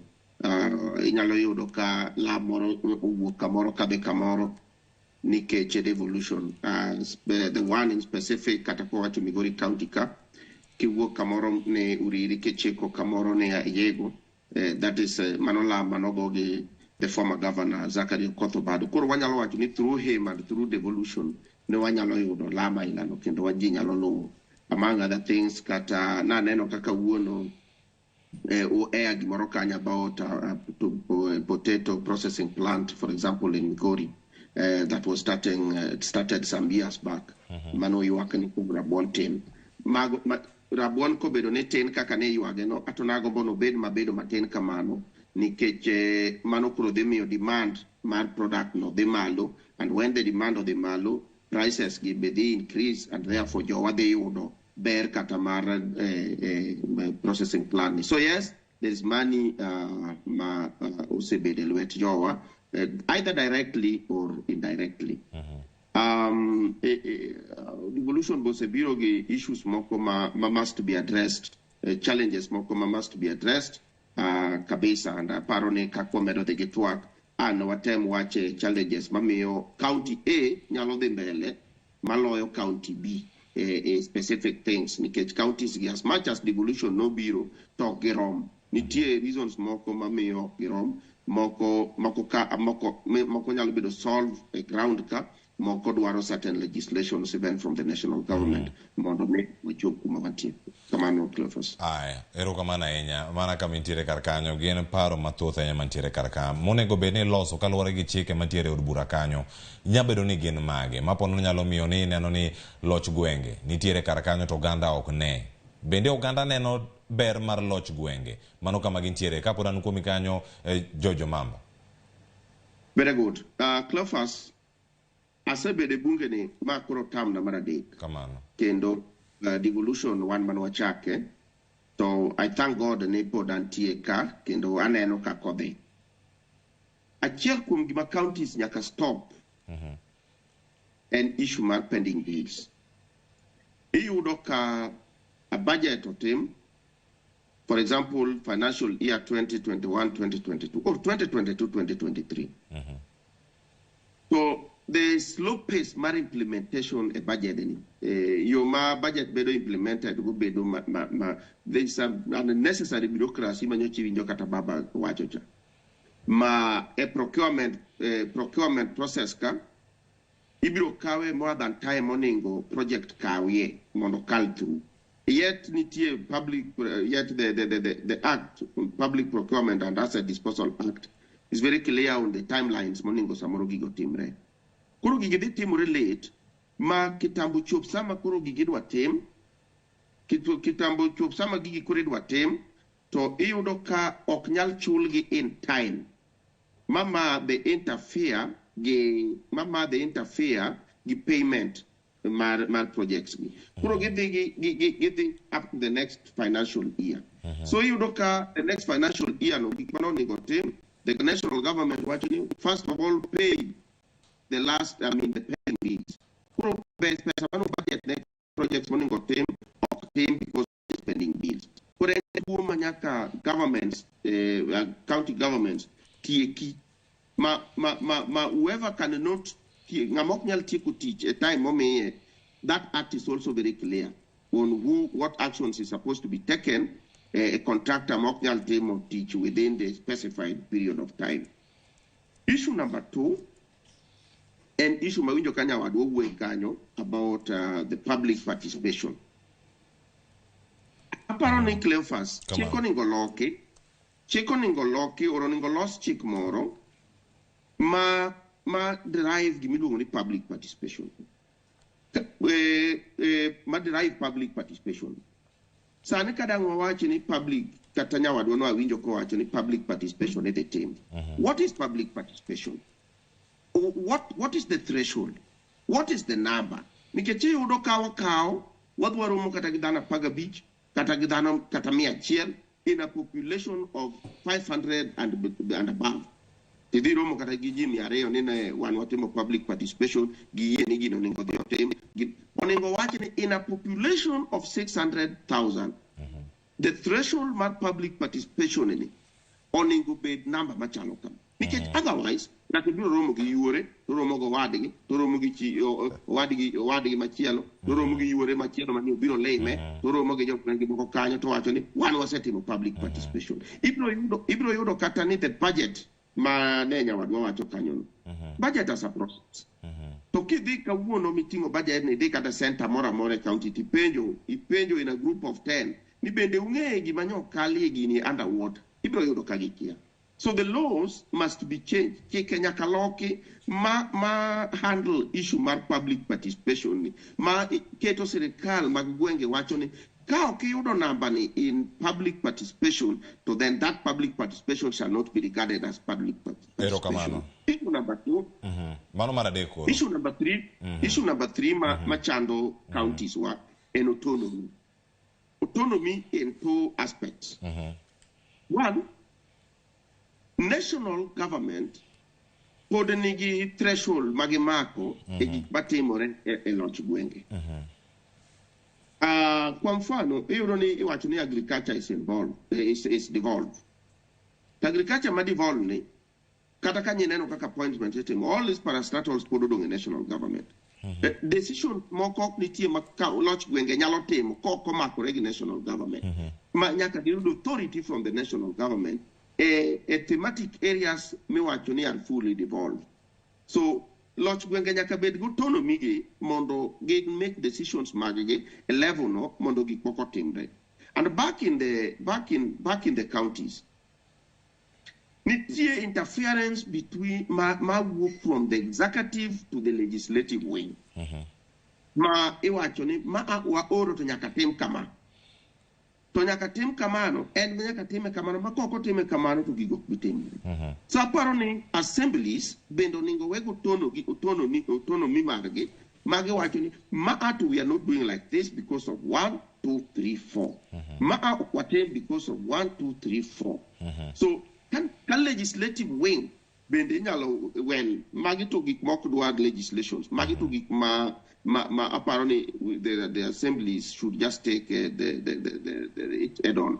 So apparently kaka wayudore bunge gi kedo tich bedo matek ma ok nyalo kata kidwa wache to tin ok nyalo wache mukel change more gima timore. Erokamano George, korang wadhi okang' machielo lero gi makae gik moko adek mabende lose kacha mabende ang' los mise mar twak moro manogo kawuono ka nitie kaka koda waziri bende mano e county Homa Bay Grace Mercy Osewe koda twak e weche go mag loch gwenge mana ka miweye kar kanyo weche mimulo kanyo moting'o weche mag pending bills kata gope mantiere county kacha weche mag choko pat jopiny kachiel koda kamago bende mano mar neno ni ere kaka itiyo makare kinda gigi duto abiri masi kendo kama entiere kar kanyo nitiere thuolo mopogore ma oganda yudo kiwacho ni choko pach oganda tiyo kanyakla kind sirkal mamalo kod sirkal mag loch gwenge ben gin moko minyalo wacho waziri ni adieri kama ibete bende tudruok osebedo moro makare kata kan ji romo juma mokalo bende tudruok nitie moro makare mane kind county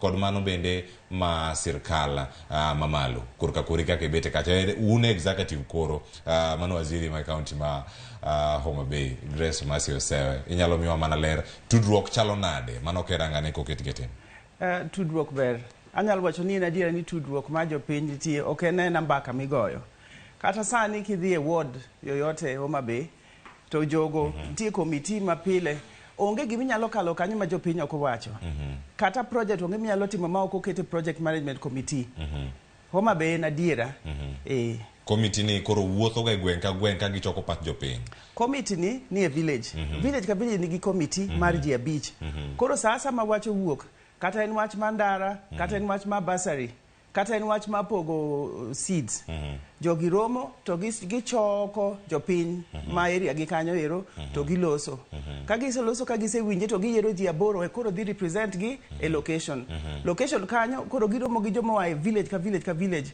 obiro kanyo ji aboro to gigo mbaka to giyiero kanyo ji 16 ma koro dhi timang'o gidhi romo go e sub county en gima jopiny lose en gima jopiny ma yiero sani onge kata ndara minyalo los ma jopiny ok olose ma giwacho ni ndara ni yes wacho ni en kama to kae ma wadware nikech kae ma pi chandowa kae ma wadware calvert kae ma wadware daraja e kikale e kinde ma iwinjo ka jotelo loso kendo winjruok makare nikech ka gen gigo ma iwacho ni weche mag decision making kata golo chik kata gino midani mondo time moro makare mondo mi ochop kacha yo moro makare tiende nang'o mano ka irange kar kayo wacho ni jogi choko pachgi iwinjo kata ka Jojo Mamba MC Manus Kanyamkago wacho kanyo ni samori choko mana wede moko kete hall moro kata luongo jende moko e hall moro to nyiewo negi soda focus group gi kata kumanyo ji aboro gi makoro beni choko pachgi gweng kapok gibiro location gik makamagi telo mar loch gwenge ni en mag jopiny mantiere piny kacha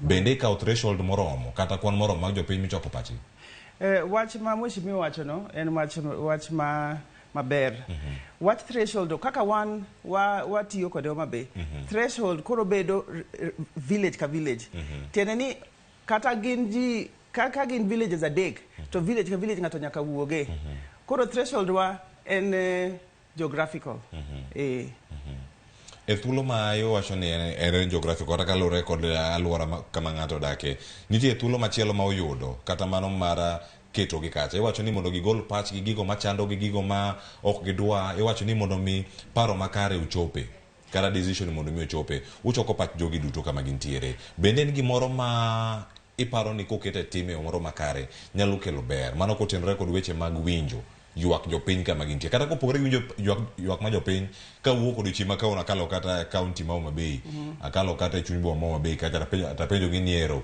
CIDP ma waziri mar loso odiochieng' ma kawuono chenro mago mag dongruok ma udwaro kama Homa Bay bende ong'egi koso tiyo gi chenro mage mondo mi ukal negi weche ma kamano. Homa Bay ong'egi.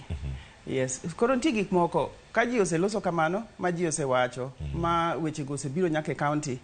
Koro kendo wachako wadok. Ka podi nok yudo thuolo kata ka noweyi to podi ngi thuolo minyalo wacho gimidwaro. Gini be kata MCAs be gintie, gibe giromo gi ji. Ntie kendo gimoro ma wan go iluongo ni Governor Service Delivery Unit. Magi gin joma ng'ayo keto ni ginono kaka weche public participation gidhi, kaka tich tire, kaka duond jopiny bedo captured e gik ma watimo. Koro nitie yore mang'eny. Kata kane okine e ward kanyo, nitie yore minyalo biro go iwach gimiwachono. Koro aparo ni kidhiyo mabeto jogo boko ni gik miwachogo ging'eyo. Kendo giseyudo thuolo kata ka gin johala, kata ka gin jok ma ong'ole yo moro yoyote, kata gin mon, kata gin yudhe, onge ng'ama waweyo oko, kata gin na NGOs, onge ng'ama waweyo. Gin gi thuolo mar biro mondo giwach gima gidwaro. Mano e thuolo ma gintiere godo kar kanya koro Ramogi Jwang'. Into kama intie kacha ijadak e county mopogore opogore, intie kacha e county Homa Bay, Migori, kama ntiere kacha kod Jojo Mamba MC ma North Kanyamkago ward. Watemo mana nono ni loch gwenge gindo gisekelo ber machalo nade nyaka kama wantiere sani nyakoro Ramogi Jwang'. Ka warango bende nitiere weche go mag service delivery kata chwalo ber mag dongruoge gi ne oganda. Bende chwalo gi yo moro makare. Pogruok mane mantiere kendo koro sana dhira MC ma North Kanyamkago Jojo Mamba mondo mi olerno ang'eni ka wedo wendo ma studio ma Kisumu ang' wayude mano kosebedo kacha kod ikruok e yo makare mondo mi watudre kod achiel kachiel to sane ka dhiri Jojo Mamba kama intiere kaka mheshimiwa ma North Kanyamkago gigo mantiere kar kacha kane idonjo e tielo mokwongo mari kaka MCA kendo sani sebedo kacha e tielo mar adek ka koro in mana MCA kanyo igni gi duto pogruok gi sirkal machon wanyalo wacho na dieri jowa oseyudo ber madwarore kaluwore kod loch gwenge kosen mana loch gwenge ma oganda nyalo wacho ni obiro to biro mane ofuku mag jogo ma oyier mantiere kar kacha mago moting'o MCAs giwacho mana ni wede MCAs ema nigi berno ema winjo ber joma moko mantiere kama intiere kuom ranyisi nyalo miyo nikech kanye kama intiere okanga koni kona joko mantie Nyalenda bi mheshimiwa James Were nigi joge kacha mano Kisumu County mano nyalo kono wakende korka kori kama intie bende jopiny yudo ber mag loch gwenge mano kokale sirkal mar county mondo mi ochop negi piny kacha. Cleophas mokwongo discussion side lagi dwaro next time bro advice masi ni waziri mondo ngene gina appointees kuro gik magi wacho nyaka dhia gi gima appointing authority gombo winjo fise kama obede sali to the truth mantie enene iwinjo ka kata mheshimiwa Masi wacho kanyo ni in a village they pick one at least a number my gima temo wacho and I'm not fighting anybody on this gima temo wacho enene the National Assembly must initiate a process nyaka chak migawo moro mar loko pende chik mawuoyo about public participation. Ngama loko gini mheshimiwa Jojo Mamba ngama loko gini untiere kod senators magi monego chune weche mag loko weche mopogore opogore kata loso chike nikech gintiere kacha gini monego bende gitimo oversight ne county untiere kacha timo oversight ne gik machalo kamagi bende usekelo kata paro machalo kamagi kata paro mag twak motenore kod loso paro makama kata kapok ochopo malo kata sirkal mamalo un kama untiere in kaka achiel kuom MCAs bende paro makama osechwalo kata county mari ma Migori kama intie. Very good. Okay, ateri one by one. Gara kuome waziri. Agilia nyingi. Adewe mano. Machiek. Well, the change of local pen check no. Wanyalo propose kaka county assembly. Of course, one of kwanyal team. National Assembly mondo change pen check no. Maneo kugo. Nikech constitution wacho ni there shall be public participation. Kamano. kore mai mamiyo na wacho ni having kase bedo ka igni gi aseneno challenge mamiyo gik moko timre maber e loch gwenge and achiel kuomgi en ni jopiny ok ong'eyo kata waziri mobedo kanyo no ong'eyo ni ng'eny jopiny ok ong'eyo gik midwa nodhi otim to an extent moro ma kupo ni kata utimo gimoro tibiro wach ni mano gine mano piyo mambo mano to mana bacha bara for example so mane manatemo wache part A ni pend chik no nyaka loki however counties mamoko osechako timo gimiluongo ni county public participation bill it's a very expensive thing though personally and nasechako ndike so we are looking for jok manyalo sponsor mondo wabedi gi bill moro manyalo bedo changed in an act ma is not contravening the national legislation mawacho ni okwabi kwatimo budget to wadhi a sublocation the sublocation or a village this is a number manyaka wa meet makok wa meet to nyaka is a threshold so one of the solution mar gini en ni nyaka wabed gi county government public participation act an act of the county assembly stipulating of giminyalo tem about public participating development projects mantie so apparently mano alero kamano kan tie question ani penji on whether wasn't no change from the nation from 2013 when devolution started to date the answer is yes. Yes, in this aspect financial management when the counties were starting neogege proper financial method of controlling funds. Tosani, Iudoka, the National Treasury, no introduce a number of things. Makitambo project katachol, tokale processes moko, mabiru meo, prudence use of finances temore. So yes, Iudoka sani wanige gikbachalo kaka IFMIS. IFMIS neonge samane wachako devolution in 2013. So by introduction, my IFMIS ni, odhio jiwo kendo gino yore moko ma pesa nyalo kwalgo kawuoke counties magwa kata serikende mag loch gwenge e yo moro ma ok chiko yiego so aparo ni a few things ma use develop pole kaka wamedo dhi mondo makelo dongruok ne jotugo. Aya, erokamano ahinya wacho yo makare. Mana ka tigi machielo bende midamede wiye kanyo kapok wadhi nyime. Yes, Adwa medo ni Homa Bay koro wan waseloso public participation bill ma wasetero ni assembly ging'iye so en gima ok wawacho en gima wasepango ma wasepuonje koro assembly ema koro bodhi kode mbele mana paro matin mane wiye kanyo ponono mano miyo gima kamano chopo ponono kinyalo mana lero nyakora Ramogi Jwang paro makama mondo nikech ka en mana paro kapod en bill mondo mi okete mondo bed chik ndi moko midikete iye kacha gik momiyo pek e paro nyalo bedo mage ponono gik momiyo pek en gik ma mheshimiwa wacho go kaka ji chokre gik ma ji wacho kaka giluwo ka wacho chakre nyaka wach room to gima duong' ahinya ni gimoro amora ma mitime e county en gima nyaka bede e chik koro mae chik ma koro ka assembly osekalo mosetipo public participation koro ema luwo en gima ng'ata nyalo dhi to wacho ni kama kaka onego time kama walose kama jopiny nitie nikech wacho ni chal mar loch gwenge koro walose en teko ma bende omi jok mantie piny ka mondo mi giyude sirkal margi kama gintiere karka chenro mage maponono Kenya rango kind sirkal machon kata thuolo ma higni 10 ka Homa Bay telo montie go sani en telo mokawo kawuok e sirkal moro machon kuom ranyisi mano ma county karkacha chenro mopogore opogore mosebedo karkacha ka itimo ng'inti weche mag service delivery kanyo ma bende wero wacho nero osebiro e okang' mopogore kama ubete kendo kata ka urange joma ni kor gweng kacha gwenge mopogore opogore kaka gitiyo mondo mi gilos sirkal ochopo yo makare magwech monya wacho kata ni empowering kata kochopo ni ero koro da empire kado miyo giteko mondo gitima ne tijegi e yo moro madwarore okenge mage mantiere Kenya pimo kod sirkal machon ponono okenge ma osego mondo ne gima kama ochopo kare ginya bedo ni gin magi kosebedo kata kod chenro ma ponono untiere godo mago ma jopiny nyalo winjo ni mai county ma Homa Bay emomulo kendo mai magiriembo county Okay. Nitie gik mang'eny ma wasetimo e loch manyien ni. Ka wachako gi wach thieth. E Homa Bay ninyiero mang'eny, ninyiero ahinya e wach ne nitie picha moro ma kineno picha Homa Bay to en mana picha mar osiptal ma outpatient. Koro sani nyaka nyocha Her Excellency donji, wasegero osiptal manyien, wasegero outpatient manyien, sani koro igero osiptal ma accident and emergency. To molo kanyo, ji ne hinyre kabisa e weche thieth.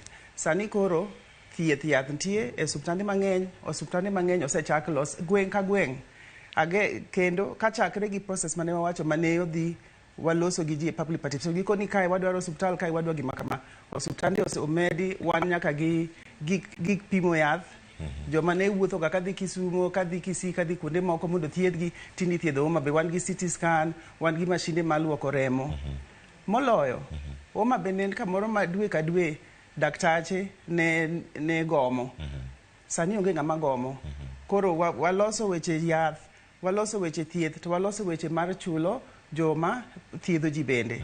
Koro mondo ji obed makwe, mondo tich odhi mbele. Kata kopogore mano kapod warango weche go mago mag thieth, nikech ma bende achiel kuom gigo ma okele loch mag kor gwenge e weche mag thieth karka chudo mag osara wano kata ka gideko e counties mamoko kata mekwa makaluero county ma Homa Bay kanyo kaka utime e thuolo ma uyudo mar timo gige duto. Iwacho ni gedo mag osiptende to ok richo, inyalo gergi ikine madwaro. Kinyi makona wantie ka kod jalup jagoro maduong' mochung' ne KMPDU mano Dr. Dennis Miskela entiere kaka unugu kindo. Wacho ni kwan mag lakteche bende ok nyal bedo marom kata kupoge mano wacho ni ratio mag daktari kod mano mar jal mithiedho kata jotuo.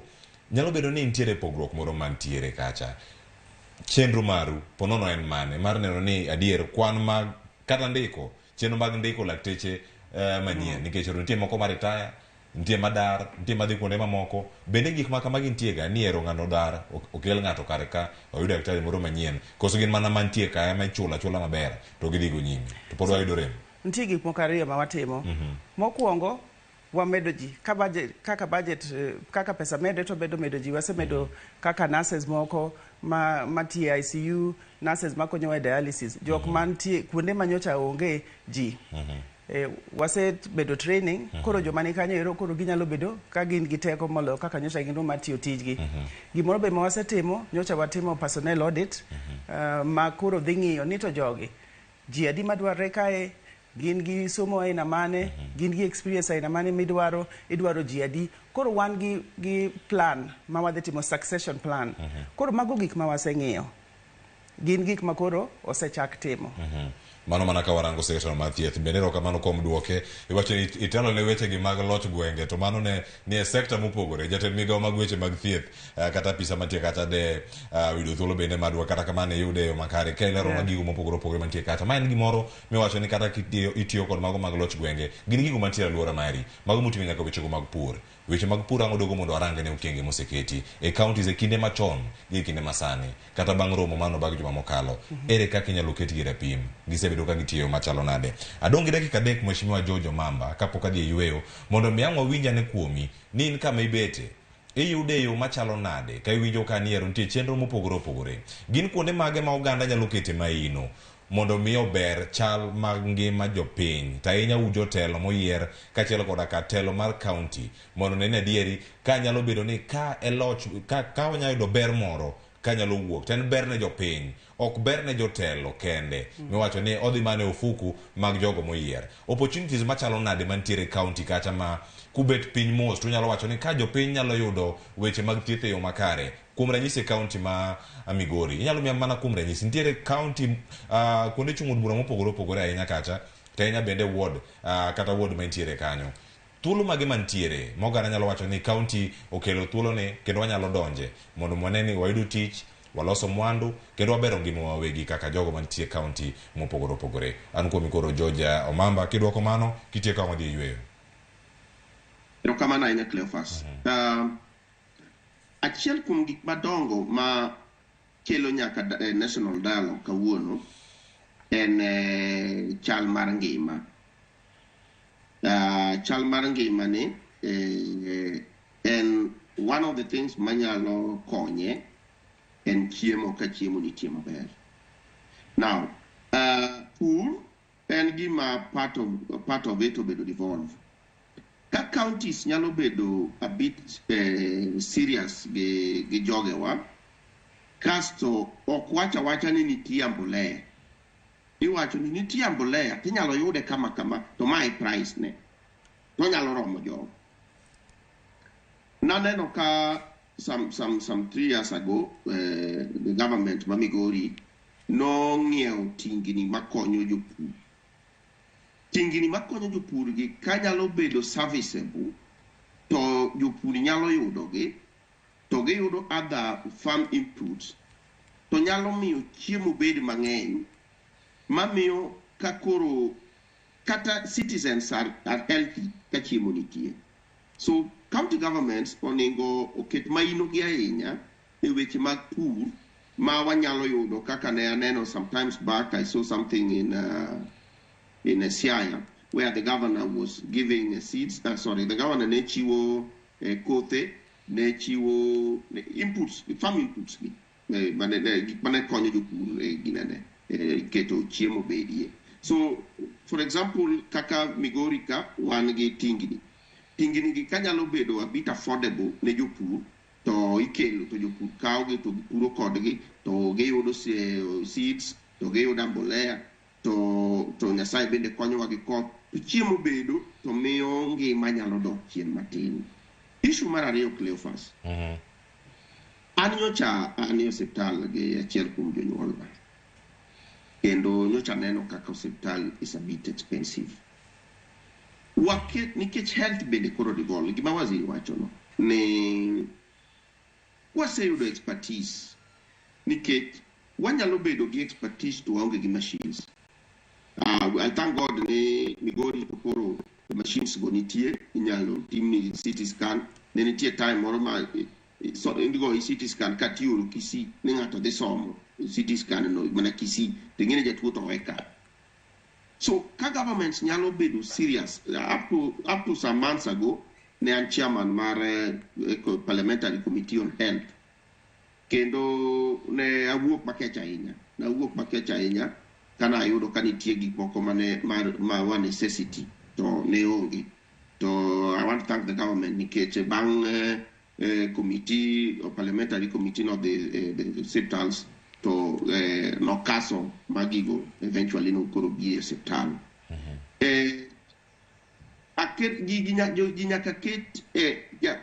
This is what I was saying. Health ni ko say identify ni to ang maonge, do bed pi supply e hospital, do bed ni oxygen e maonge, do bed ni yath, nikech kawuono kata wach mana ni yath ni hospital kaka waziri wacho, to kidhi kata kanyido to yudo miyo moro kipenjo ni to mane dhi hospital gine kani yudo yath ni yath onge. Ji osebedo gi perception mar yath onge, either jotijewa be kokelo yath ki complain ni wuok. So mechanisms nyaka keti marido osiptende wagi nyaka gi joma tiye mondo mi okwach wana ni yath nitie, to ka imbi wuok kaka jojo mabe dhi referral tinyalo yudo yadhno, nikech gima fani ni yadhno inyalo yudo ka onge osiptal, to kibiro pharmacy moro ma samoro ng'at manie osiptal no to tiye kibiro yude. Ok wawach ne gikwalo yath, ne joge wakwalo yath, but kaka giyudore kuro takia.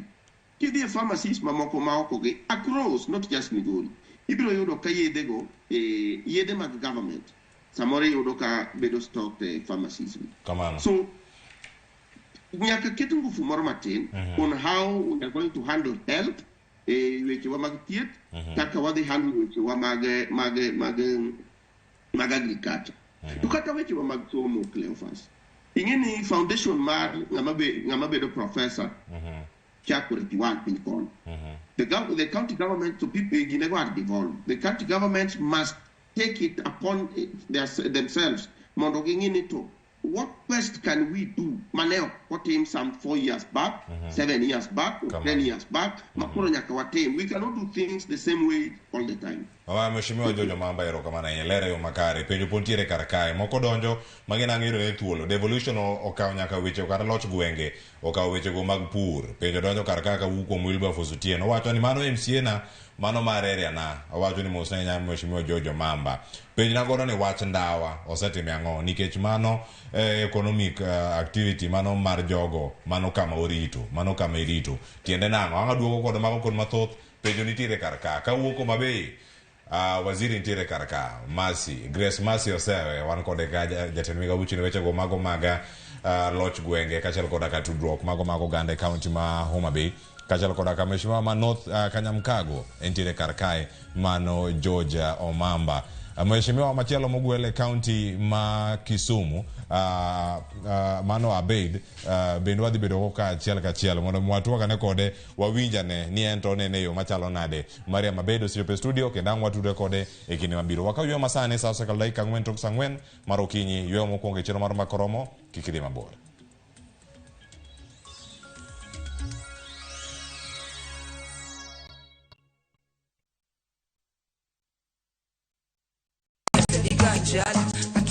Tume mawakelonu otenore ndhadhu magi kawa kikogi makare yud thumbe miero mapachoka kod pinje maoko yud thuolo mar winjo thumbe manyien e chenro mar pado manyien Ramogi wuothie koda mabiro ni wuok tich nyaka ngeso chakre saa 5 okinyi nyaka saa 6 kik ibari e chenro miero e wang' jowi mari mar Ramogi ka osiep motegno kod johot moherore ritore yako cha timondo ndisori wayudo ng'eyo tonggi ipani akia gik mitimoga uro wengi donje matusi na ukweli donge yud more ngimani kokalo e gik matindo udogo shwag wene musajaka dala justice for miane ngima nyar kochia kod osiepene kachiel kod joodgi I am busy gima ruotho miyo kana wene jachien sama giromo gi pek mar ngima joot kod osiepe Nyasaye neno gi wang'i ma ok opimni akwaye ni mondo imak tieja karibu to kopuodho tilew chunye ok ginyal weyi ma ok inyiero nyako cha irachna e joga koka ite to tegore mana ka ita puoyo maniego nyar kochia tich abich ka tich abich saa 1:55 otieno mana e Ramogi TV.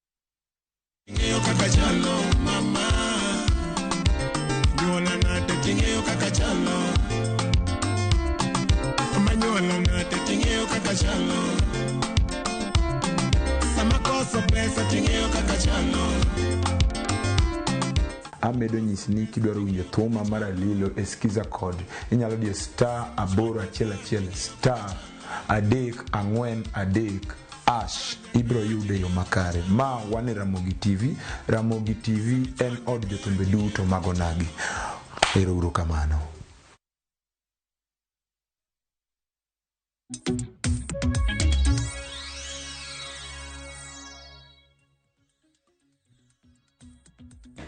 Machiegni nyakoro Ramogi Jwang' yweyo na wasekao kendo yweyo wa kao kanyo kawa watemo nena ni gin penjo mage ma intiere go kacha e mbui mekwa mago maga Facebook achal koda ka mago maga X kata Twitter ka intiere karkacha bende iorogi kata bende intiere live achal kachiel ang'iedo wa YouTube wantiere kacha ka in gi penjo mora mora tiore sani ni mar okang' mwachope sani gin mago mopogore mag bero ngima jopiny mano kama gintiere kacha achiel kachiel. Mheshimiwa Jojo Mamba ng'abiri bang'e to penjo mopenji kacha kod Wilberforce warange ka wadonje okang' mar ariyo sani wadarango wechego mag pur kaka achiel kuom sectors mabende nitie karka. Ero pod antiere kae kod wendo mabende antiere go karka antiere kod Grace Masi Osewe jatemiga buchini weche ko mag loch gwenge kaachiel koda ka Jojo Mamba mano jaod bura e county mano ma Migori mano nyaka Kanyamkago koda Mariam Abeid mano jaod bura kata MCA mogwel e county ma Kisumu wayude kanye kinde machuok ka tielo mar ariyo kama wantie ka mondo miang wadhi nyime.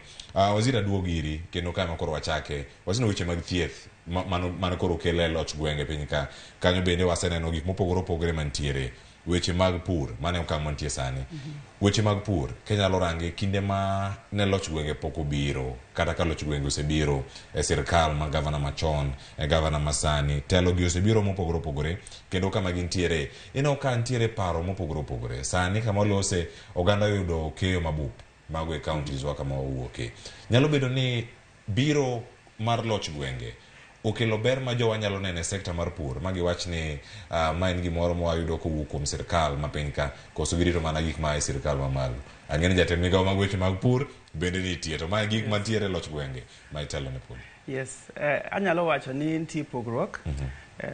Mokwongo kachako gi wach pur ma ji oyudo sani ji oyudo chiemo mabup. Gima ne sirkal ne otimo ne gimiyo ji kodhi gi fertilizer. Mano sirkal mar county. Sirkal mar county mar Nyamang'aya kanyocha odonjo.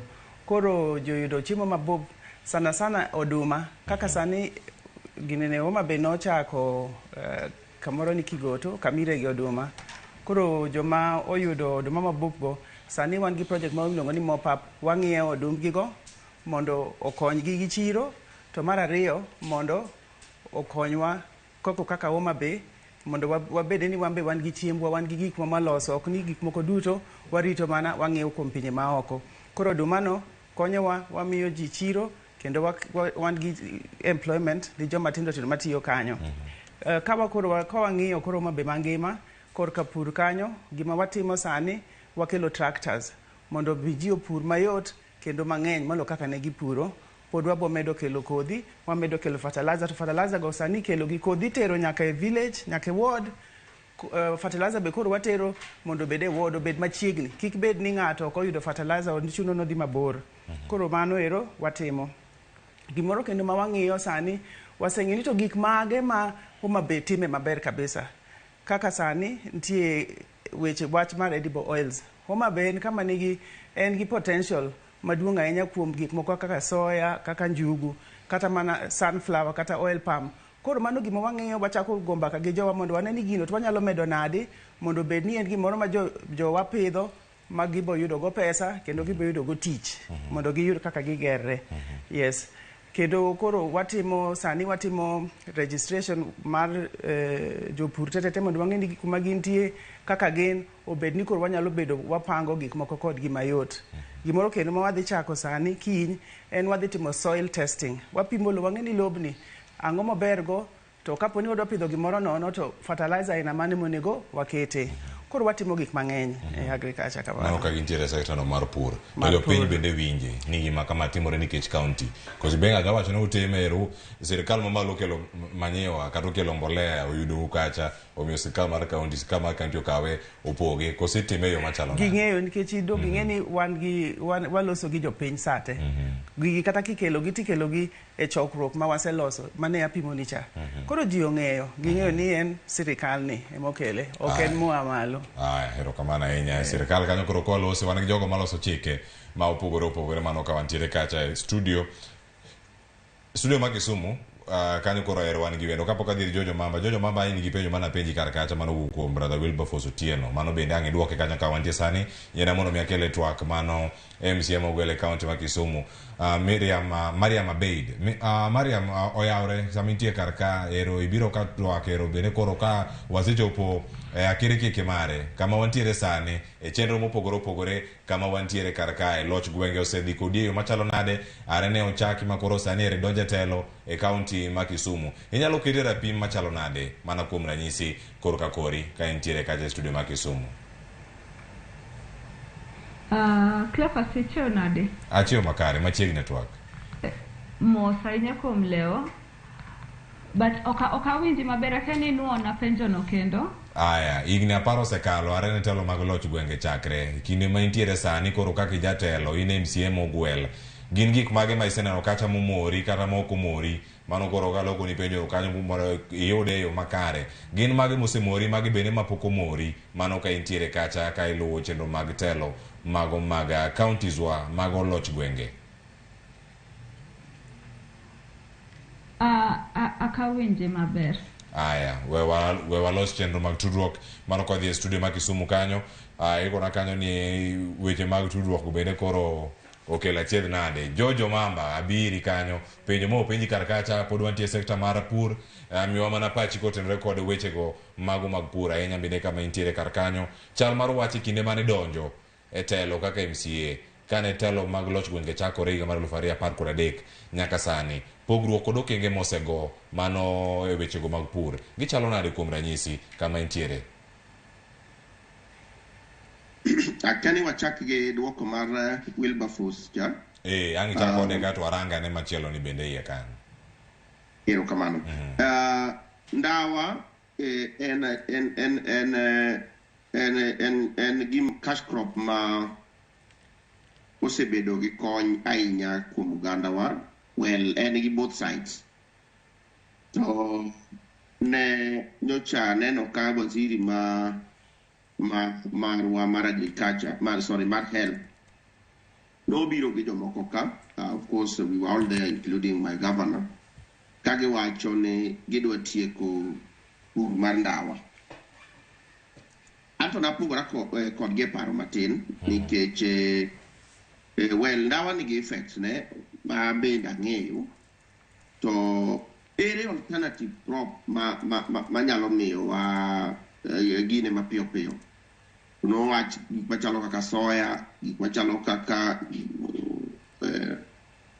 banda matindo kamano koro nwapenjo ni ere market nikech wanyalo pure te to market be chako felowa to ma wan go sani ni to wan gi ready market koro anakwayo ni the national government together with county nyalo keto wigi together mondo wangi the safest way minyalo purgo ndawa ni ma ok ni chunge to and safe in terms of environmental risks and like take a lot of deforestation nikech to yen kichwake go to nitie alternative way minyalo chwake go bende so ato I'm not in the group mawacho ni ndawa chungi to kichunge to nyaka miwa better cash crop manyalo konyo nikech Cleophas kamine na wuoyo kodi ni ana product mar ndawa an mama wane puro ndawa to kose puro ndawa to dhi uso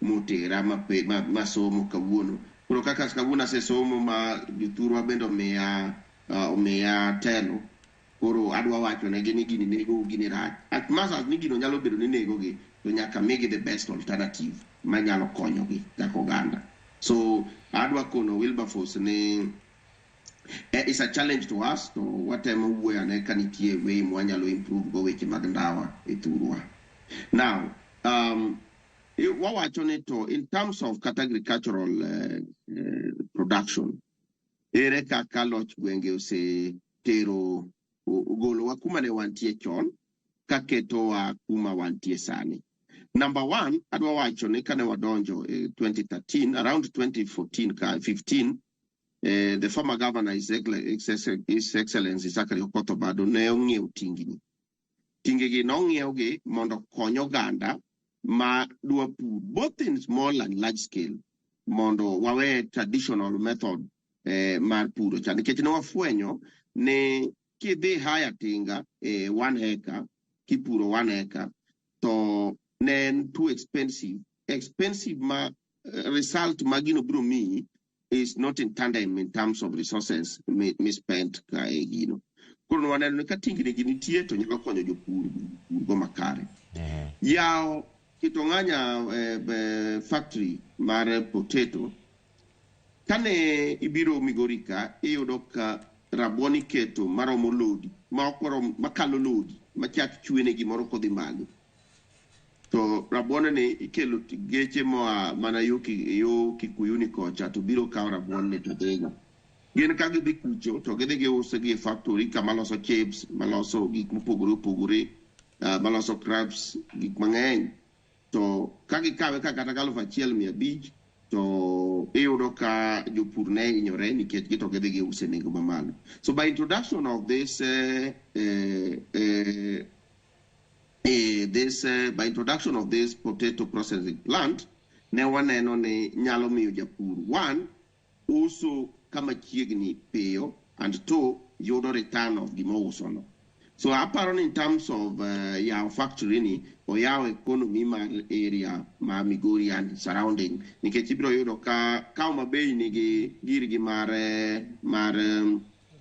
oduma ni to Migori nigi mar rabuon. Koro ka nitie joma pidho rabuon Migori County or even Siaya can bring their produce koni, wambe wanyalo miyo gi oduma nikech gimbe koro gin gi factory kucho. Koni go beni kambi moyaw Mabei kendo koro is a white elephant ni dweche 4 okregi no oduma onge, or machine moyaw ka okregi ni rabuon onge. So by that ne wamiyo enhance economy mar area kopogore gi kani gitero gi oko. Now nitie gima nobedo introduce a county ka bende mar miyo jopur dhok mag chak. Koro ne waneno ni dhiang' manyatindo ni ok okony japur ahinya. Baba wanene kode mang'eny kata wuone na moko kata ji te generally ni nyalo yudo ka oger kendo ogernegi dipo.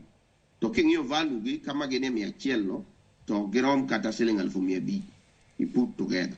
To kata chak ma dhiang' achiel golo ok rom kata lita achiel ke nyiedhe. So ne waneno ni what is the best thing? Waket gigi into groups, people into groups or individuals manego gada to negi pi mondo wamegi dhok mondo at least ginyalo yudo chak to de chakonyuol to ipas nyathine no ne ng'ama chielo, kacha be konyuole tipas ne ng'ama chielo, kacha be konyuole tipas ne ng'ama chielo. So in 5 years time ibiro yudo ka village at least nitie dhiang' minyalo nyiedhi gine ka gine, dala ka dala. Then chiagne kon nyiedhi inyalo use, inyalo madhe be, to ko use inyalo chule go kata nyathi feed. Now in terms of fishing, we were providing ne wachiwo ne jopur nyithi rech. Ne wachiwo ne jopur nyithi rech to gi chiemo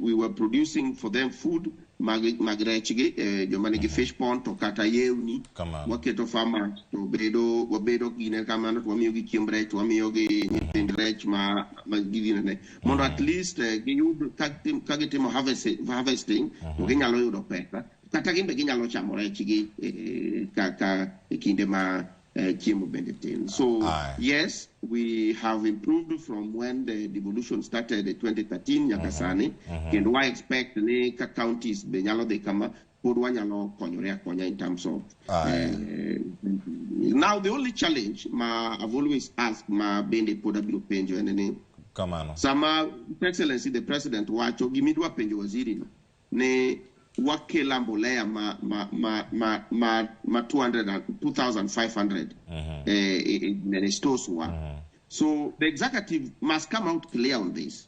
Ne to ma be mbolea magimbe gi wacho so gimbe gimeki. Right? So kagin gimeki gitikaw gikanye nyaka gi spell out that clearly ni ma to run national government ikaw kude makama one bende or the president has subsidized it to 2,500 tene mbolea no to kare county nikech wambe walocate pesa karoningo further subsidize it to even 1,500 ne jopur. You get the point? So that we are not challenged ni mamane. Ero kamana ahinya mano mheshimiwa Jojo Mamba mano MCA mano Kanyamkago kendo lero makare penjo no bende ang'eni Grace Masiangi thuolo mar duoke to sana ang'eni ka wantie county ma Migori kanyo kamilose ni ero weche mag puro oseriyo makare, weche mag thieth bende oganda temo, mbolea ka donjo tipenjo kata ni mawa kanye en mar county koso mar sirkal mamalo. Jopiny wacho nade? Atuda kod Jojuma oyawre Migori unade kawuono walose weche mag loch gwenge wan studio ka kawuono yor Zoom kod MCA mabende nitiere mane county mantie kanyo mano North Kanyamkago mano Jojo Mamba olero kaka weche mopogore opogore osebedo katimo, opuoyo bende okwedo moko osebedo katimo reyo makare korka kori jopiny wacho nade. Bagora network mbakoro kawuono George. Erokamano Cleophas Sawinji makare, kaunti ma Migori wachiewo makare. En adieri ne kiwuothe gwenge mopogore opogore e kaunti ma Migori. Nitie gik moko ariyo ma nyaka irad godo. Achiel nyaka iyud joma bende seyo tend loch gwenge ni pok ochopo dwaro margi. Komachielo bibiro joma bende koro go erokamano ne sirikal mar loch gwenge. So en paro mopogore opogore bende nyaka sani koro en higni 10 ka koro wawachi wechego mag loch gwenge. Moko kuom penjo duong' bende koro osebed ka ipenje to ahinya e kinde ma higni 10 en chenro mag dongruok ma bende koro ochopo ne japiny e kor gwenge mopogore opogore. Mar ariyo en penjo ka otende kod yo bende osebed ka itiyo kod omenda ma osebedo kabiro e piny owacho ma counties. Kaunti ma Migori king'iyo kuom ranyisi manyalo romo omenda bilion 3 osebed ka iketo tenge higa ka higa mar wechego mag dongruok kata development. Ka bende ma en bende oganda osebedo ka gero ni chenro mopogore mag dongruok koro chop makare e bwo tend loch gwenge. Kata kamano ibo yudo ni gwenge moko kiwuothe nyaka iyud kamoro mantie kata chenro mar dongruok moro mede nochaki to kotieki kata moro mane oganda ne ogolo pachgi to nokochopo kare. Ka bende mage achiel kuom gigo bende nyaka sani oganda wacho higni 10 ne to weche mag dongruok ma kamae ang'o miyo pok gichopo. To komachielo gintie kod paro mopogore opogore ma inyal tim mane wechego mag dongruok bende koro chopo makare to ahinya e bwo tend loch gwenge. Okinyi ma kuna nitie kod moko kuom oganda bende wadang' ng'eyo ni to nyaka sama wueni kuom higni 10 mag devolution mag sirikand loch gwenge wasego okang' machalo nade. Be gintie kod gima ginyalo kwano? To ka ok ginyal kwano bende nitiere gima onego tim mar siro sirikand loch gwenge mondo ng'e ni kaka nochake ni ochopo dwaro mag oganda to ahinya e kaunti ma Migori. Koro miya achiel kachiel mondo awuo kod moko kuom oganda mar ng'eyo ni to gineno nade higni 10 ni wasego okang' koro pod wan chien. Adwa ni kuong ichori machiegni, adwa ni chakna gi hiki. Jumachiel mokalo ni wabedo kod romo gwenge mag Eldoret kane waingo wechego mag tend loch gwenge higni 10 nyaka ne chake. In kaka japiny ang'o mani kwanyo kata mani neno manowuok ni manodhi makare e kind romo machal koda mano? Erokamano, an kuom nyinga iluonga ni Peter Wuor, ang'era kaka boy jesimu hapa e Migori ka. Mokwongo adwa na go erokamano kuom bedo gi loch gwenge higa 10 sani nyaka nyocha loch mar gwenge bi e kor gwenge wa kae. Nyaneno ka nitie bura maduong' manyotimore e dala ma Uasin Gishu kendo jotendwa ne odhiye. Wach manya yudo kanyo mambe nyaneno en ni loch mag kor gwenge osetemo timo lakini pok gitimo moromo. Ahinya e kaunti marwa ma Migori ka yudo kaka loch manokalo nitie gik mane gichako mane gitimo matin ma ok noromo. Omiyo sani kanyo wachako wabedo gi telo manyien be waneno kochako dhiro manyokalo to embe nyochako moko dhi mbele. Gima morgo manye jotendwa wacho kucha ahinya jalup ker naneno koko wuoyo weche mag mibadhi ma sani osedonjo nyaka loch mag kor gwenge wa kae. Kanye baba bende ochopo e romo no nyawinjo kaka nyo wuoyo mowacho weche mag mibadhi mondo waked godo ahinya e loch mar kor gwenge ahinya kaka Migori ka mondo wayud ni samoro yudo ka japiny nitie kuma nonego konyre samoro weche mag thieth samoro weche mag ndirni tiyudo ka samoro mibadhi moko dwa donjo wa malo e national kucho duogo e county level.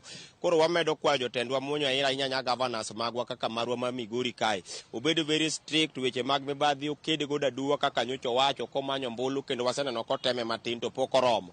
Otim mondo wayud kaka wanyalo yudo services nikech koro en higa 10 nyaka nyocha wayud loch mar kor gwenge to mang'eny pod waremo. Koro miya medo mana kwayo kata ma sirikal mamalo kel pesa e kor gwenge nyaneno weche mag lakteche ywak ni kata mana wuoyo madhi mbele sani Bumaster riwgi nikech yudo ka samoro kata ma e county level ka ok nyal mi pesa. Koro gitim maginyalo mondo waben kaka oganda wayud gik moko maber service maber manyalo konyowa kaka jopiny. Biro mar tend loch gwenge mokwongo thorone maduong' en ni mondo wanywand pach oganda nyaka ng'ama nie kor gweng' nyatike ng'ama ni kamoro amora. Mae ke weche mag dong' chopo kare. In kaka japiny sama itimo magi chenro mwacho nokwamogi be osebed kinywando pachi mondo ibed achiel e tend sirikand loch gwenge? Mae gimomiyo wadwa ni jotendwa manyocha wayiero ka gimoro amora pok gichako to gitem mondo gikaw pach jopiny mondo jopiny omigi pach achiel gima gidwaro. Iyudo ka jotelo moko samoro chako gero gimoro ma japiny nok ong'eyo kata ok nyal konyo japiny kuma kawe paro ni bok wang'eyo. Koro wamedo kwa jotelo wan kaka jopiny gimoro amora ma gidwa ni gichaki gitim public participation mondo wamigi pachwa makata ka en gimoro migero to wagoni ndara makama ogere kama kosekaw pachwa samoro wan wadwaro pi gin koro ka gigero ndara. Koro wakwedo kwa jotelo gibed kodwa machiegni mondo gikaw pachwa mondo wanyisgi gik mwadwaro mainyo wa e ground ka mondo wayud kaka wanyalo dhi mbele ahinya loch mag kor gwenge manyokel kodwa machiegni. Katieko kodi higa ka higa wago budget mitiyo godo e county. E giko mar budget ni un kaka jopiny bende ung'eyo kaka budget ni otiyo, be uluwo, be imiyo thuolo mar nono budget ni koseti kode kotiko.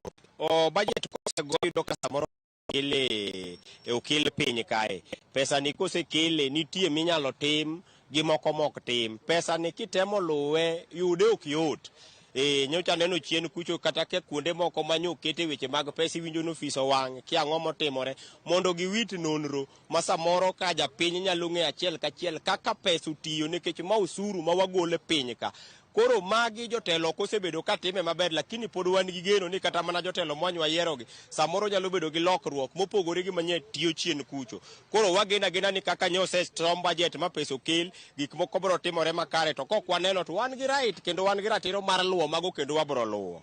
Kamano kuom paro machal koda mana awuok ng'ama chielo e bi machiegni, awuok kod ng'ama chielo, adwaro ni ichakna gi nyingi king'iyo kacha cha ichori mbele matin. En higni 10 nyaka ne sirikand loch gwenge bi devolution. In kaka jamigori be wan e yo makare, bwasego kang' kaka ni igeno to bwarie kama igeno. Nyinga en Dolphin Ochieng, to majiong' ahinya ni Nyaimbo. Ane women rep mar bunge la wananchi mar Azimio la Umoja. Kaka higni 10 manokalo to tich nokotire no maber ahinya e kaunti ma Migori. Mibadhi nodwa bede, to kaka sani taneno ka Dr. Uchila yako, aneno gik motemo timo achiel minyalo kwan. Koro higni 10 kata nok wadhi maber ahinya.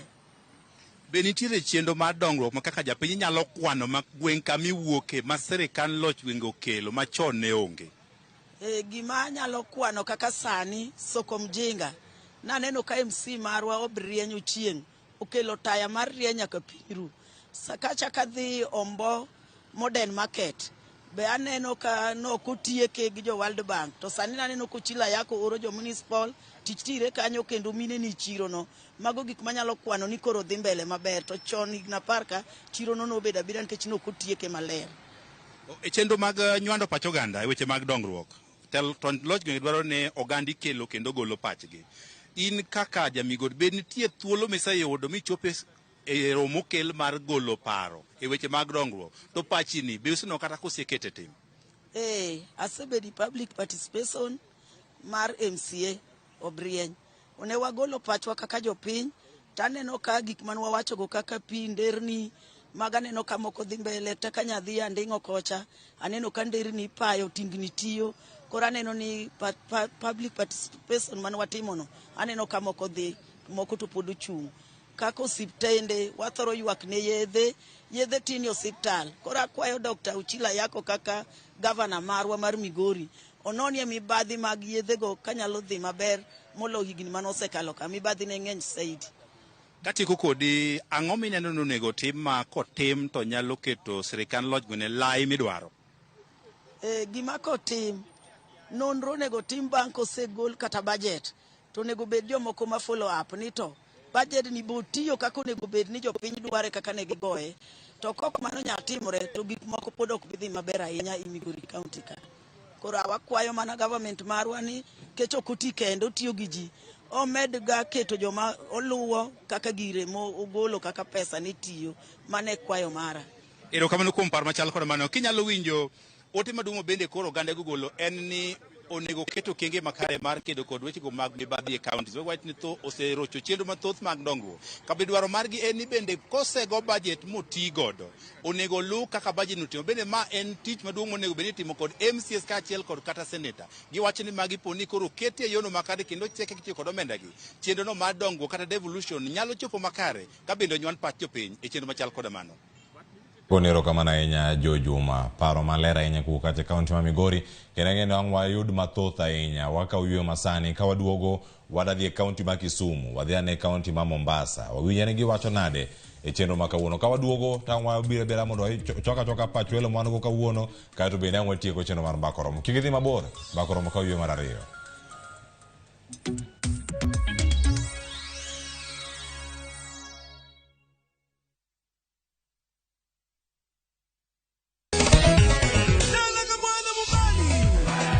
Ngoma Uwake en od jothum.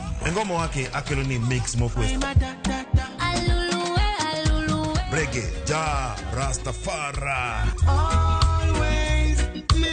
Twak gi jothumbe nyakoro mago jonka mora mora magintie. People crave is the different. They crave the exotic. Yeni kila thum nigi kare. Kama nene edition. Benga kaluka Kicha beach nyakoro mago jonka sukus kamwati memana kama. Kitemana ngomo wake nyinga en Papa Weekend ukich kichario kichadek kichangwen kichabich sapar gida kapaga beach nyaka sapaga rio warom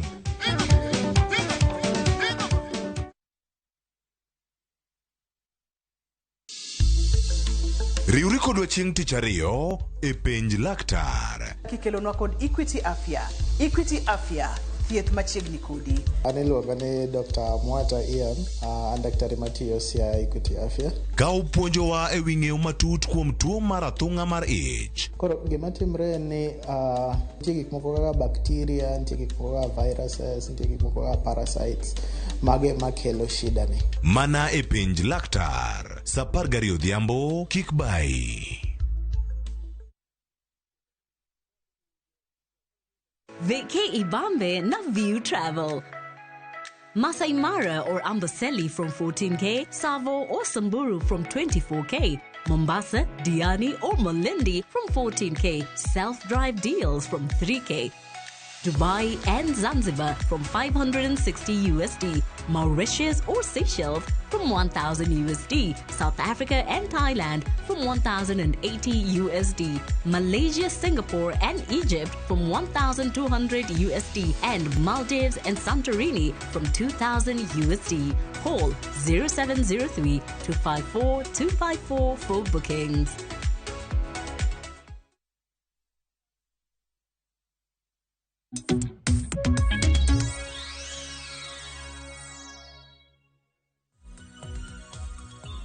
Waseduogo nyakwara mag jwang' wasigo ne mbaka romo ka wakawo duondi kendo wawinje kendo ine wuon chenro masani nikech kionge kata wande waonge studio ka waloso kodi kendo twak makama wachwale nyaka kama intiere karkacha layowa mag SMS yaw kendo gintiere thuolo ornote machuok mano chakata ne mbaka romo kaito koro kanyi tudi kodwa SMS na ria deka uchiela no Facebook wantiere live, X wantiere live, YouTube wantiere live kuonde go duto yudwa Ramogi TV kimanyo wakacha to tudure kendo ote mayoro wasomo gi kachiel ang'wadhiane e kaunti ma Kisumu jopiny wacho nade telo mag loch gwenge Millicent Adhiambo nyaka sani jopiny Kisumu chiew nade to gik magi wacho kawono koten kod twak marwa en mane kachiel kod akaweche mamoko maponono odhirango odiochieng'ni ma kawuono Millicent.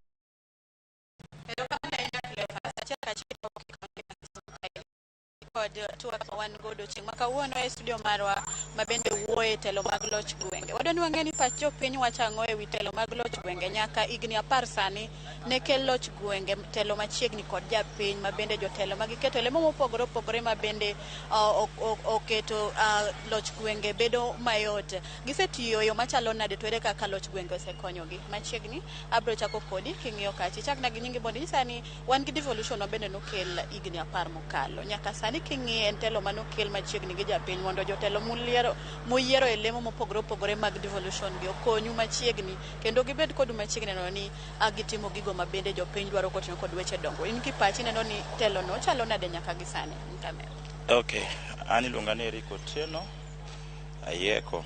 Telo mar devolution nochakore maber diere manochakore but koro diere mane nini president mokalo nochako ne ber lakini koro masani ni ema koro bagowa nikech chien kanyo ne wanonga gik moko donjo e county gik moko ne biro koro samo donje ni sani koro gik moko okethore ma ok ber ahinya makata sani inwango ka nini o county ok move maber gik moko ok wuothi koro ok ber ahinya. Otero ka dongruok mag gwenge weche mag apeyni kod mamoko mawinjo jotelo mabe oliele lemo jotim man gi nyawacha. Weche mag apeyni sama wawuoye ni inwango ka nitiere kuonde moko mogol tenge mok kony sani kiwinjo ni kor koma jatelo ae ema koro ikonyo to mag jomoko mantiere kiani wacho ni mapingo ok timnegi gimoro amora. Mano rach kabisa jatelo nego be ni tiyo ne ji te ok ni kuonde moko bagwa ni gini wan jo Kenya te. Koro in king'iyo loch gwenge ni panang'o mowinjo timne mondo okony japiny? gimonego timne loch gwenge onego beni kaber gitimo gimoro ne partisan wach partisan ka goserumo giwuoyo gitimo gik ma giwacho gik moko bro dhi maber. Machiegni ni nyalo wacho kotenore kod telo mar loch gwenge devolution nyaka no bien higa par sani dongruok kowuok kuom jotelo moyiere lemo wa bende oting'o loch gwenge ni nyalo wacho chagi mokwongo nyinge luongo ni Richard Otieno ajadak ma Kisumo.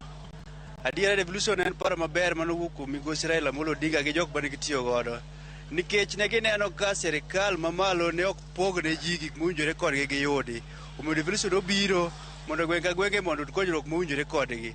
To kata kamano nyalo wacho ni en gima rach ahinya kendo en wich kuot. Koro devolution ka nobiro to jotelo mane wayiero mondo mi okony jopiny mokelo negi dongruok machiegni ok osetimo kamano. Ang'o me wacho kamano ero nikech adier kineno this a lot of iluongo nang'o wastage mar public resources mobire devolution mobire gwenge kanieri. Kanyalo kuom mfano ni yudo ka jatelo mondo mi oti tich mowinjore gi pesa momiye tijni ok timre.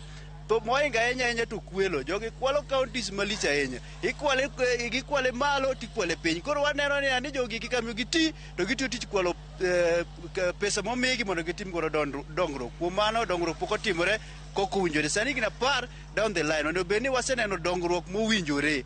Dongruok makata kipimo tineno adier ma dongruok. Kuom mfano sani ber ahinya kane jogi gitimo ahinya maino mano digo kete maino to nen weche mag pur.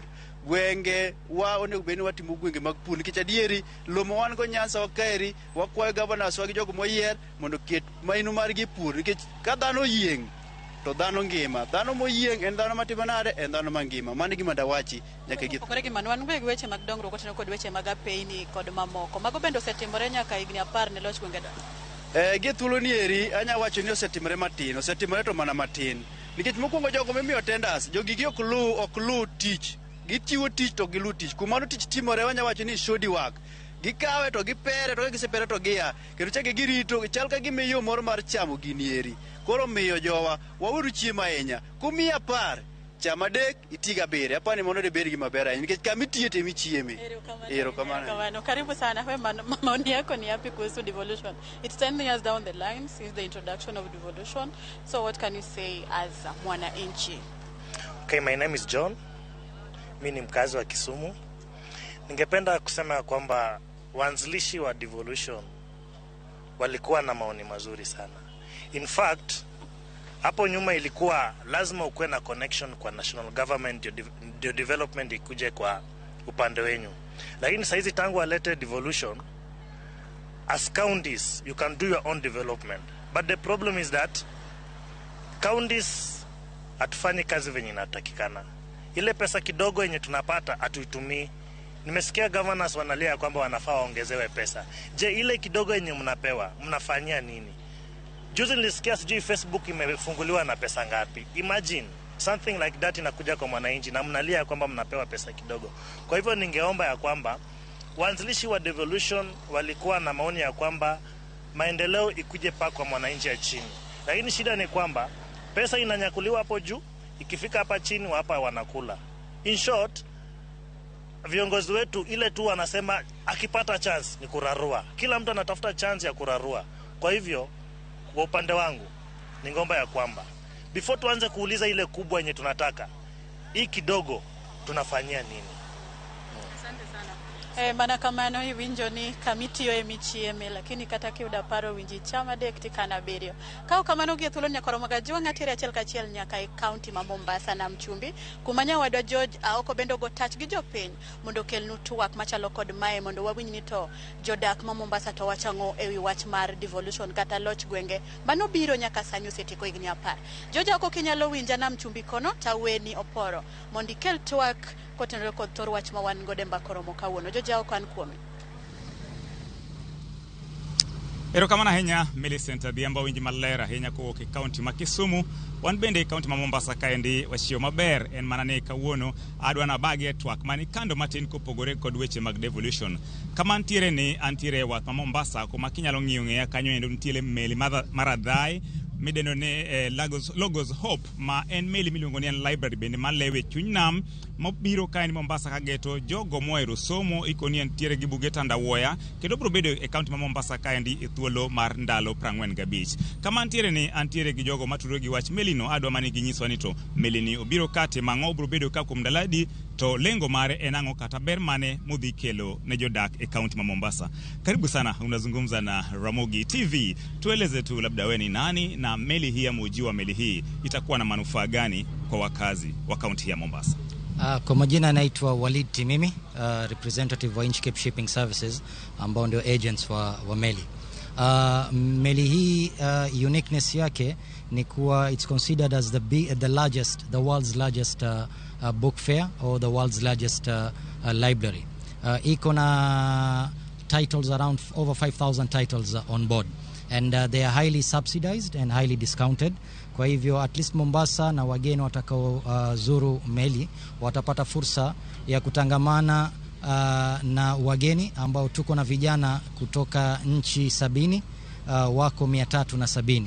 Kwa hivyo watapata fursa ya kujumuika na vijana wenzao melini, wasomi wenzao, na at the same time watapata fursa ya kutembelea maktaba na probably kufaidika navyo na kununua pia. Pengine mbali na kuangalia masuala ya vitabu, je, kuna masuala mengine ambayo pengine wataangalia wananchi wakiingia ndani ya meli hii? Watafungua meli kwa library yao. Kutakuwa na cafeteria ndogo, but kitu ambayo ina complement hizo mbili, wako na amphitheater na wako na conference hall ambayo watajaribu as much as possible almost kila siku kutakuwa na different events, programs, conferences, talks, na kuna partners wingi sana ambao sahi wako kwenye mikakati ya kuprepare hizo programs. Among them ni impact ya hii meli kuja as far as different expertise and roles are concerned. BMA, KMA, KPA, agency Inchcape Shipping na wengineo watakuwa na talk on that concern. Pia upande wa wanafunzi, county ya Mombasa imeplan pia different training programs and exchange programs since asubuhi itafunguliwa meli hususan kwa wanafunzi. Asante sana. Tupate naibu gavana, labda tueleze kama kaunti ya Mombasa wanatarajia kunufaika kivipi kutokana na meli hii ambao pia tunaamini kwamba imeleta pia wageni ama kuna wale wafanyikazi ambao wako pale ndani.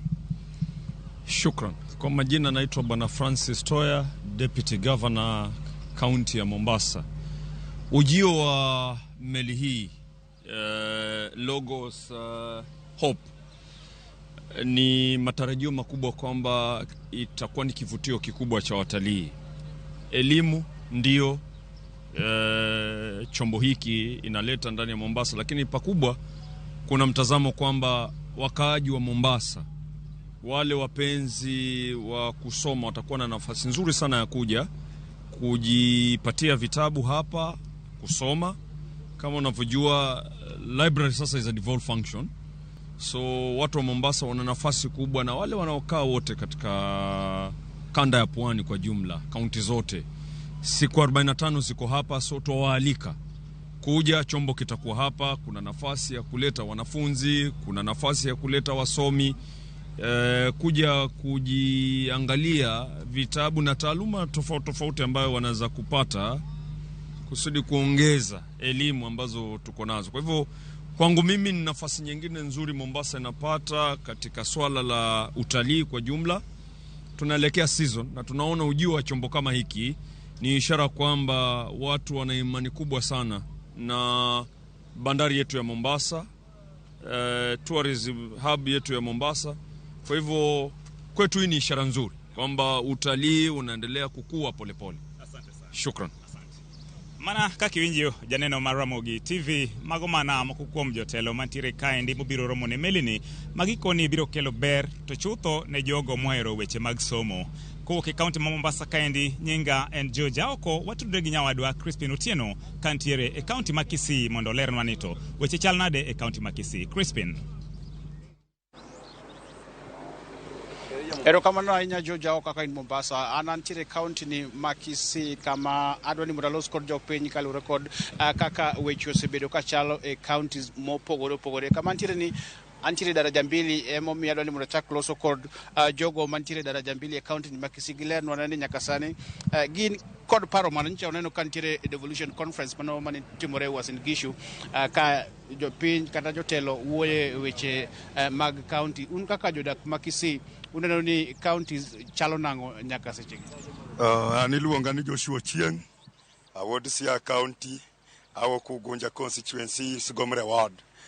Atiyo daraja mbili Kisii ka emwamanye tan go kwayo ni kaunti na Siaya okober ahinya. Koro ka Agri Bobo Rengo ne nyalo bedo kod chuny moro mar utu tado konyo josiaya nikech nyocha an dala wik mokalo to kiwuok koda kidonjo Luanda kotieno kidhi Bondo yo Masembo Ndori no rach kabisa, ichalo ng'ama ringi bungu. Koro ne wakwayo mondo wawuothi counties mang'eny kaka ng'ama tiyo tij mechanic, awuotho kata Homa Bay, kata Siaya Day, kata Nakuru, jogo loso counties maber kabisa. Lakini Siaya king'iyo chalo romna kod daraja mbili kama wantieni. Koro na gombo ne Agri Bobo Rengo mondo konjo Siaya wa mondo Siaya obed kamoro maber. Erokamano. Gian nyinga iluongo ni Frederick Odhiambo, atiyo daraja mbili ka. Kanti wakae osebedo kadhi ma ok ber ahinya. Nikech king'iyo wang'ayorwa ni ipure to ok wang'e ni jotelo man wayiero gipango kodwa nang'o. Onego bed ni ging'isowa yo mwaluwo ka koro yoni biro to wayud kuma wachwa wiwa ka wachapo tijwa ni. Erokamano. Giswahili liluongi ni ng'a Kisii ka itimango tiwuok e county mane weche chal nango kadwaro kaka counties dhi nyime? An nyinga iluongo ni Odhiambo Stephen Ochieng, Nyakach, Kisumu County, dala ma Apondo Kasaye. Kachung' ka an fundi daraja ka to atiyo pande mar mechanic. Shida ma wan go ka maduong' en mar yor tich gi garage. Garage ka josiasa osebedo ka tiyo kodwa, ok gimigi sakura gibiro gikawo kuchewa gidhi, sama wadwaro gionge. Sani ndara imuko, nembni wane gisekawo gi mag kipande gi simu, mago wakia kuma ne gitere, koro mago nyaka onego bed ni iluonwa ma ng'isowa ni gigo ne gichopo kanye to gin otimgi nade. Ndara be sani biro, wa joma nigi familias gi, kaso familia wa botegemeawa, wan e breadwinners. Koro nyaka gimiwa kuma wadhi tiye nikech osuru wabe gikawo. Erokamano. Orge jakom mar jogo matiyo daraja mbili ka lero ni weche chal nango e county ahinya county ma Kisii. County ma Kisii gimanya wacho county ma Kisii waneno ka wan maber. To sida ma wan go en gimoro achiel.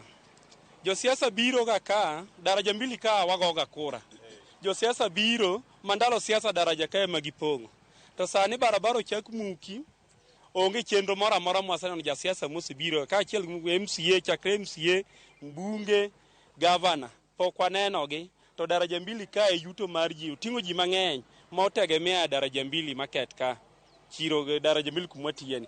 Koro gimwakwayo depo ni josiasa gi kata chiel doneno juakali mabeto idwa kata pap moro kata cho waonge go makata customer nyalo dhi. Wati kando mabarabara ma kuma tiye en kuma lil. Onge kata kuma nyal tupe gik maber maloso mondo golosnwa gik maputumo kata taka. Onge. Wakwa jotelo ma Kisii ka ong'eyo ka wan sani onge gimoro wacho kabila. Wan e ka kwang'eni wan jogi moro achiel, gimany kaka ging'yo daraja mbili kata ka giyudo pap moro mwanyalo biro chulo to gikonywa e yo mwanyalo loso chenro marwa ma puonjogo nyithindo. Mano e gima wacho. An gi nyinga iluonga ni Jeremia Wasonga, mawuo Migori. Kendo atiyo daraja ka, atiyo mechanic. Gima akwayo daraja ka, wan gi sida ka ndara biro. Ka ndara biro, wakia kwa dhi konyore nikech imuke kendo pols osechor. Koro, wajok man gi mon gi, wakia nwa dhi timo nang'o, wakwa jotelo mondo miwa pap moro kata kinya chule, to wachule mondo watiye. Erokamano. Mana kan kod penjo kuomi mopogore gi wach mag gedo mar ndara ni, ang'o madier ni otime sirikal mag county mopogore kata gi sirikal ma county ma kumia county ma Kisii, ang'o madier ni mondo omedie? County ma Kisii kae gima nakwayo mondo mi medie, waonge cho winjo gernwa kopogore gi mano kata pi mimodho ni be waonge go kondi di nyakunya ka kisema moro anya yudo pi kendo customer ko bir nyagonyo radiator kendo pi dhi pugore pi nyaki mede radiator koro wabedo gi sida kanyo mapek ahinya kichidhi manyo pi ti jomoko wer tiyo gi pi moko tiyo gi kuland koro kuland ti jok mamoko moko nya afford mar ngiewe gima wacho an jaredo chieng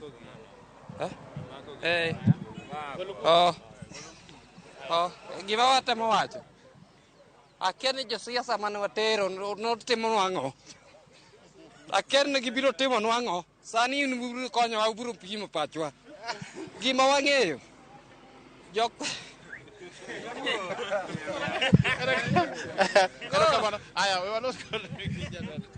erokamano Ramogi TV, an nyinga Geoffrey Okumu. Geoffrey Okumu an atimo biashara e kaunti ma Kisii kae. Kulingana gi ugatuzi kaka endelea gimada kwa ne sirikal mag counties. At least kochopo kama kore ndiko yawuoyi mosomo maybe tije. Obede gimoro ma ubaguzi onge ni ng'ani wa familia machal nade wuoyi ni oka nade kata onge pesa, at least obed gima equal ne ji mora mora. Okochuno ni ng'ato king'e ng'ate kiyudo tich. Alafu another thing kaka koro wantiere Kisii kae, there is that percentage momi counties kagi employ ji. At least okobedo ni nyaki bede county ma Kisii ekete mang'owa ekiyudi tich. There is that percentage ma I'm very sure ni obedo speculated for outsiders. Mano be at least obede kipaumbele wach mag counties. Ero kamana.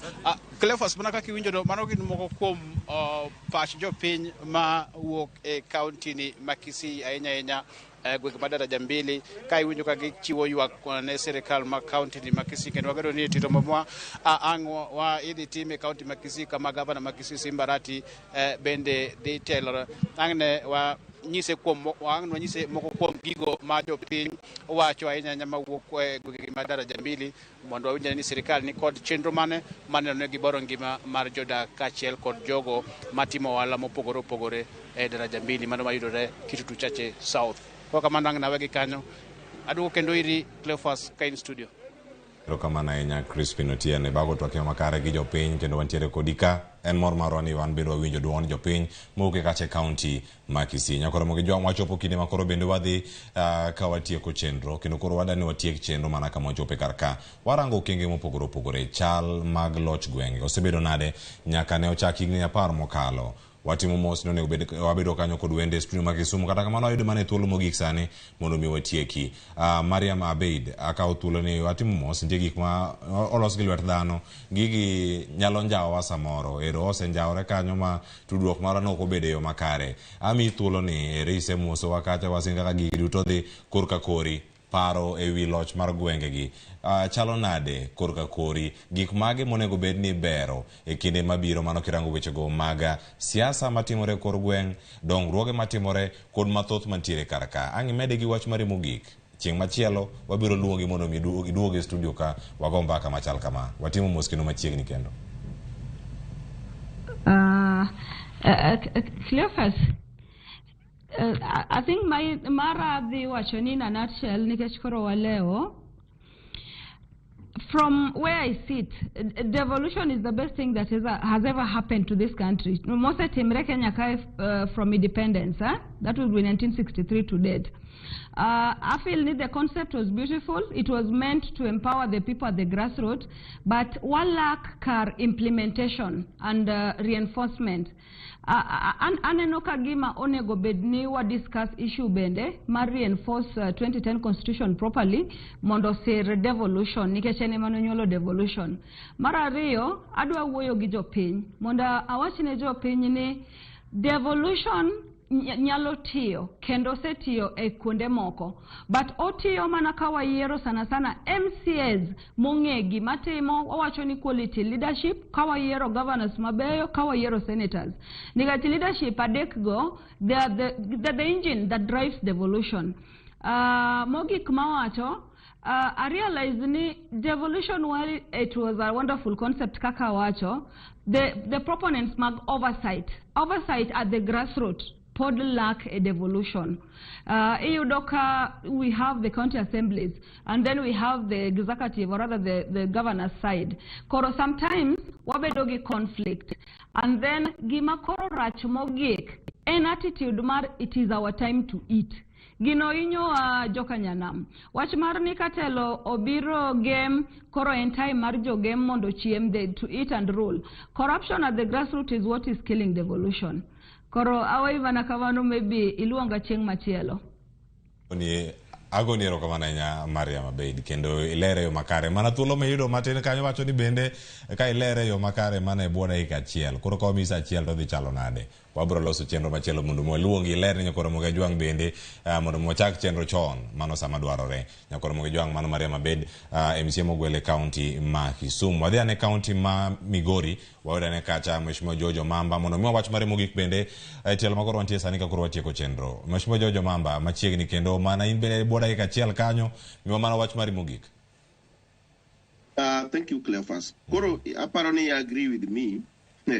Kiwinjo gik ma jo dak ma Kisii wacho gipenjo mano penji ji kiare iwinjo ka ipenjo ne to weche mag devolution usede go nade from 2010 2013 to date iwinjo gikoni mana ne ndage biro garaj waraj so nitie gik moko ma nyaka wame peg mondo pod adok mane wach mar public participation cha ne public participation is very important. Public participation is very important mondo jogwengo ngene to ang'o monego gitim gima denominated MCA from Kisumu wacho is very very fundamental. In fact, Cleophas, gima dinego devolution and oversight the nego devolution because the assemblies are not well capacitated to do oversight. And even if they are capacitated, need laxity from the legislative wing, oversighting the executive, and then laxity to any fear. Mr. Moro Paronicani oversight the executive, Samaru Gikoningo, Timni, maybe Malcolm, Vigwing, or personal bitim. So the moment ma leaders mo yerungi ato yeraka to kana keto million mia chiel ne DP pigini bo kuni kana keto million mia riyo ne di ngeo yad ni bo ngeo emomi wangi parliamentary committees headed by chairpersons and vice chairpersons ma ningo kikel do you know Cleophas ne wangi reports mabiro mawuok pile ka wuok kum COB reports makada sani no you can be shocked. You can be shocked. So kada de watch bara ni devolution. To pokwa watch mar oversight. Pokwa manyo methods mo di reduce go corruptions. Thematic areas why money devolved government. Our actually ni podokwa bi chopo kamuningo chopo. So one, we must do public participation properly. Ebomi kia gimagetemo. We must do nyakawatem oversight makare nyakawa reduce on issues of corruption mano magwar pediments makwatemo to what they make sure ne wachopo watch devolution in the now lastly budget making process what prioritize needs magjogwengewa a budgets one long term Guinea Security Mani a county integrated development plan CIDP then wabi annual development plan what derive managik mani CIDP ka annual development plan manem wadi go budget bedo budget that is people driven and lastly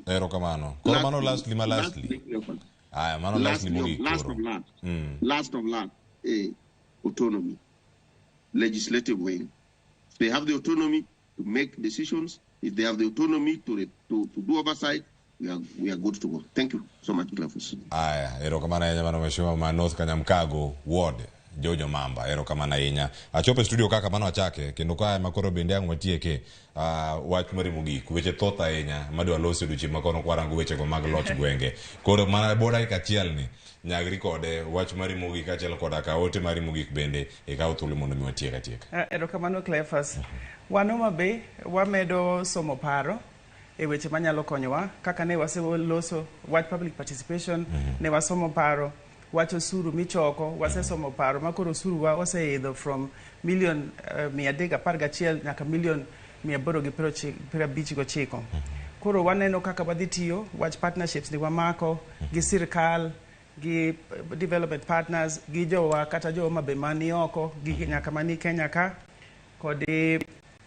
jopinje moko kaka bilateral partners koro Homa Bay kaka wang'iyo mbele waneno Homa Bay tiro mna luong ni Homa Bay City uchumi dhi maber Homa Bay kama ji boga biro neno kaka tich dhi gima nyalo wacho ni ni kwa Ramogi ni loch gwenge ni en gima ka jopiny ok odonje moko mako matek moko tiyo gi jotelo moko miyo gi feedback sakasa to kodhi tiyo maber kuro ana kwayo ni mondo ti gi sirikande wagi mondo gibed motegno ero kamano uru ni kwa Ramogi ero kamano Cleophas agero ni mabodugo kendo mondo wamed go mbaka kendo chieng' moro aya maoke giko kendo mae thuolo mare mokwongo biro Ramogi TV studio ka oko kata diseromo gi jowa ero kamano kuom chopo karka waziri Grace Mercy Osewe nyako Ramogi Jwang ne wan ka kod welo adek Mariam Abeid George Omamba mano mantiere county ma Migori kachalo koda ka waziri Grace Mercy Osewe mano jatend migawo mochung' weche go mag loch gwenge county ma Homa Bay in bende nyako Ramogi Jwang mido thuolo mar bedo kodwa wagoni erokamano kendo puoch gi paka ahinya iwacho ni ok dwa bed kae ka ionge ote mani oro kacha Mako Jwang David Omondi erokamano Fel Kosoda ote mani oro ka wayudo Abdalla Abdi wayudo gi yo makare uduto man woro ote wayudo gi kendo mane wasomo karka kano twa kod welo ne gido thuolo mar duoko mani kinde ma wantiere karkae na kelo chenro makawuono kaachiel koda ka Joyce Oduor kod Sharon Ong'ao jogo duto mokelo chenro biro ne yo makare jogo mane ntiere kacha director Obado kaachiel koda ka Bradley erukamano ahinya Rosie Liz kaachiel koda ka Stella jogi duto momako duol Greg kod Ernest erukamano ahinya utimo tich makare Susan bende digital agone erukamano ahinya na kelo chenro nyinga Cleophas Oluoch jakisumo kanya kwar muke unyaka sango oriti masari nyasaye mondo oriti menedo chenro mamoko mag Ramogi TV